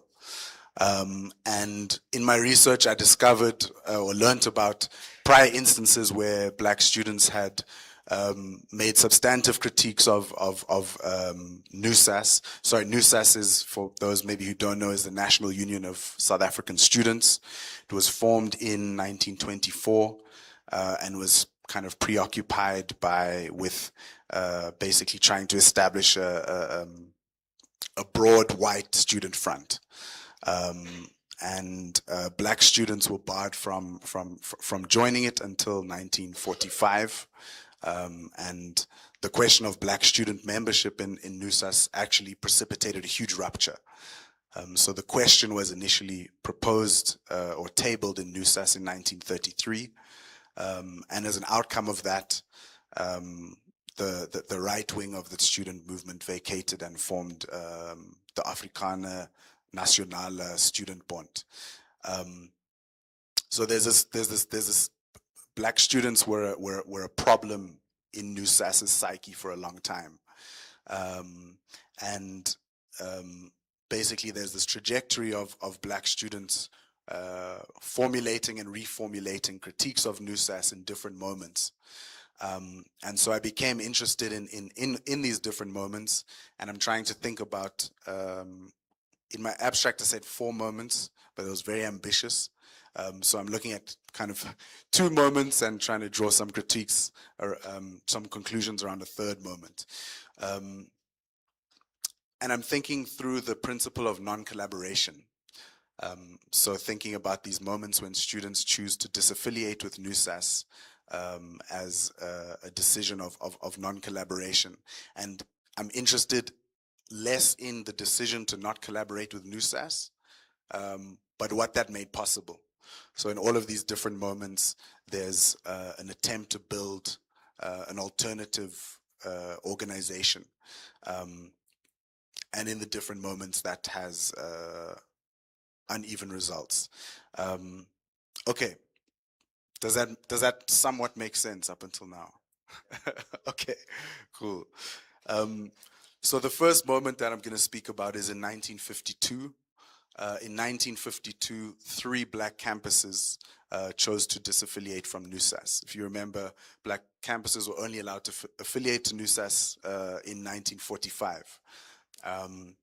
And in 1952, Hewitt College, teacher training college in Cape Town, the University College of Fort Hare, and University of Natal non-European section all decided to disaffiliate from NUSAS. And to speak about this moment, I want to speak a little bit about what was going on at Fort Hare in the late 40s. And basically what I'm trying to highlight in this short section on Fort Hare is that there was a range of relationships between students and some staff members, and a range of different formations and forums in which people were having debates and discussions, from hostel meetings to visiting their lecturers in their homes, to of course classrooms, to debates over dinner, etc. And there's a variety of ideas flowing through these spaces. One of the ways in which people were meeting was called the Bush Meeting. And this was an autonomous space where students were meeting outside of campus, and they used that space to discuss certain issues that they couldn't discuss on campus, whether it was a critique of white trusteeship or custodianship, which was prominent at Fort Hare, which was, a mission university. And so the Bush Meeting becomes the space where traveling activists came through to address students from other universities. When they were passing through, Alice would come and speak to them. Local residents in various areas came to recruit students into self-help projects and etc. So basically what I'm gesturing towards is that there's a political culture at Fort Hare that is influenced both by ANC ideas, but at that time there's a contestation between ANC, the old guard, and the ANC Youth League. and a number of critiques that the youth leaguers were making of ANC. And there's also this trajectory of all African convention ideas, the unity movement ideas, and the principle of non-collaboration. And these were all kind of part of the mix. There's a tendency to think about some of these ideas and principles being firmly located in organizational boundaries. And I think the political culture at the time at Fort Hare suggested that these were moving around in a much more free way. And so in 1951, the Fort Hare students tabled a proposal in NUSAS, which was, I mean, it sounds fairly kind of liberal to us now, but to accept political equality for all. That was what they wanted NUSAS to accept as like the project. And NUSAS rejected that. They refused that. And so that was basically the thing that Fort Hare students and those at Hewitt College and UNNE were responding to when they chose to disaffiliate. They said NUSAS was not a space that could cater for our own political aspirations. And so what I'm suggesting here about that first moment of disaffiliation is that that was rooted in a culture of political debate, political ideas in which ideas like non-collaboration and others were circulating. We can get into some of the kind of particulars of that moment later if there's questions about it. But that's the first moment. Out of that moment, there's an attempt to form a national union, but that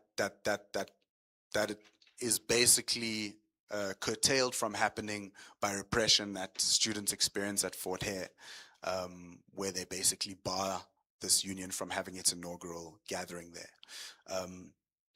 So that's the first moment. Tabang mentioned Archie Mafeje, and Archie Mafeje is one of the many people who constitute this second moment. So in 1957, Mafeje and people like Ottilie Abrams, Kenneth Abrams, Neville Alexander, Marcus Solomon, who Coney showed a picture of before, start an organization called the Cape Peninsula Students Union. So this is the second moment of disaffiliation. 1957 is important, as many or most people might know here, because it's when the bill is tabled in Parliament, announcing the state's plans to institute the Extension of Universities Act. So the act that basically established what became known as the tribal or ethnic universities, and made it more difficult for black students to study at white universities. So that was tabled in 1957, and there's kind of public debate in multiple forums. One of those forums is Spaces of the Unity Movement in Cape Town, and this young generation of activists kind of takes this question up, and they had a feeling that the Unity Movement wasn't the space in which they were going to be able to form an organization, so they form an organization independently. That's called the Cape Peninsula Students Union, and one of their founding constitutional clauses is that they pledge to help to assist in the formation of the Progressive National Students Organization. So this is kind of the second moment in which black students are trying to form a national organization outside of NUSAS. So at that time, their critique of NUSAS was that NUSAS as an organization was essentially, 2 minutes, trying to monopolize the space of resistance to the Extension of Universities Act. And their resistance to that act, they found to be, and I find to be very superficial. It was based on academic non-segregation and university autonomy, which basically meant that academic classes should not be segregated, but the social life and the rest of the university's life could be segregated, and university autonomy, which basically meant that universities should be able to choose how they implement segregation at their own institutions. but NUSAS would not, similar to the 1951 moment, would not make a broader critique of apartheid society or white supremacy more broadly. So these students build a formation in an attempt to build an independent kind of political position, and they're interacting with students at Fort Hare, at the Durban Students' Union. They travel to Maseru to the launch of the Basutoland Students' Union, and for many reasons, I think Sifiso Ndlovu is here somewhere, and he's written on ASA and ASUSA, formations that were started by the ANC and the PAC respectively, and in a similar period slightly later than that. But all of these student movements in many ways started a somewhat inopportune time, because the turn to armed struggle in the wake of Sharpeville kind of changes the priorities of the movement, and a lot of students are then recruited from these student organizations into armed struggle formations. That's the second moment. The third moment, what I was thinking about is the formation of SASO. So when SASO is formed, this is in the wake of the Extension of Universities Act. It's in the wake of the formation of all of these new black universities, and so there's a different kind of possibility. There's a critical mass of black students. So at this moment, when the critique of NUSAS is made, there's a possibility of building a national organization that didn't quite exist in previous moments. There's more to say, but I'll stop there because I have 0 minutes. I don't want it to sound, yeah, I'll stop there. But apologies if I haven't communicated much of the nuance. No. Thanks, Leanne. As you see in the program, I want to talk about a few key but neglected dimensions of the uprising. One is the national question, the other is internationalism, and the third one is a relationship to working class struggle, workers' struggle. All of that through the lens of racial capitalism, but also relating it to the imperatives of today, the urgent issues of today, and the dangers of today. And it's a way of looking at history as well. History is not transgressed. If we don't deal with these issues, they'll come back. So we need to learn the lessons, etc.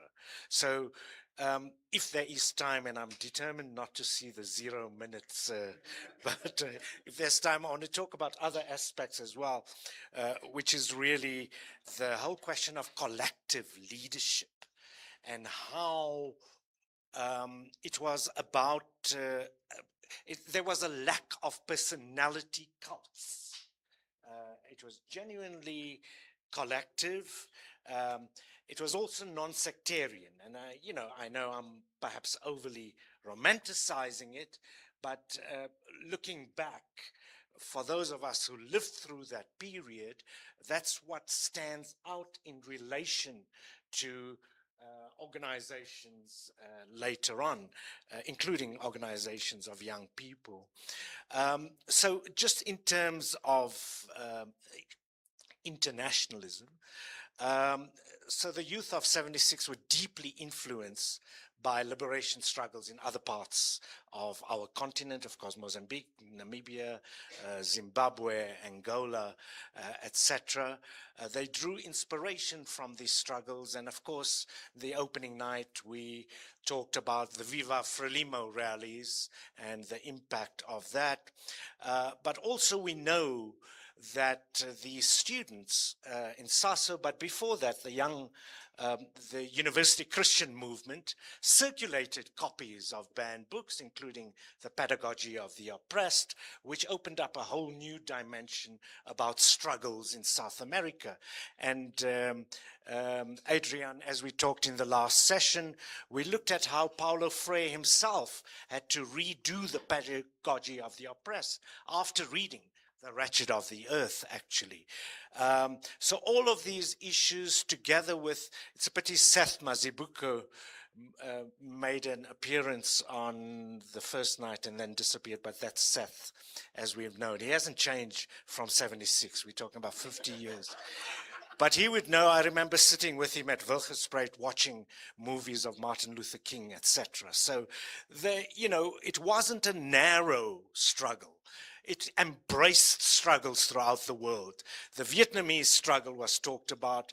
People knew about the Black Panther Party, etc. That's the first thing. The second thing is that you could see this in praxis the first night, and I'm so glad that that was shown. We saw pictures of when Kissinger came here in September 1976 and met with John Foster. Students went on protests and they had placards. I mean, one of the placards, I'm not going to translate this, but it said Kissinger. But there were other, and this is what you saw. But the New York Times had this article. It noted that many protesters were killed demonstrating against Kissinger. Nobody talks about this. The shooting began after students carrying placards denouncing Mr. Kissinger gathered in schoolyards in Black Township singing black protest songs. One of the placards called Kissinger a murderer in reference to his role elsewhere in the world, particularly in Indochina. Another read, Kissinger, get out of Azania. Don't bring your disguised American oppression into Azania. I mean, that shows a level of consciousness, of political consciousness about international. There's many other sections. I want to cover all three at least. The second issue about the national question. Of course, it wasn't just the Bantustan policy. It wasn't just the Group Areas Act. There was spatial segregation in townships like Soweto as well. There was a Sotho section, a Zulu section, etc., etc. And the students of 76 mounted a determined challenge, and the university students of SASO, against this divide and rule policy, against these divisions, beyond just what I've talked about. I mean, the rejection of the terms non-white for black, and the political meaning of that, the identification with the oppressed of the world as well. And there were slogans like One Azania, One Nation, which were baptized in blood, which spoke to the national question. But you also consider the names of the people who fell.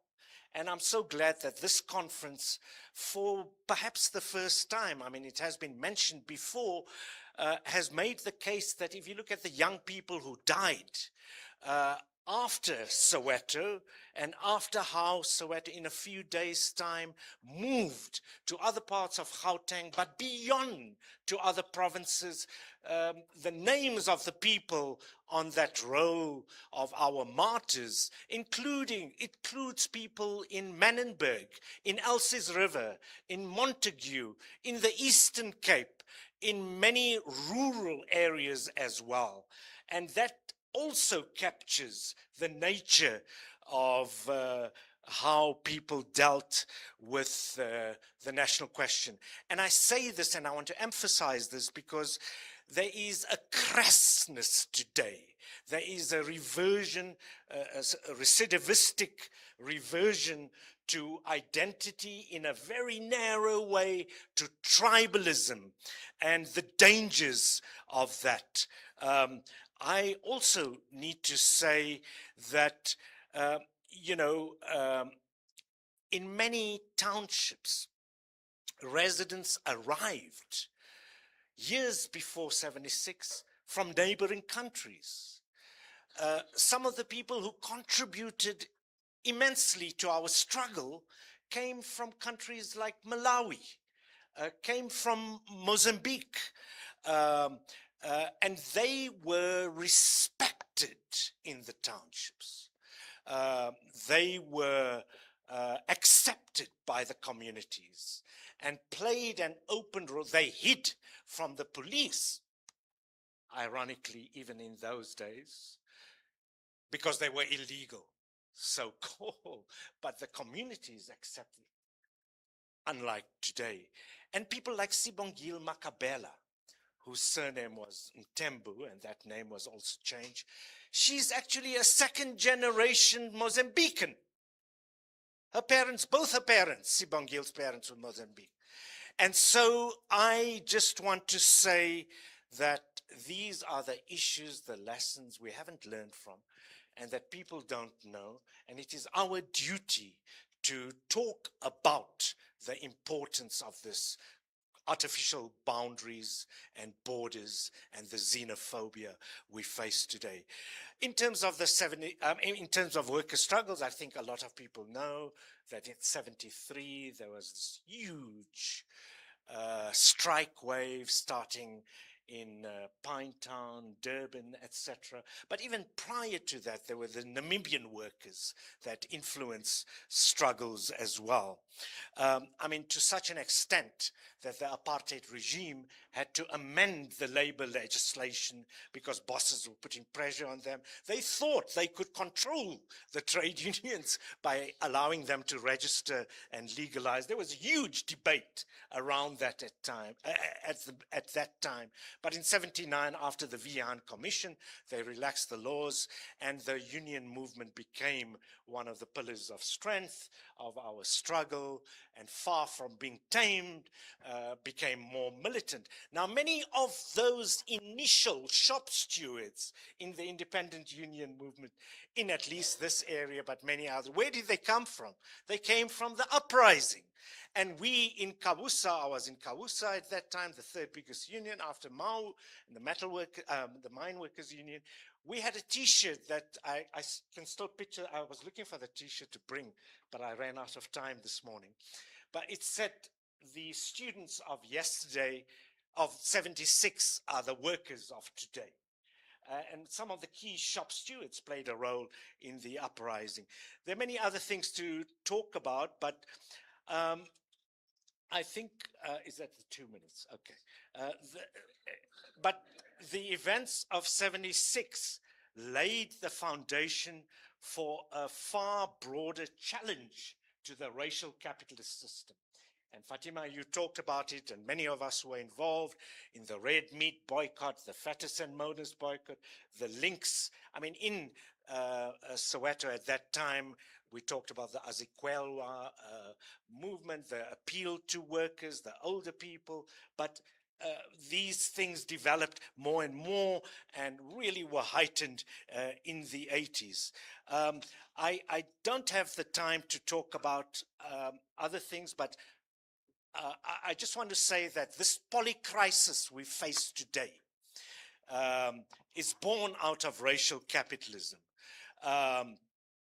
And, you know, the evidence of the levels of inequality in our country, the unemployment, poverty, food insecurity, the ecological degradation, the poor quality education, inadequate housing, I can go on and on. They are all related and they are linked to the system of capitalism.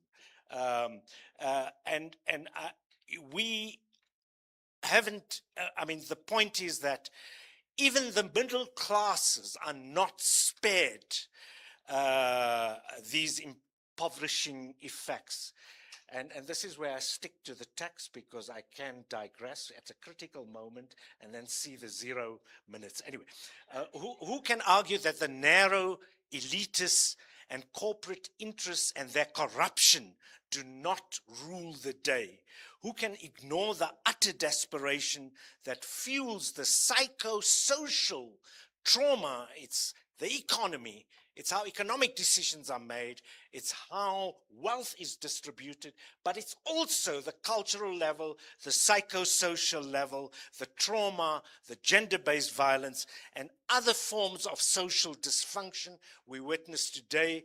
And in conclusion, therefore, I say that some of the ways the young people of '76 dealt with the contradictions of society, we are not dealing with it that way, and we need to go back to the past in order to address the present, to build for the kind of future that was the vision of the young people of 1976. Thank you very much.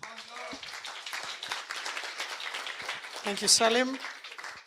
Okay, we'll take a first round of 4 questions. We're going to give people who didn't speak yet a chance first. So I've got 1, 2, 3 hasn't spoken yet. And we'll go 4, and then I'll see you for the next round. So 1, 2, both of you, 1 and 2. And then 3 is, and 4 is at the back.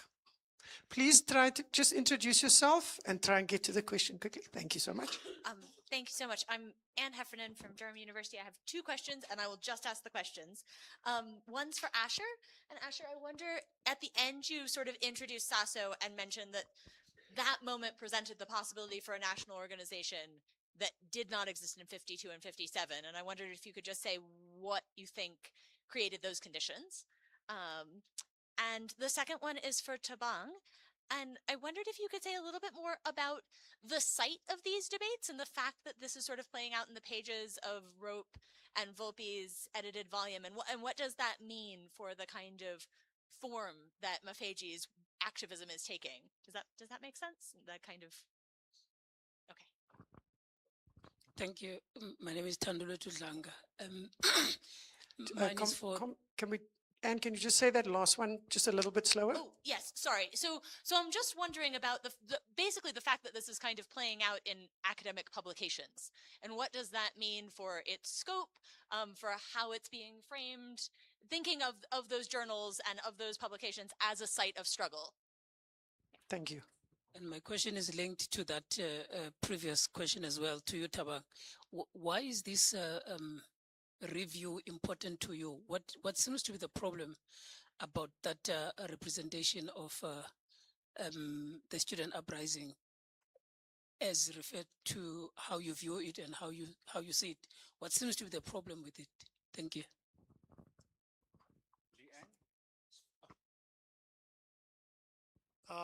Good afternoon. Oli Singolube here from the law school at Wits. I have 3 questions.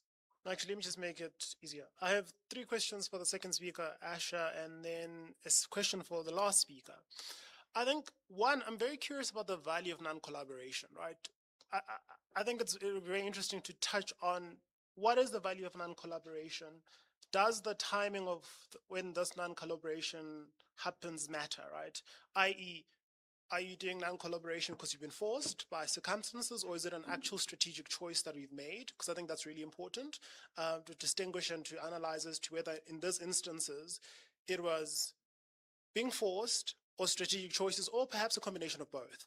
And then the second question is, what is there not a value, or rather, is there not a value of working within structures? When do we decide to work within certain structures, existing structures that is, and when do we work outside of those structures? And the reason why I ask about the decision about working within structures and outside of the structures is that I think there's a lot of work that happens or that has to be done if you're going to create your own system and you're going to work outside of structures.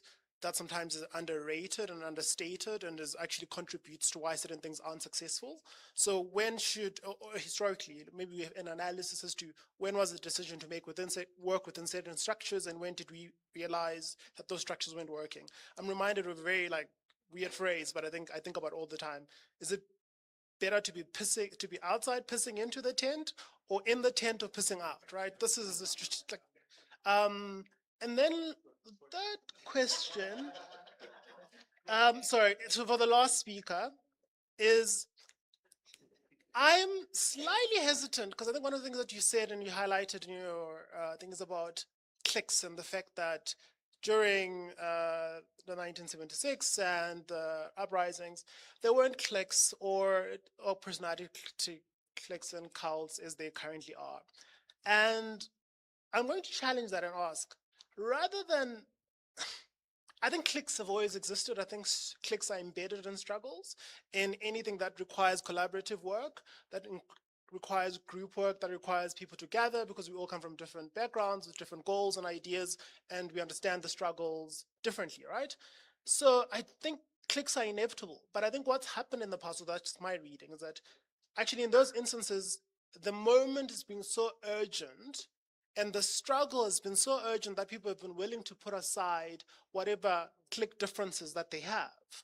Because the reason why I think this is very important to clarify is that having been around Fees Must Fall when it first started as a student, at the beginning, I think the goal was shared and the ambitions were shared. Therefore, that kept us together. And then things started emerging. And I think that's where the divisions happen. And I think if we create the notion that conditions must be perfect for struggle to happen and for it to succeed, we are going to discourage the present and also the future, because everyone's going to look for a moment where the conditions are rife. And I don't think such a moment exists. If anything, it's about what pushes us over the edge. Sorry, lawyers. Can I just say that the speakers are fantastic, but you guys and your questions are fantastic too. Last question, please introduce yourself. Christian Williams, University of the Free State. So my comment and question is for you, Salim. So I appreciate how you emphasize that the 1976 uprising was a broad freedom struggle that was not a narrow national struggle. And when I read Steve Biko, or I hear the people I know who were involved in 1976 speak about what they were fighting for, that resonates. What I cannot hear is people commenting on the silences surrounding events across our region in 1976. I'm thinking of the 1976 strikes in Namibia. I'm thinking of other transformative events in 1976 across the region. When we're talking about the silences, we seem to be gravitating around specific things that are on speakers' minds that often are very close to home, both for the individual and to the nation. And I'm concerned about that. Thank you, speakers. You can answer in whatever order. You have a mic.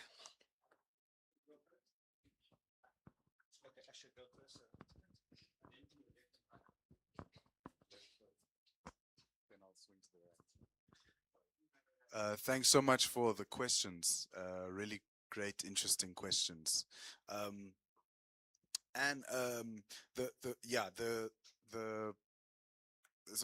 think there's one response to that question that's fairly basic, or is, I guess, just sociological at the level that there was, I'm not sure what the exact numbers are, but the number of black students in the national university system exponentially increases.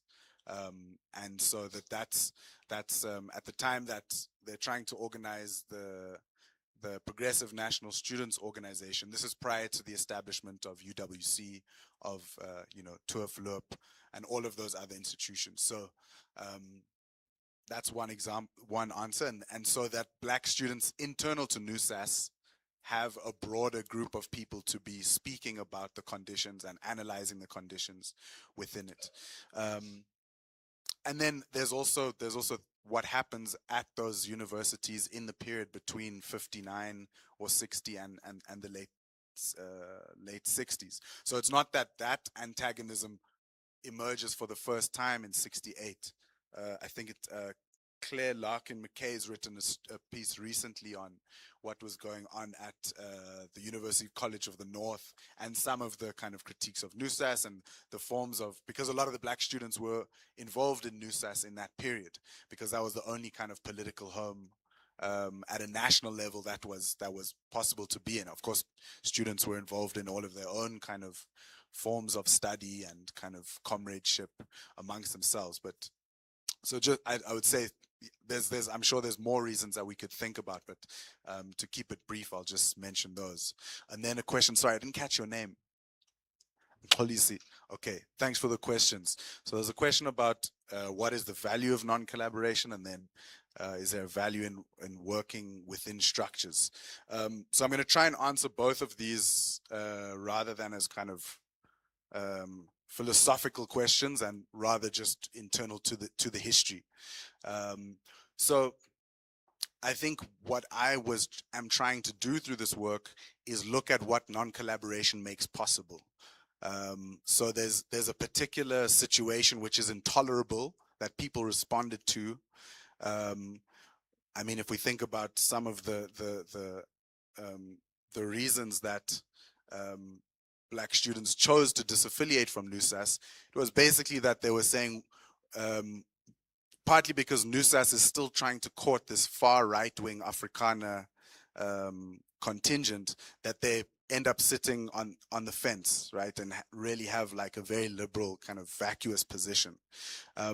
But because they were interested in continuing to be involved with these, the likes of these students and that kind of political sensibility, and because the majority of them did not have any kind of progressive politics, they couldn't agree that, you know, apartheid should be overthrown. They couldn't agree that the situation of black people was intolerable and should be resisted. So for me, I can very easily understand that decision of non-collaboration in that moment. Like, to me, it wouldn't make sense to remain in that situation. So for me, it was about, okay, you choose to not collaborate with NUSAS, then what do? You build something independent, you generate your own ideas, your own independent positions. But I don't think there's no sense in which I'm saying that non-collaboration was always the most radical response to any situation. I think that's an absurd kind of position. And I think there's a great paper by Neville Alexander where he looks at the unity movement in the Western Cape, particularly in the 1950s, and suggests that non-collaboration in many senses there became a justification for not actually getting involved in any political struggle. So part of the point I'm making is that political principles have an actual and manifestation in historical moments, and each act of non-collaboration is responding to a set of concrete conditions. Yeah. So, I mean, I guess there's a lot of people that will make an argument for working inside structures and pissing inside tents, but that's like an orientation at some level. Yeah, thanks for those questions. So to Anne's question, I think it is interesting that well, I mean, it just exposes that disjuncture between what is in the academy and what is in the general population. But insofar as that particular journal, with its you say like Marxist predilection, it's that Marxism itself was radical in that it was a critique of liberal liberalism and Afrikaner nationalism, and insofar as it was able to be that counter hegemonic. However, I'm interested like in this moment, particularly with revisionist Marxism coming as a direct response to black consciousness, and like that idea in black consciousness that whites should participate in their own communities and stop this interfering in the in black politics. So I mean, Frank Wilderson, Bachiesi, talk about this movement from liberalism to a Marxist, class analysis by the white liberals of NUSAS, and how like this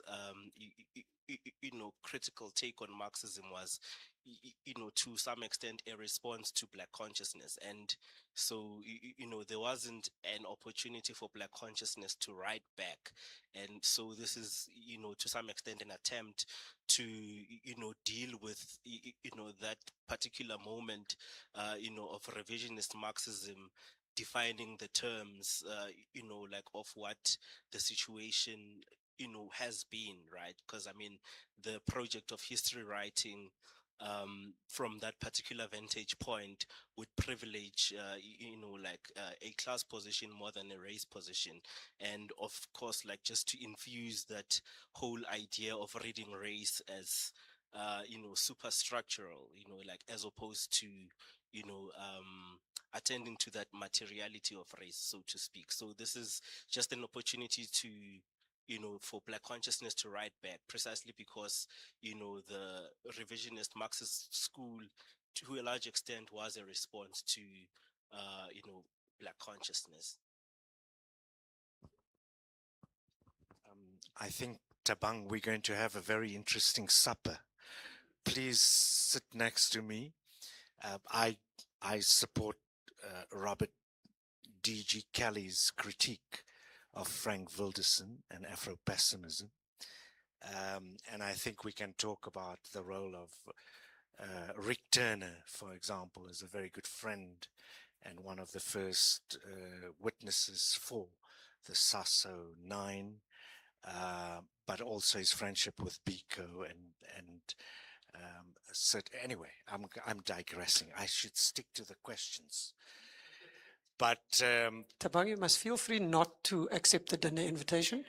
But in the spirit of non-racialism and engagement, yeah, we'll do it. actually, it's not non-racialism; it's anti-racism. But that's another area. No, but that's a very Black important point. consciousness, I thought I was doing the black right thing. But sticking to the questions, Kolisi, no thanks. Absolutely. I mean, it was also the times, right? Because these were times of repression, severe repression. And it was not helpful to run your mouth for election purposes or for other kind of gain.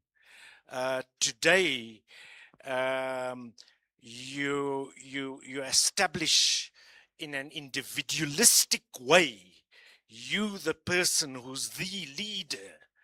And I certainly, it might have been for a number of reasons, but people who knew Steve Biko, for example, I'm giving you one example. I can talk about younger people that I knew at Wilgespreid, etc., constantly say that he was challenged by people. And it wasn't a personal challenge.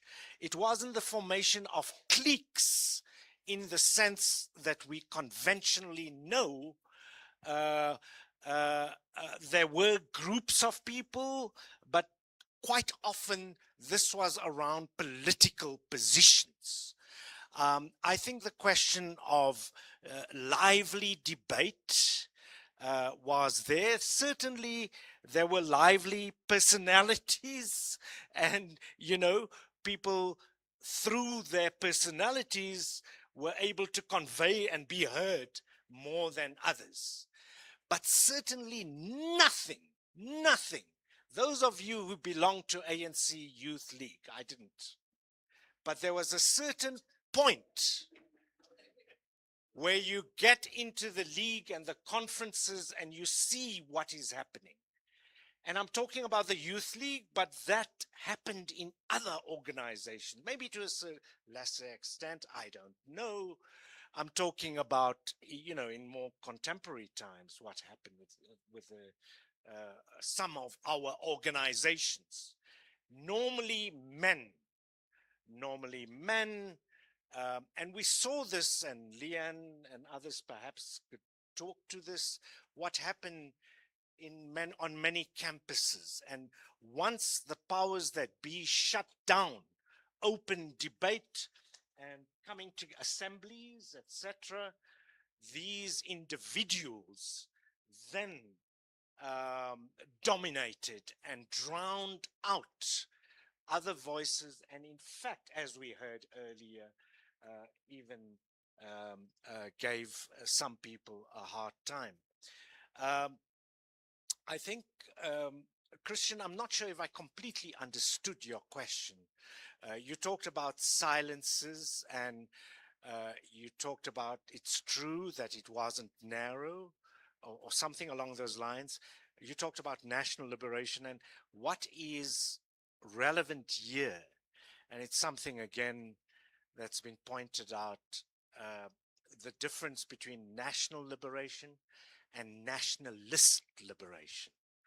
And what I tried to show is that the BC movement was not homogeneous.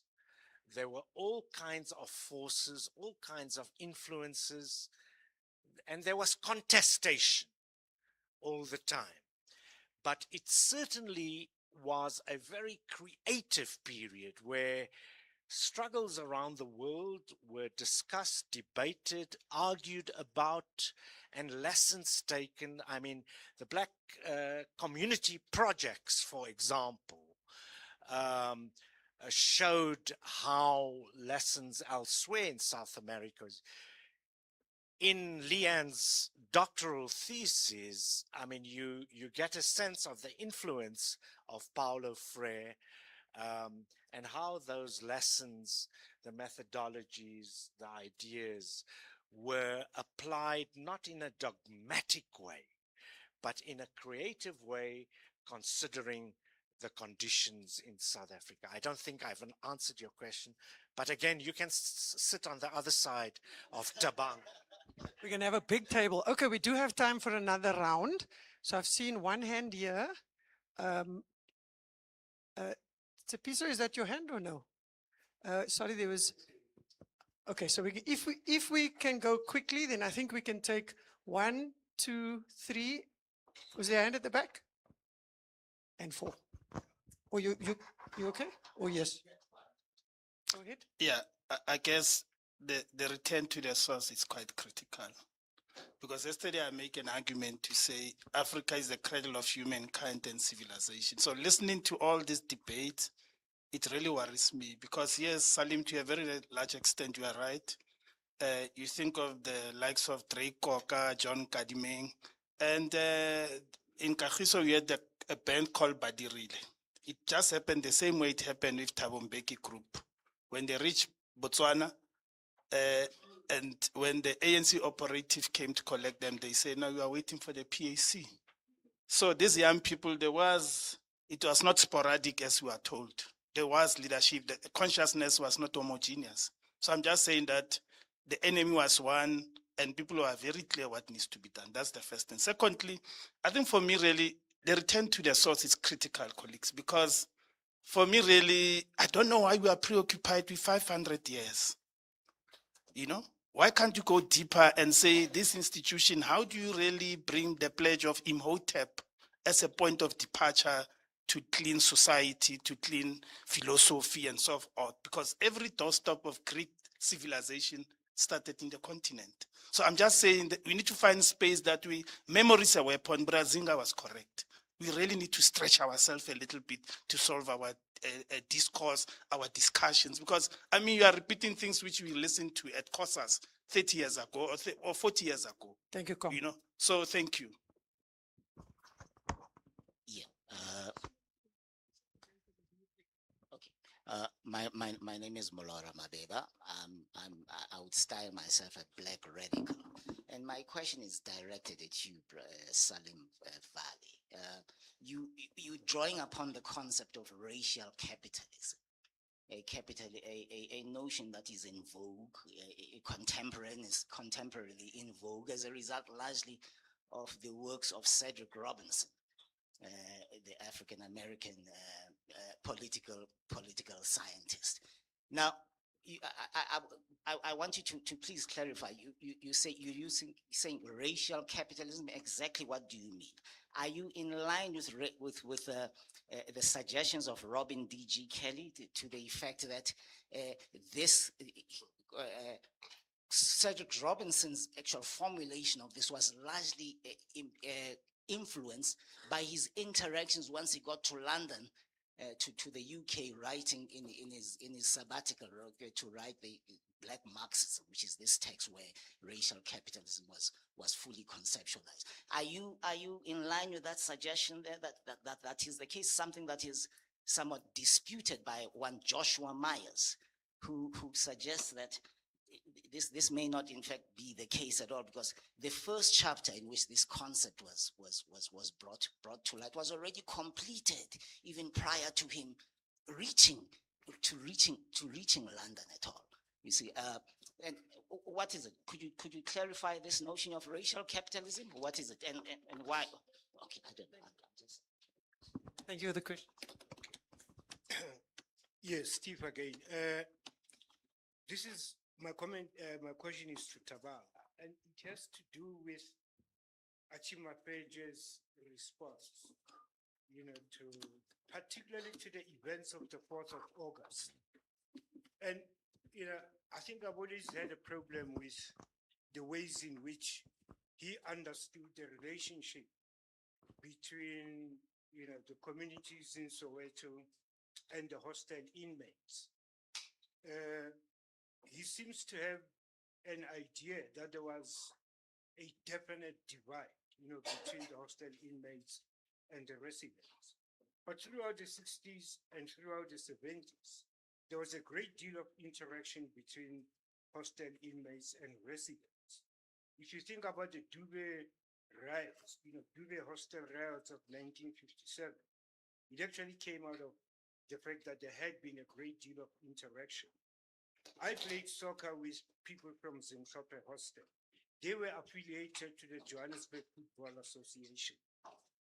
What I'm trying to say is that we could talk to these people, we could talk to hostel inmates, and we did talk to them. But the reason why there was a kind of a, you know, a gap in or the, leading to the 4th of August is that the idea of having a stay away was actually taken up on Monday, the 2nd of August. And the stay away was going to be on the 4th. An oversight on our part was not to get to the hostel and get the, you know, the inmates to buy into this thing. But when they came back, because they were able to go to, you know, to go to work on the 4th, they are at the stations next to the hostel. When they came back, quite honestly, and I know people are going to attack me for this. No one's but gonna attack But you. the reality is that it is the police who actually instigated an attack. And when it didn't happen, I think it was about 5 days later on the 9th that Andre Fesser went to Zimsope Hostel, took supplies into the hostel, bread, milk, and everything. And that is how those people, you know, the inmates then Set turned up. on us. Okay, thank But you. we understood that we could have talked to them when the opportunity was there. Thank you. Very quick. I'll be very short. Salim, it's for you. You know, you talk about the national the national questionnaires, but you don't talk about land. I don't know. In 1976, was it not an issue? Thank you. Okay, so let's start. Any last comments? Yeah.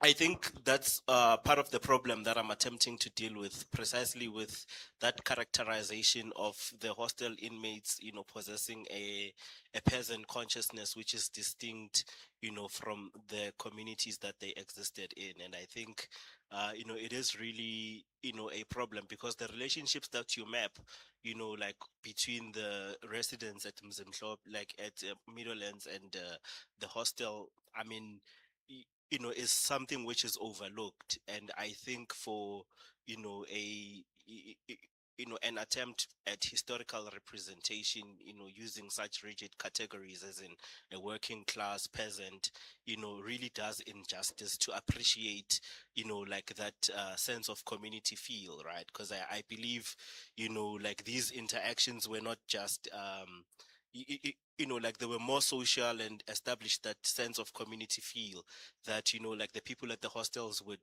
I mean, I imagine would intermarry, like, you know, with the people at the, you know, township. I mean, they drank beer that side, you know, in the same way that the people from, you know, the township, you know, got their marijuana from the hostel. So to some extent, like that, there was that relationship which is not appreciated in the historical representation. And I think, you know, that does an injustice to, you know, appreciate, you know, some of the impulses, you know, like that, you know, characterize the, you know, this moment. Sure. Last word? No? Okay, those are fascinating questions, and of course we need lots of time to deal with it thoroughly, but perhaps I can make a start. You know, many of us were influenced, as I said, at that time. Although books were banned, they were circulated, we had study circles. I wouldn't say that everybody was part of it, but more than we have today, certainly, as young people. One of the books was Walter Rodney's How Europe Underdeveloped Africa. And there we read about C.L.R. James's understanding of race and class. And he basically argued, you know, I'm sure you do, the celebrated quote, not to elevate race over class or class over race. Those who talk about race but neglect class, he argued, make a serious error. And similarly, those who talk about class without talking about issues of race. When I say race, remember, I'm talking about racism. I'm not talking about race as a biological entity. It's related to the whole issue. But coming back to racial capitalism, yes, I certainly agree with Robin D.G. Kelly. I mean, he's come to South Africa a number of times and he spoke to this because he's understood as somebody who really promoted the writings and contributions of Cedric Robinson at a time when there was just silence or an absence of that. But he makes the point that those who want to look at the issue about who used it first, it's really unnecessary because actually it wasn't David Hampson or Legacy or Neville Alexander or Ben Magubani. It was a doctoral student in Kenya who was trying to make sense of British colonialism and Kenya who first used it, the term.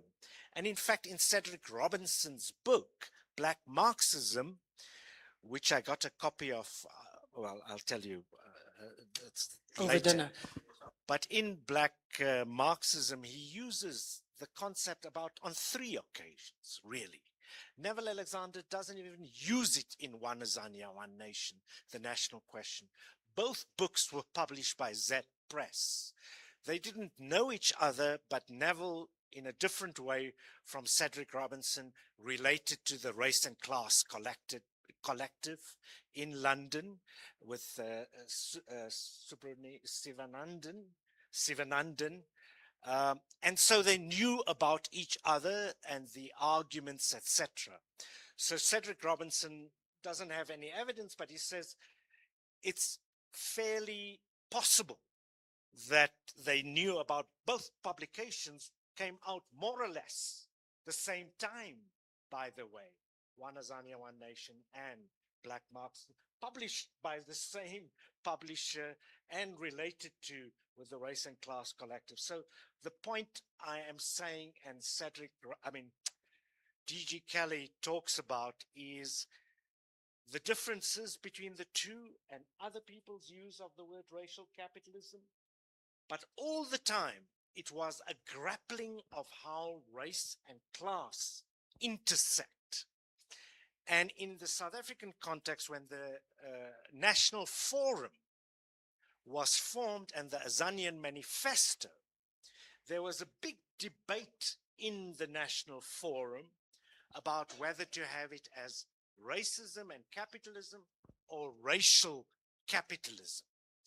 I don't want to go into the debate, but basically it was an understanding that racism is part of the warp and woof of this capitalist system, that without the racial land dispossession, without the racial laws and the racial job reservation act, you wouldn't have the house of inequality. Racial laws were the scaffolding and the process of dispossessing people. But once the building is there, you can remove the scaffolding, remove the racial laws, but it will still be racial capitalism. I think... And the Bell chair- Hooks would say it's the white supremacist heteropatriarchy. So down with racism, down. Pansy capitalism, pansy. Leanne, a very Pansy important... patriarchy, pansy. Pansy heterosexism, pansy. So Salima is one small thing. Very and then small. Yes. It was also a reaction to people who said we must fight racism or apartheid first. I'm putting it very crudely. And then we can talk about a socialist society. And we said you're going to be stuck even before reaching the first stage. Thank you, everyone. Give them a round of warm applause, please. As you get up to go and have your coffee, please try to have your coffee in 10 to 12 minutes. We will reconvene for one final parallel session. The session in here deals with the post-76 education crisis. That will be here. And then a session 13 will be legacies of protest, will be in the neurodiversity room. Then we're going to come back here for 10 minutes just to conclude and make some comments about future publications, etc., etc. Then we're going to have dinner, red wine, and Salim has already ordered, you know, when you go into the Golden Circle and you pay 20,000 Rand, okay? So you can join the Golden Circle if you talk about Frank Wilderson and how bad his arguments are. If you want to talk about racial capitalism, you sit next to Salim. If you want to talk about the peasants, you sit next to Salim and he will buy you red wine, okay?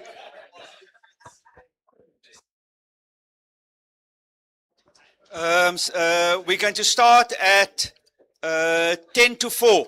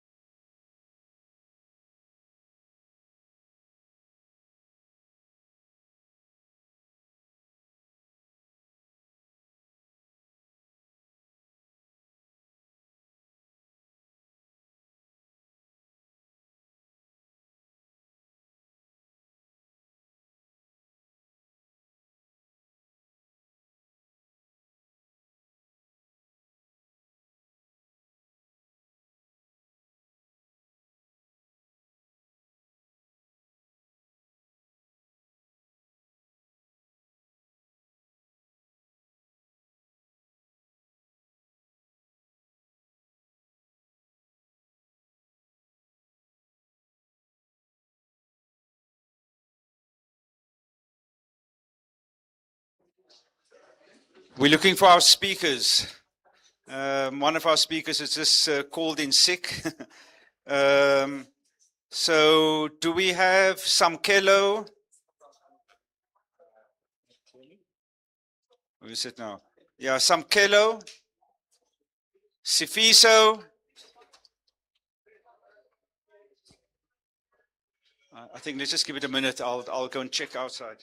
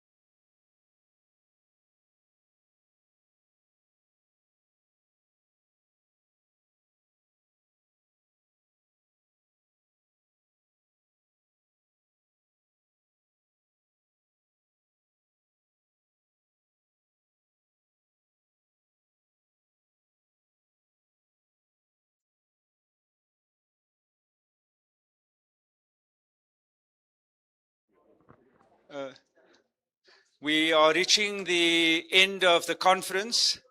We've just had a wonderful session, and we now have had two apologies. One who sent me a photograph of him in hospital. Another one who's come down with a stomach bug. So be patient, okay? We'll be back shortly in about 2 minutes.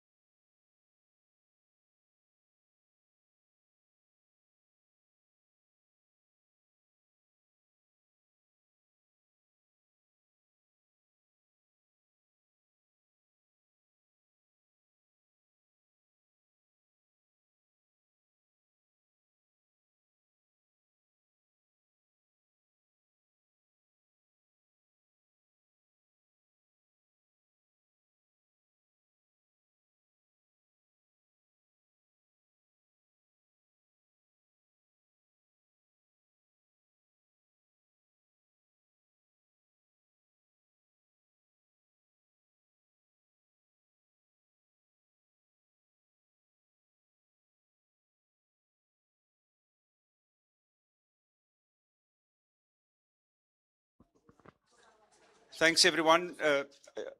Yeah, please plug it in there. Where's the laptop? Here it is. Great, thank you. Thank you very much.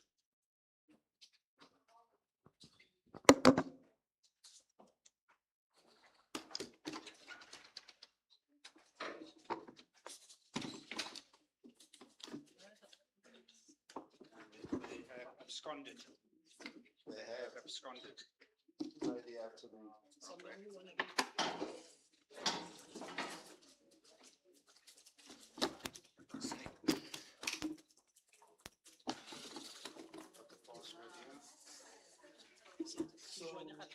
Yeah, it's just you. When do you want?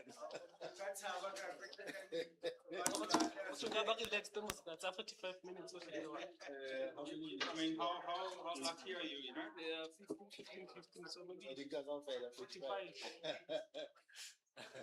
No, we'll give you. Are you sure about that? No. What's on my 45. Is that it? No, we keep it on but Victor, Is that it? Now we need to. About 12 to 15. 12 to 15. Yeah. Okay, I don't do it like that. Okay. How about you?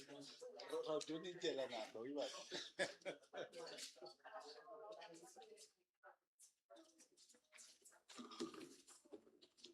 Bruh, you were supposed to choose a Soweto team. You're in Soweto, bruh.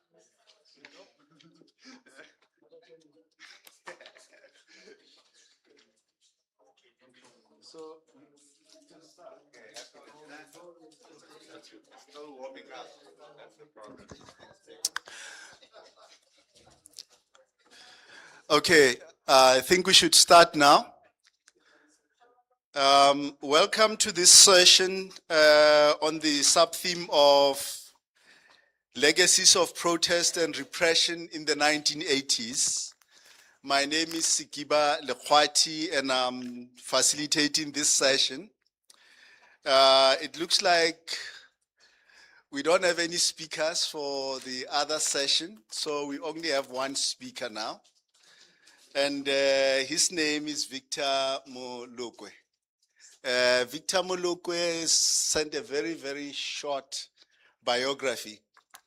It says that Victor is a history graduate, a master's in history graduate from the University of Johannesburg, with research interest in South African social medical history, particularly in the regions formerly occupied and continue to be occupied by Botswana people.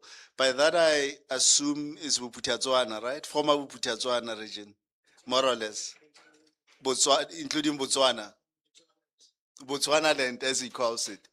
But anyway, so Victor is going to talk about, or rather the title, if it hasn't changed, is From Segregation to Resistance, the Rise of Opposition in Vryburg District under Apartheid, 1970s to 1980s. I wanted to give Victor 20 minutes, but he said, no, he's fine. He'll do his 12 to 15 minutes. So we should be done by that time. We'd have enough time for discussion. Victor, the floor is yours. Greetings, salutations to Kaizer Chiefs and Orlando Pirates fans.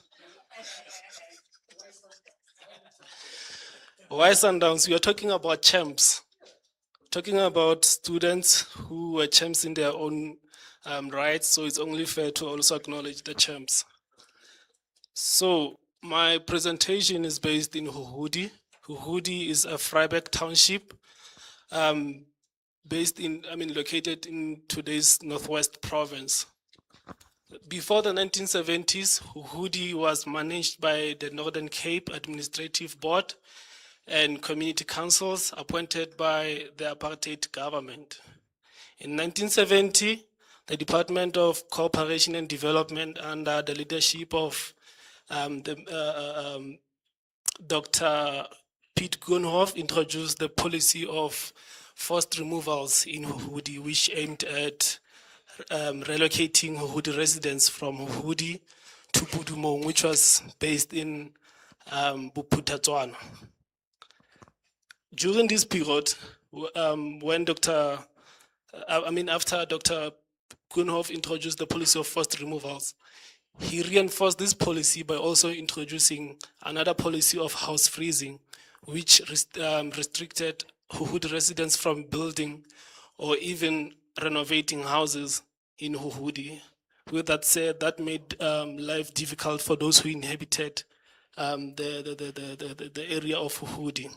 As also noted by someone who went on to become a prominent activist figure in Huhudi, Daki Africa, living in Huhudi was like living in hell. This was mainly because of the fact that there was an absence of organized structures that could challenge apartheid policies during the before the 1980s, 1970s. Now, with that said, the area enjoyed apartheid in silence for many years. It was only in 1977 whereby resistance and political awakening in Vryburg emerged. In 1977, community council submitted a petition signed over by 1,000 Huhudi black residents to oppose forced removals. However, this petition was rejected by the Minister of Cooperation and Development, Dr. Koenhoff. After this rejection immediately weakened the petition's immediate impact. It was at this point whereby parents, especially women and youth, took it upon themselves to stand against apartheid government in Huhudi. How did they do that? They did that by organizing or hosting late night secret meetings, and white people who sort of supported apartheid policies in Huhudi were aware of these meetings, and they did not really appreciate these meetings. Now they started targeting poor young blacks who were mainly students to attend these meetings on their behalf so that they can be their informers in exchange for food and clothes. The black people in Huhudi were aware of this, and this sort of challenged them to effectively host this meeting, but they did not really back down. In fact, they allowed their sons to travel across the country, mainly especially in Kimberley and Johannesburg, to try and learn new methods that they could integrate in Huhudi to sort of resist apartheid policies in their region. The conference has already talked about what was happening in the 1980s. So after traveling the country, it was at that time that Huyo was born, or Huyo was formed. Huyo means Huhudi Youth Organization. This organization sort of concerned itself with the community struggles. It opposed, amongst other things that I'll mention later, hunger, high rents, and the fact of, the idea of being moved to Pudumong. After being really motivated by the students' uprisings in Huhudi, the elders or the community at large formed another organization that will later become part of the Huyo, which was HUCA, Huhudi Civic Association. Huhudi Civic Association was mainly led by black men. For example, Hoffman Haleng, Daki Africa, who else? Oh, I forgot. But then, as I've already mentioned, this was mostly inspired by the youth spirit. These two organizations were affiliated with United Democratic Front, and they were very impactful in connecting students with the wider community. They were also impactful in leading to the retrieval of the of the forced removals on October 1984, after the Minister of Education, Dr. Gerrit Viljoen, announced the retrieval on the same day. Now, to really understand what formed wider community struggles in Freiburg, students, on the other hand, especially students from Bopaganang High School, boycotted against Bantu education, corporal punishment, school fees, library and medical charges, shortage of textbooks, and teachers coming late to classes. Community, on the other hand, resistant forced removals, high rents, incorporation into Buputazwana, fragmentation of societal and family life, loss of urban rights, and the fact that Mangope didn't really like trade unions. Even though even though forced removals were reprieved in Huhudi, this did not mean that the battle had been won. Rather, only the war was still continued to be faced by Huhudi residents. The fact that Dr. Filjun introduced announced the retrieval of forced removals in Huhudi did not really sit well with white people who were supporting forced removals in Huhudi, as this instilled some sort of anxieties amongst them. It was at this point that the security branch police, some of the community council members, and the Freiburg police worked together closely with the Inkanta vigilantes who targeted the hookah and Huyo members, meaning students, youth, and some of the community members who were associated with these two organizations. They participated in abducting students, in killing students, and also community members by using electric shocks on their private parts, by beating them, and sometimes burning their houses. There was this place that, if you can access the TRC testimonies now, you would find that there were members, Huyo members and Hookah members, who were taken to a place called the Lambum, which is in Afrikaans, and I'd like to believe in English it means the big tree. Now, in the video whereby Colin, for example, one of the Huyo members who was tortured by the special branch, security branch police and the Freiburg police, in talking about this sort of places whereby they were, place whereby they were being tortured, it was really this big tree that that we understand them in South Africa to be blue gums or blue gums. What were the motives of these abductions and tortures as well as harassment? The motives were to get information from the students, from the youth, from also the community members who formed part of, who were associated with these organizations, of what was being planned by black people, by students, and everyone who opposed apartheid policies in Huhudi. Another third, last reason of why Inkanta and the special police, the security branch police worked together, was also, to make or to force students who were being interrogated by the security branch polices and the community councils to change their statements that they had been harassed by the Inkantas and also by the Freiburg police. No arrests were really made during this period. However, Hookah and the Huyo organizations were working closely with one of the most famous attorneys during this period, Ms. Priscilla Jana, who did a great job in representing political members such as Nelson Mandela and some of the 1976 Soweto Uprising who were arrested. How was this retrieval and also the political awakening in Freiburg so important in Freiburg? Well, after realizing that the war was far from over by Hoffman Khaleng, who was at the time who went on to become the Vryburg mayor, sat down with the Inkatha vigilantes to convince them that they were not the enemy. Instead, they should work together to oppose apartheid policies in Vryburg.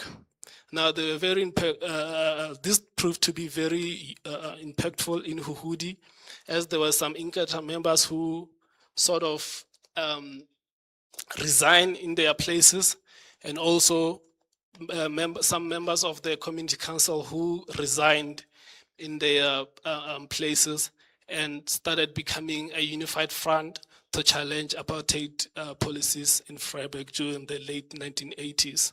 Thank you.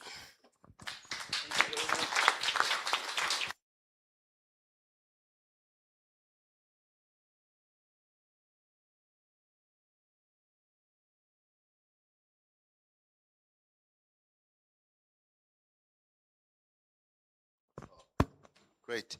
Thanks very much.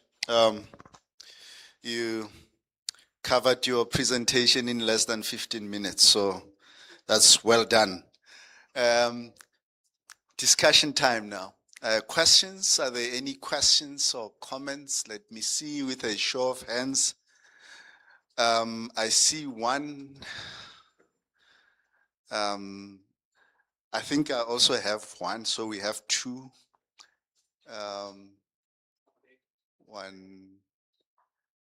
One, two, three, right at the back. It's number 3, right, Kathy? Is there another one here? I don't see. Do you have a question? No. Oh, okay. So 3 questions. Okay, let's start with those 3. Maybe they will generate more questions.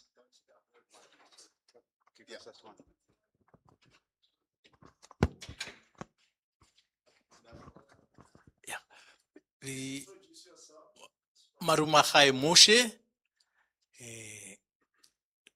My question is, how did the Inkatha find itself in Huhudi? How did they get there? Because, Short and big. Sekiba, where's number 2?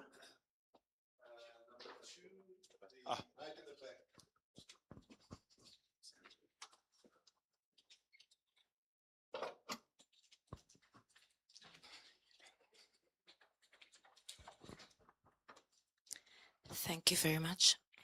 My name is Senzi Koana and I am from here in Soweto. I'm grateful for the delivery right now. I'm now more aware that the uprising is not just limited to Soweto, but extends as well to places like Vryburg, where you had organizations. I feel apartheid was instrumental in the development of the black mind. I'll explain. Apartheid was the common enemy that united black people. And before that, before even the colonial era, they were having wars among themselves. There was tribalism. They would declare war upon each other with the intention to enslave others and sell slaves or participate in the slave trade with the Arabs and the Portuguese, as well as other companies that would come to Africa. So there was already a divide among the black people, and the coming of apartheid or the implementation of apartheid created a new enemy. And with this, there was much evolution. So the evolution came at the mind of the black person, and they were now able to formulate their thoughts, put together what they want and what they do not want in a literary way, in a Western or global standard. So they were now able to write and formulate ideas and put them down on paper, whereas they would relate stories by mouth or history accounts by word of mouth with their storytelling. So apartheid was really instrumental in making the mind broad, or in the neuroplasticity of the black person, in that there was this adversary, and from adversaries we're most likely to learn and grow. So there was some pain. And now a speaker before was talking about the economic gain of apartheid. So all of these policies that were implemented were just because of economic gain, and this was such a great epiphany for me for this conference. And now you're talking about black men organizing themselves for what they like and what they do not like. It is interesting. I'm also curious about the role of women, what they have to play. Now, in Kenya, there would be protests, as we've just discovered in the past sessions. And in these protests, the men would be up front while the women would be carrying their water. So they were removing themselves from the fight and therefore robbing themselves of conflict resolution strategies, because it would be important to fight so that one develops, so that one shows what they have learned already. So the men of Huhudi organize themselves into saying what they like and developing policy. And how has it changed now? How have women been included? So it's two questions. What were the women then doing? What were they up to? Are there any figures? And how have women been incorporated into actualizing other things that need to be done now, so, into being part of the political landscape now? How have they been included since the 80s?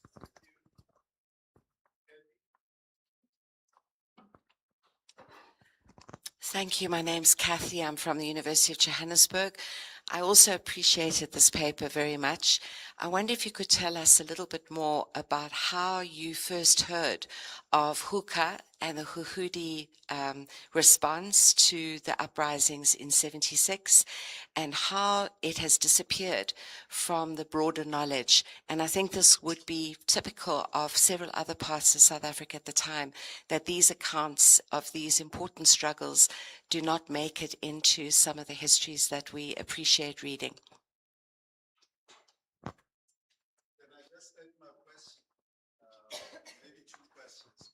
Related to what Katie has just asked, can you tell us more? Can you tell us more? Thanks, Noor.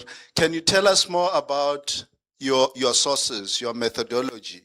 Like, you know, are there written documents? Did you go to the archives? Are there people that you interviews? And the fourth question really is, or rather, an additional question is really around how, you know, the struggles, these youth struggles, these community struggles in Huhudi are linked to broader national struggles. You know, are there linkages between, you know, the youth organization in Huhudi with, for example, COSAS, which was mobilizing from the beginning of the 1980s. Are there any linkages with the UDF and other structures? So those are the questions. Thank you for your questions. Just to address the first question of how did Huhudi, I mean, the Inkatha village vigilantes find themselves in Vryburg. I mean, that's the question that I also found asking myself, because Vryburg is occupied mainly by Botswana, and the Inkatha is not really a Tswana name, it's a Zulu name. So it was not only in Vryburg. By that time, Vryburg was still under Cape. So there were mass sort of boycott movement happening around Cape at that time. I can name Kimberley, I can name Eppington. So the members of Inkantas were not only in Huhudi. They were also parts of, I mean, they were also in Kuruman, they were also in, they had a small number or sort of linkages with Kimberley, as well as Eppington. The second question was, I mean, I felt like it's more of a comment about blacks fighting amongst themselves and the role of women in Vryburg during the struggle. Well, I can agree with the fact that blacks were fighting amongst themselves in Huhudi as well, because during this period when Hooker was against or was resisting forced removals,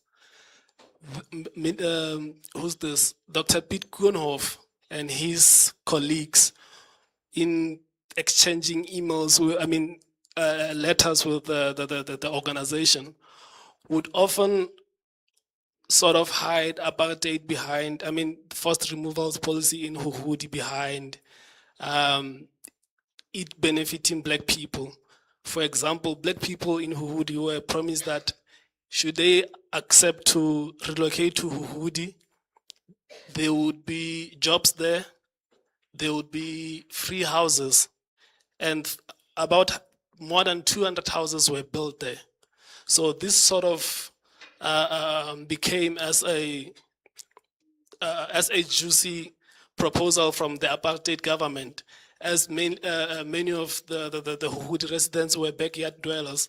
They did not really have their own homes, and they were living with their families. So the idea of owning their own houses sort of caused a drift between Huhudi residents, as now we had two groups. The other group was supporting forced removals, and the other one was opposing forced removals. And Lucas Mangope was at the forefront of everything, as he was also in communication with Dr. Piet Koenhof's office, who promised that who asked Mangope to allow this department to build or to construct houses in Pudumong, which was under Lucas Mangope. The meetings that I discussed that were held late at night, secret meetings, you'd be amazed to find out that they were held at one of the ladies or one of the women in Huhudi called Tandiwe Gaunose. How did I find that out is that in a book, I think it's called Unsung Heroes, if I'm not mistaken, Mbenga interviewed Huhudi residents about the struggles during the forced removals and Bantu education in Freiburg. And this lady mentioned that they were hosting these meetings at her own house. And this sort of instilled fears in her that one day the security branch police would come and knock at her door and sort of arrest her. And she did face some sort of harassments by the vigilantes and the security branch force. The other question that I heard was that how did I find out about hookah? Actually, Prof, you are the one who sort of pushed me into this direction. Because remember, I was only interested in the medical history of Freiburg, but then it was sort of impossible to only focus on the Freiburg hospital, which was sort of built almost close to the period whereby the first removals were introduced in Huhudi. So that's how I got to find out about hookah and huyo. And in my master's thesis, I covered just a little bit about the struggles. And about hookah disappearing in our modern time, I really don't know much about that, but with my 2 cent brain, I'll agree with that, because those two organizations are no longer there. But the people who were at the forefront in forming these two organizations to this day are still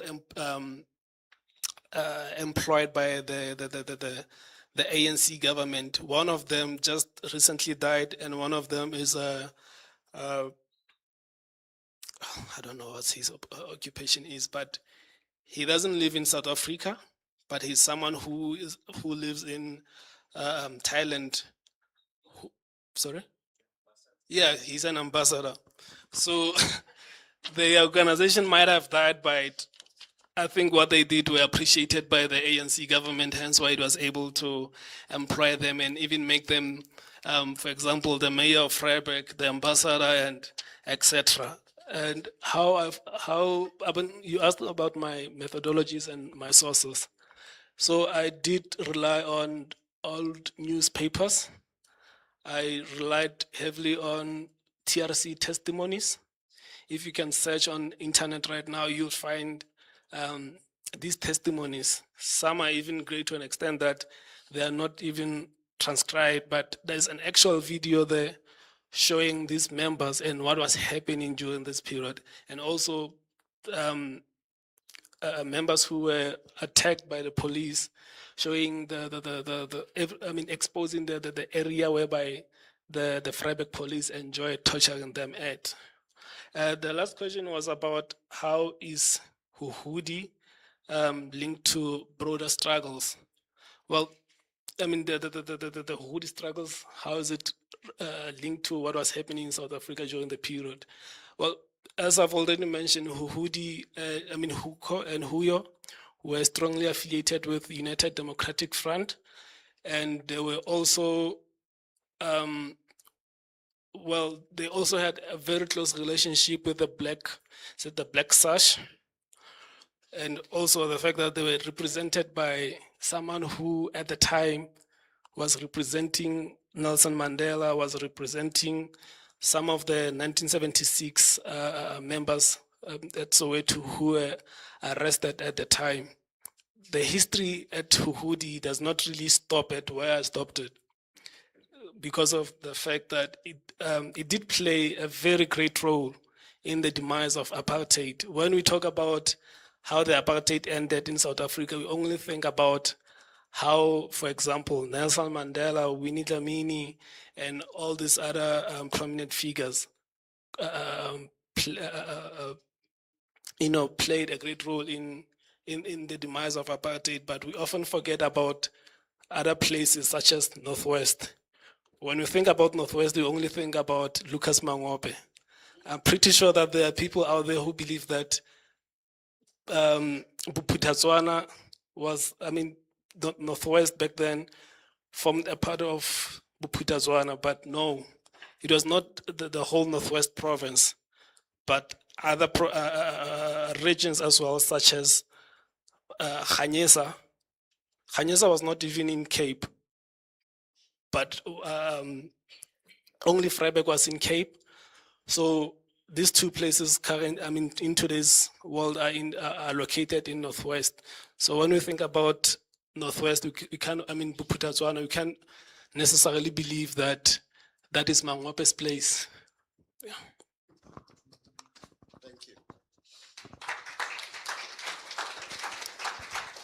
Thank you. I'm wondering if we can take a second round of question. I see 3 hands. Tsepo, Sfiso, right at the back, number 3, and then number 4. We'll take those questions. We start with Tsepo. Thanks, Victor. Thanks, interesting presentation. Mine is not a question, but just a suggestion. There's a book by Dinah Wiley on the history of Tammy Miele. In that book, she writes about some of the activists from Huhudi who had connection with the ANC in Botswana. And Tammy also commanded a unit which was formed in Huhudi called the Hand Grenade Brigade. If you could look at that so that see that it was not only, the struggle was not only in Huhudi, but it spread into other places.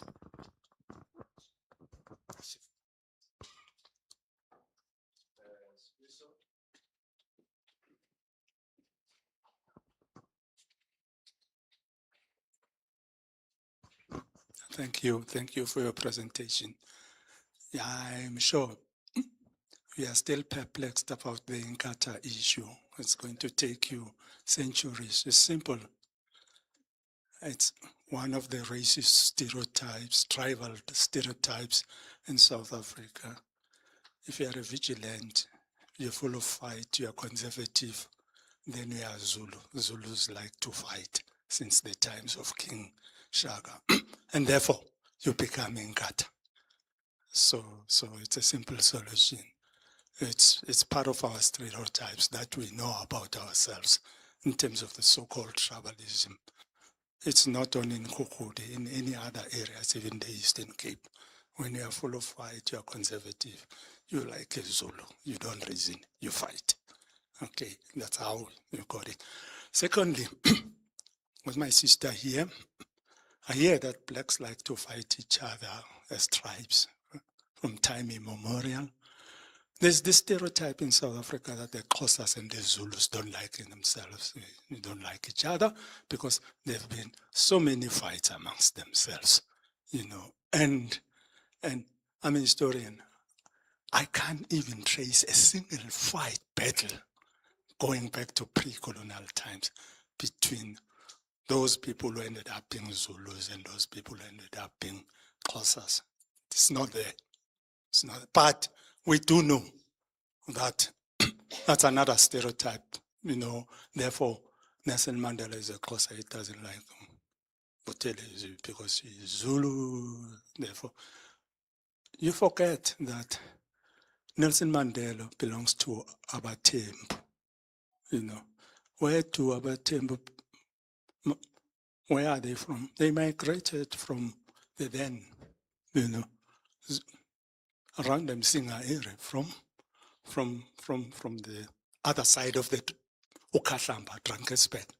Therefore, originally, they referred to themselves, their home in the original chieftains is on the other side of Ukahlamba.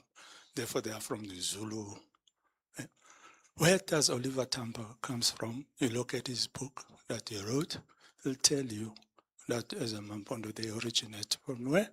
From the area we refer to as KwaZulu-Natal. But the NC has a problem. The Zulus and the Xhosas don't like each other. But leadership is from where? Originally, ancestral homes, the other side of Ukahlamba. So this so-called battle between tribes and black men, we can't prove it historically, as I've made these examples. Sikiba, who's next?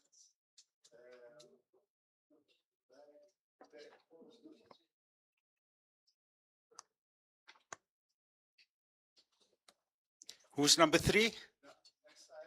Oh, sorry.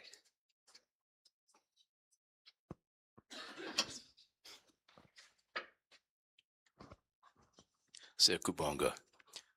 Victor, just want to ask again the question of the conversion of Inkatha members to Huhudi. What happened? Was there some kind of Damascus experience? Because if one looks at, for example, in the 80s, especially in Mpumalanga and Richmond, in KwaZulu, where there were hundreds of BC activists killed by Inkatha, many of whom have not been remembered. I'm wondering about the role of Black consciousness. You spoke about the UDF. Somehow the BC movement seems to be obscured here. And was there any conscious effort, particularly in the part of the students or even some of the workers, the young people, with the tendency of Black consciousness to begin to bridge the fragmentation, the factionalism? Thank you.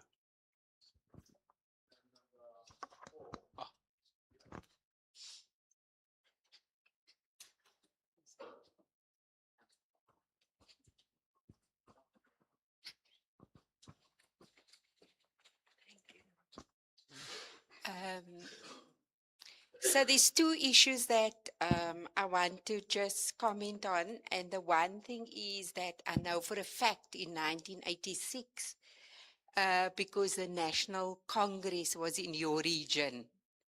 So there was definitely Xhosa structures in that area. And I thought maybe you need to just look a little bit deeper to try and find that information. And then speaking to the Inkatha thing, which you also raise further, is that in the 80s, I know from the testimony of a lot of comrades, and also my personal experience in KZN with Inkatha, is that often Inkatha people, MPs, whatever, were actually transported by the police to areas to kind of reside there, to create friction in those spaces, or like for specific events. So in 1985, I was on a committee that organized the National Education Charter campaign in KZN, and that meeting was banned. But because we as the organizers had to go to that space now to go sort out, because people were coming there, at some point there was a massive Roman truck, a mellow yellow, basically with and a lot of trucks with like lots and lots of Inkatha people getting off in Trabelgay. And as they were getting off, they were getting a R1 rifle from the police, which they shot at us, like live ammo.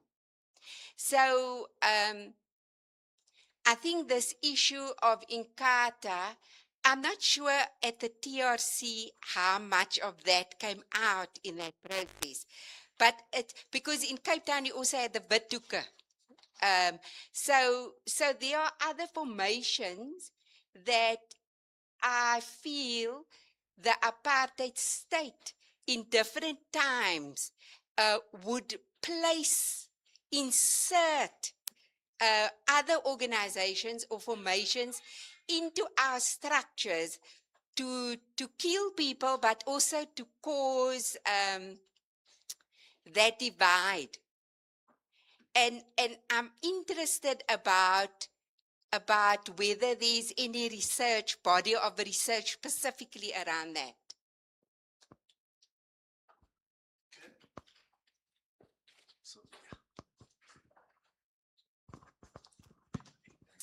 Sure.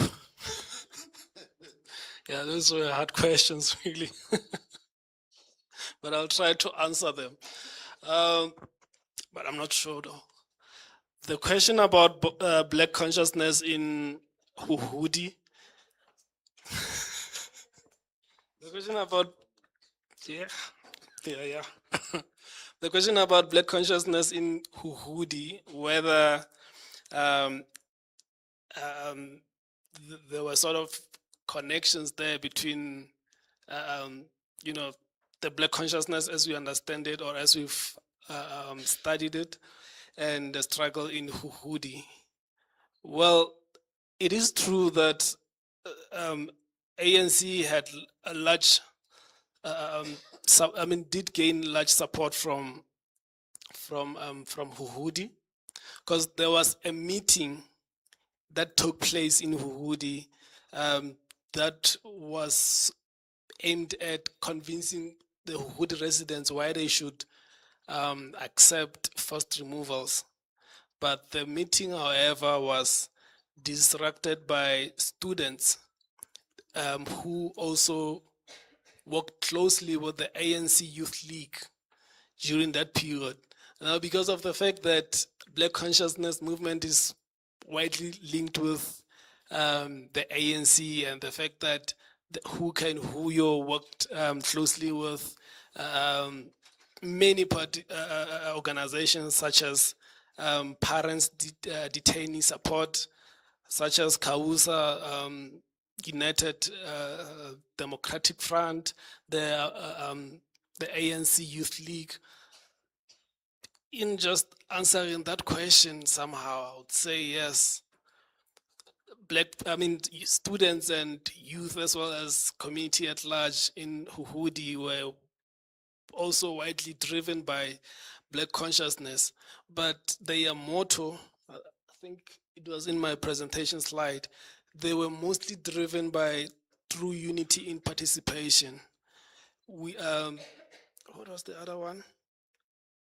Together we stand, apart we are divided, something to do along those lines. So I believe that those sort of mottos were also influenced by the black consciousness, the idea that, you know, we are one, and this is the fight that should be not be fought only by activists, but you as well as the vigilantes and community members.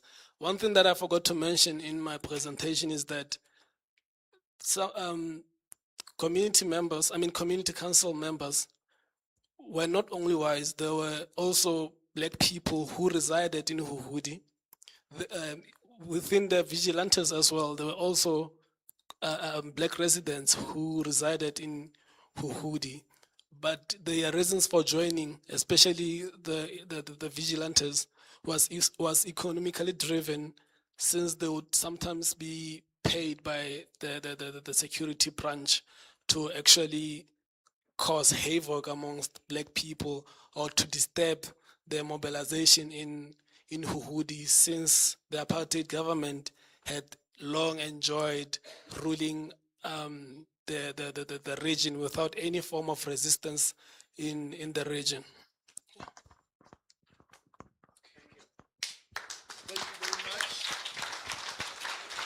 So we have now come to the end of this session, and Noor will take it from here. Thank you very much. Thank you very much, Victor. We anticipated when we conceptualized the conference that one of the big questions that would be asked, well, actually like 100 questions, but we can summarize them into one, is that we need to do more research. You haven't done this, you haven't done that. Why are you not looking at primary school children? Why are you not looking at the older parents, more BC, this area, that area? And those are fundamentally important. And we asked Sifiso to just give us some sense of the kind of research that is still being undertaken around the 76 uprising and related matters. Sifiso, I think you've been introduced about 4 times during the conference. Sikiba? There's a question that was not answered. Oh, okay, so Sikiba, you're supposed to answer a question, but ethnic stereotypes. No, let's leave it. Okay. But so I'm not going to introduce Sifiso again, but I do want to say that when he was introduced initially, I think that we said that Sifiso has been involved in the South African Democracy Education Trust, the Road to Democracy Project, for 20 years or so. 26 years. And so Sifiso has played a leading role in researching liberation movements, intellectual ideas on emancipatory politics, and a host of other issues. And we thought there couldn't be a better person to sort of end the formal proceedings of the conference to make a very few comments about future research. Thanks. Hey, Noor, you put me on the spot, because I remember when I had to introduce myself, I just said I'm a professional historian. So I was running away from this. So what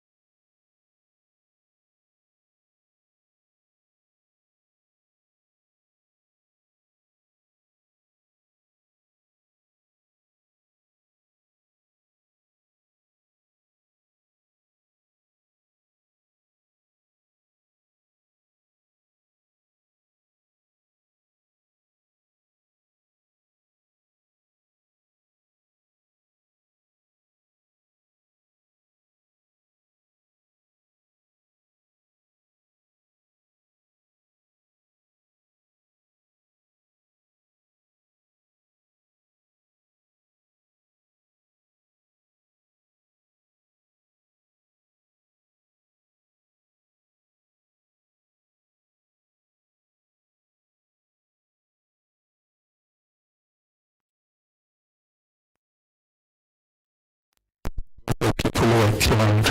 They are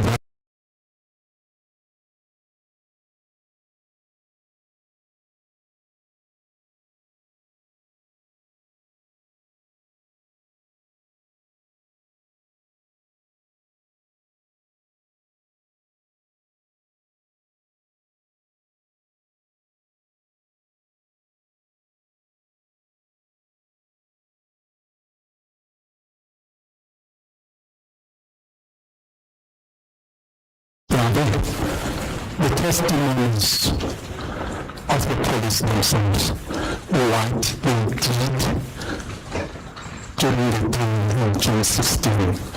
You know, it's so surprising that it makes Malema's case a daily talk. Because they explain to us the type of the revolver, the serial number of the revolver, and when they shot us this, because we was yelling at them, they say it clearly, I shot him between the eyes. They say it straightforward. So get hold of those police testimonies. They are so violent that they know that they are protected, and not even a single one of them.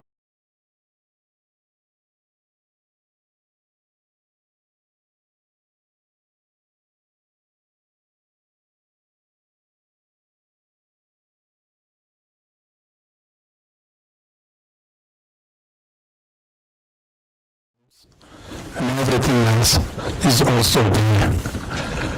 All the banners and the placards, etc., are also there. Even understanding the language of the banners and the placards, there's so many. They are there.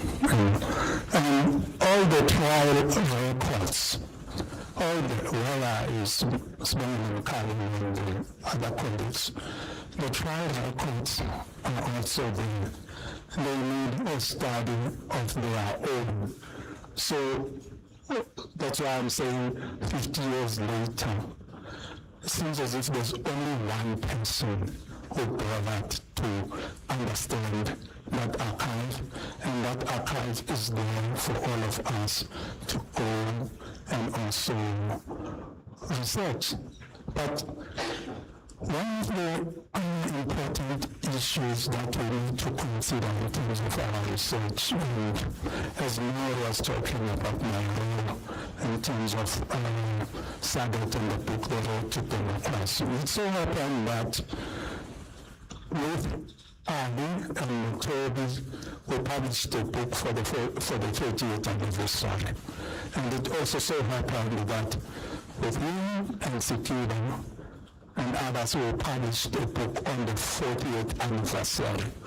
And that book is also part of the Road to Democracy in South Africa. So it's time to reason that we might publish a book on the 50th anniversary, depending. But one of the most important research is outside the borders of the countries. We probably, I might be maybe one of the few people who thought about pursuing research on those who went into exile because of the uprisings. So what happened was that the story was still in my mind. I didn't close what was happening. So I found myself going to Tanzania for a particular reason. Even though I was doing work for SADC, I ended up in Soweto. I saw the graves. I ended up in Takalo. Also, I saw the graves. I ended up in Angola. I saw the camps. It's because of my experience of the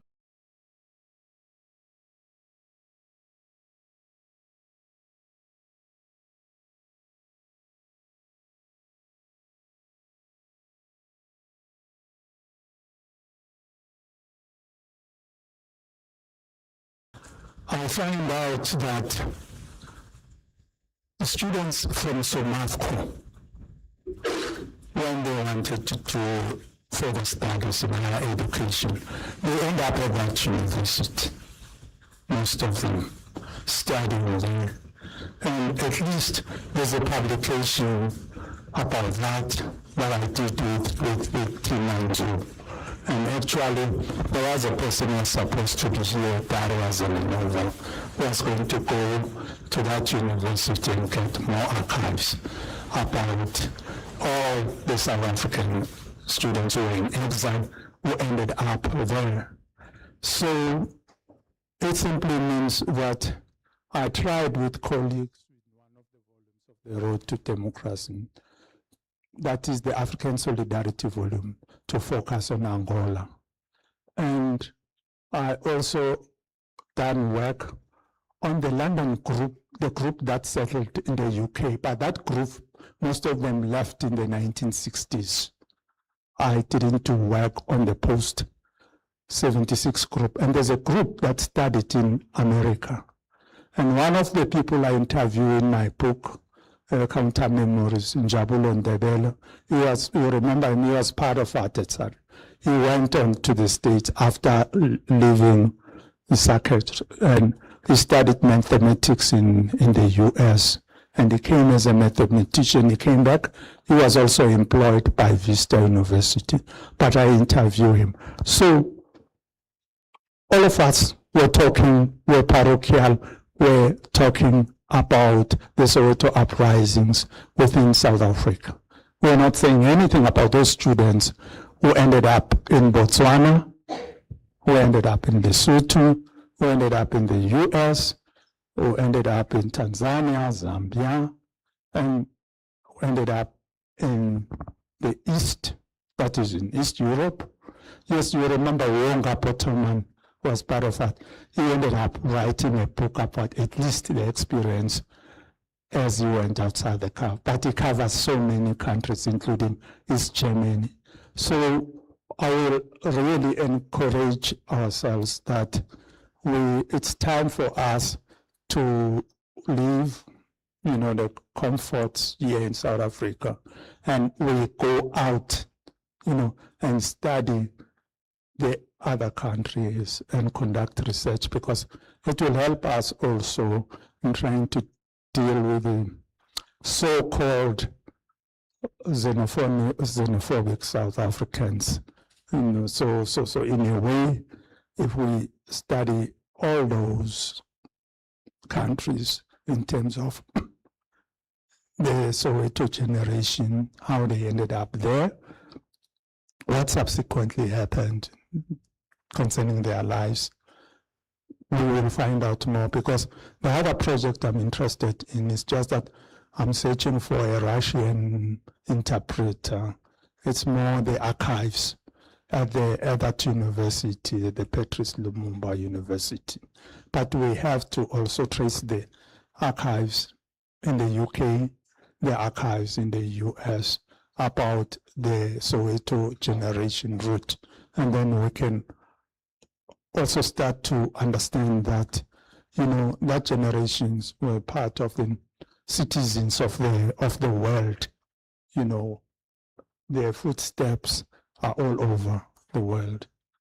So we just have to move into that space. That's all I'm saying. Okay.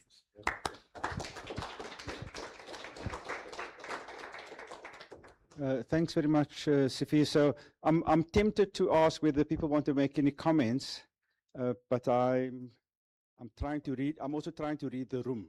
Okay.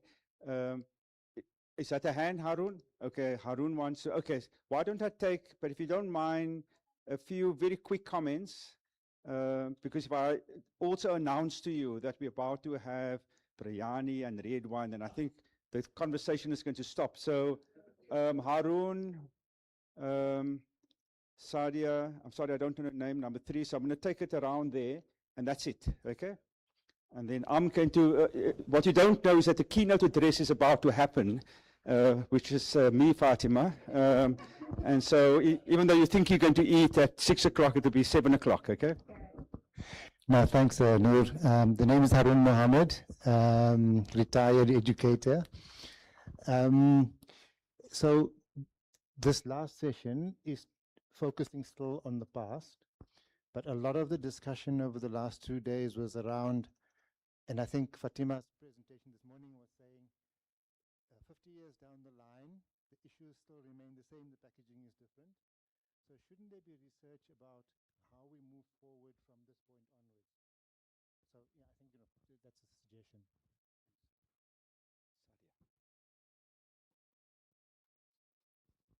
Okay, I will be quick for the wine. Thank you very much. I think it's a really important point, and I just want to introduce the Palestinian experience with the archives. And if you look at the website of the Institute of Palestine Studies, they have a lot of publication, and they have been publishing actually not from now, even from Beirut in back in the 60s and the 70s, and they really work on archives, right? And it's really important what you mentioned, because this is how they managed to trace their history and keep it. And whatever the Israelis stole from their archives, they managed to rebuild some histories. I learned with the Palestinian how to work. I'm not a historian, but it's with working on with Palestine that I learned how to work the archive and look and go and look, about people. And there's like, for example, Palestinian historian Maher Sharif, and because you mentioned Moscow, and maybe he is really a good guy, and he edited I finished with that, the memoir of a Palestinian communist his name is Mahmoud al-Atrash al-Maghribi, and it happens that Mahmoud al-Atrash al-Maghribi was from an Algerian origin, and he grew up in Jerusalem, and he was one of the leader of the Communist Party in Palestine, and then he went to Moscow and was part of the Comintern, etc., etc.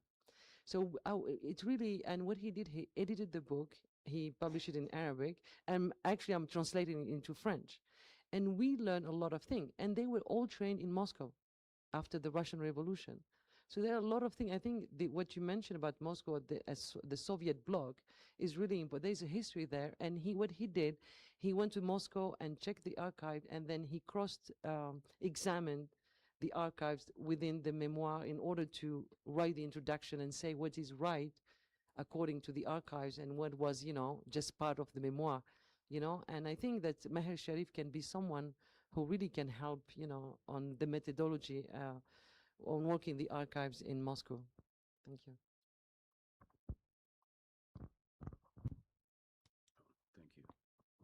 Thank you. Just a comment.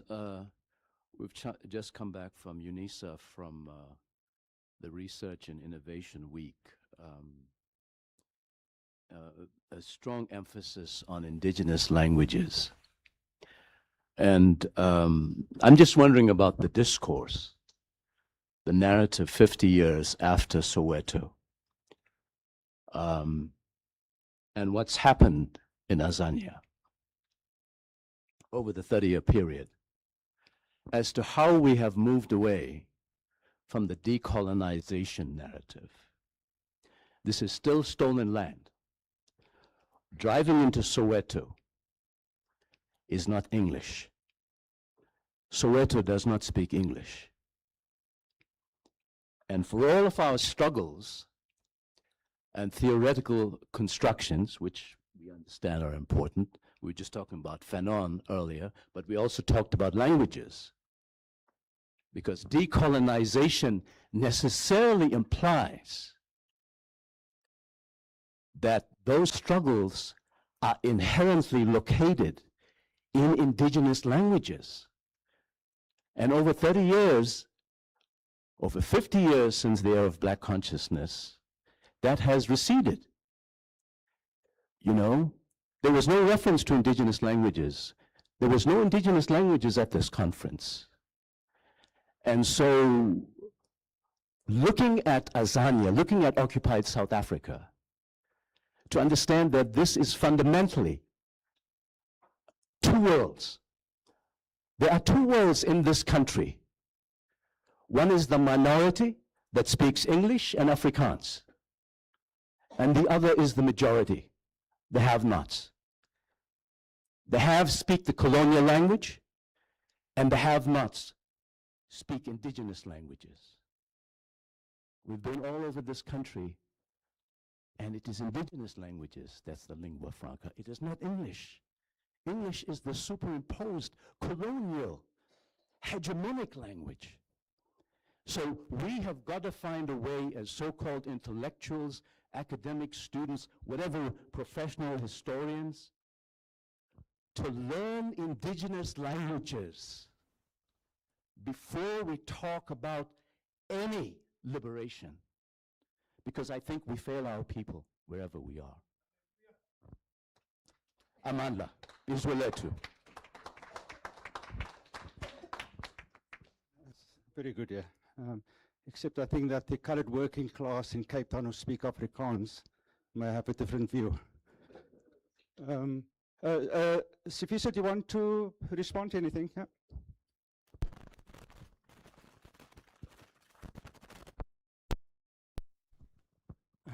The fact that we have to speak African languages and we decolonize doesn't take away the fact that doesn't take away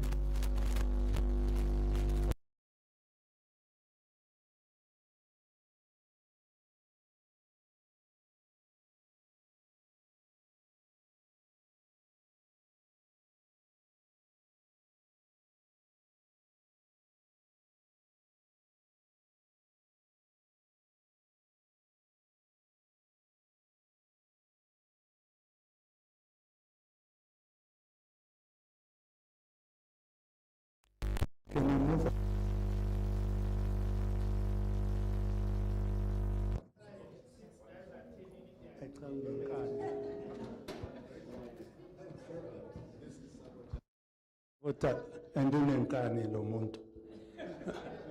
The fact that we have to speak African languages, can you say?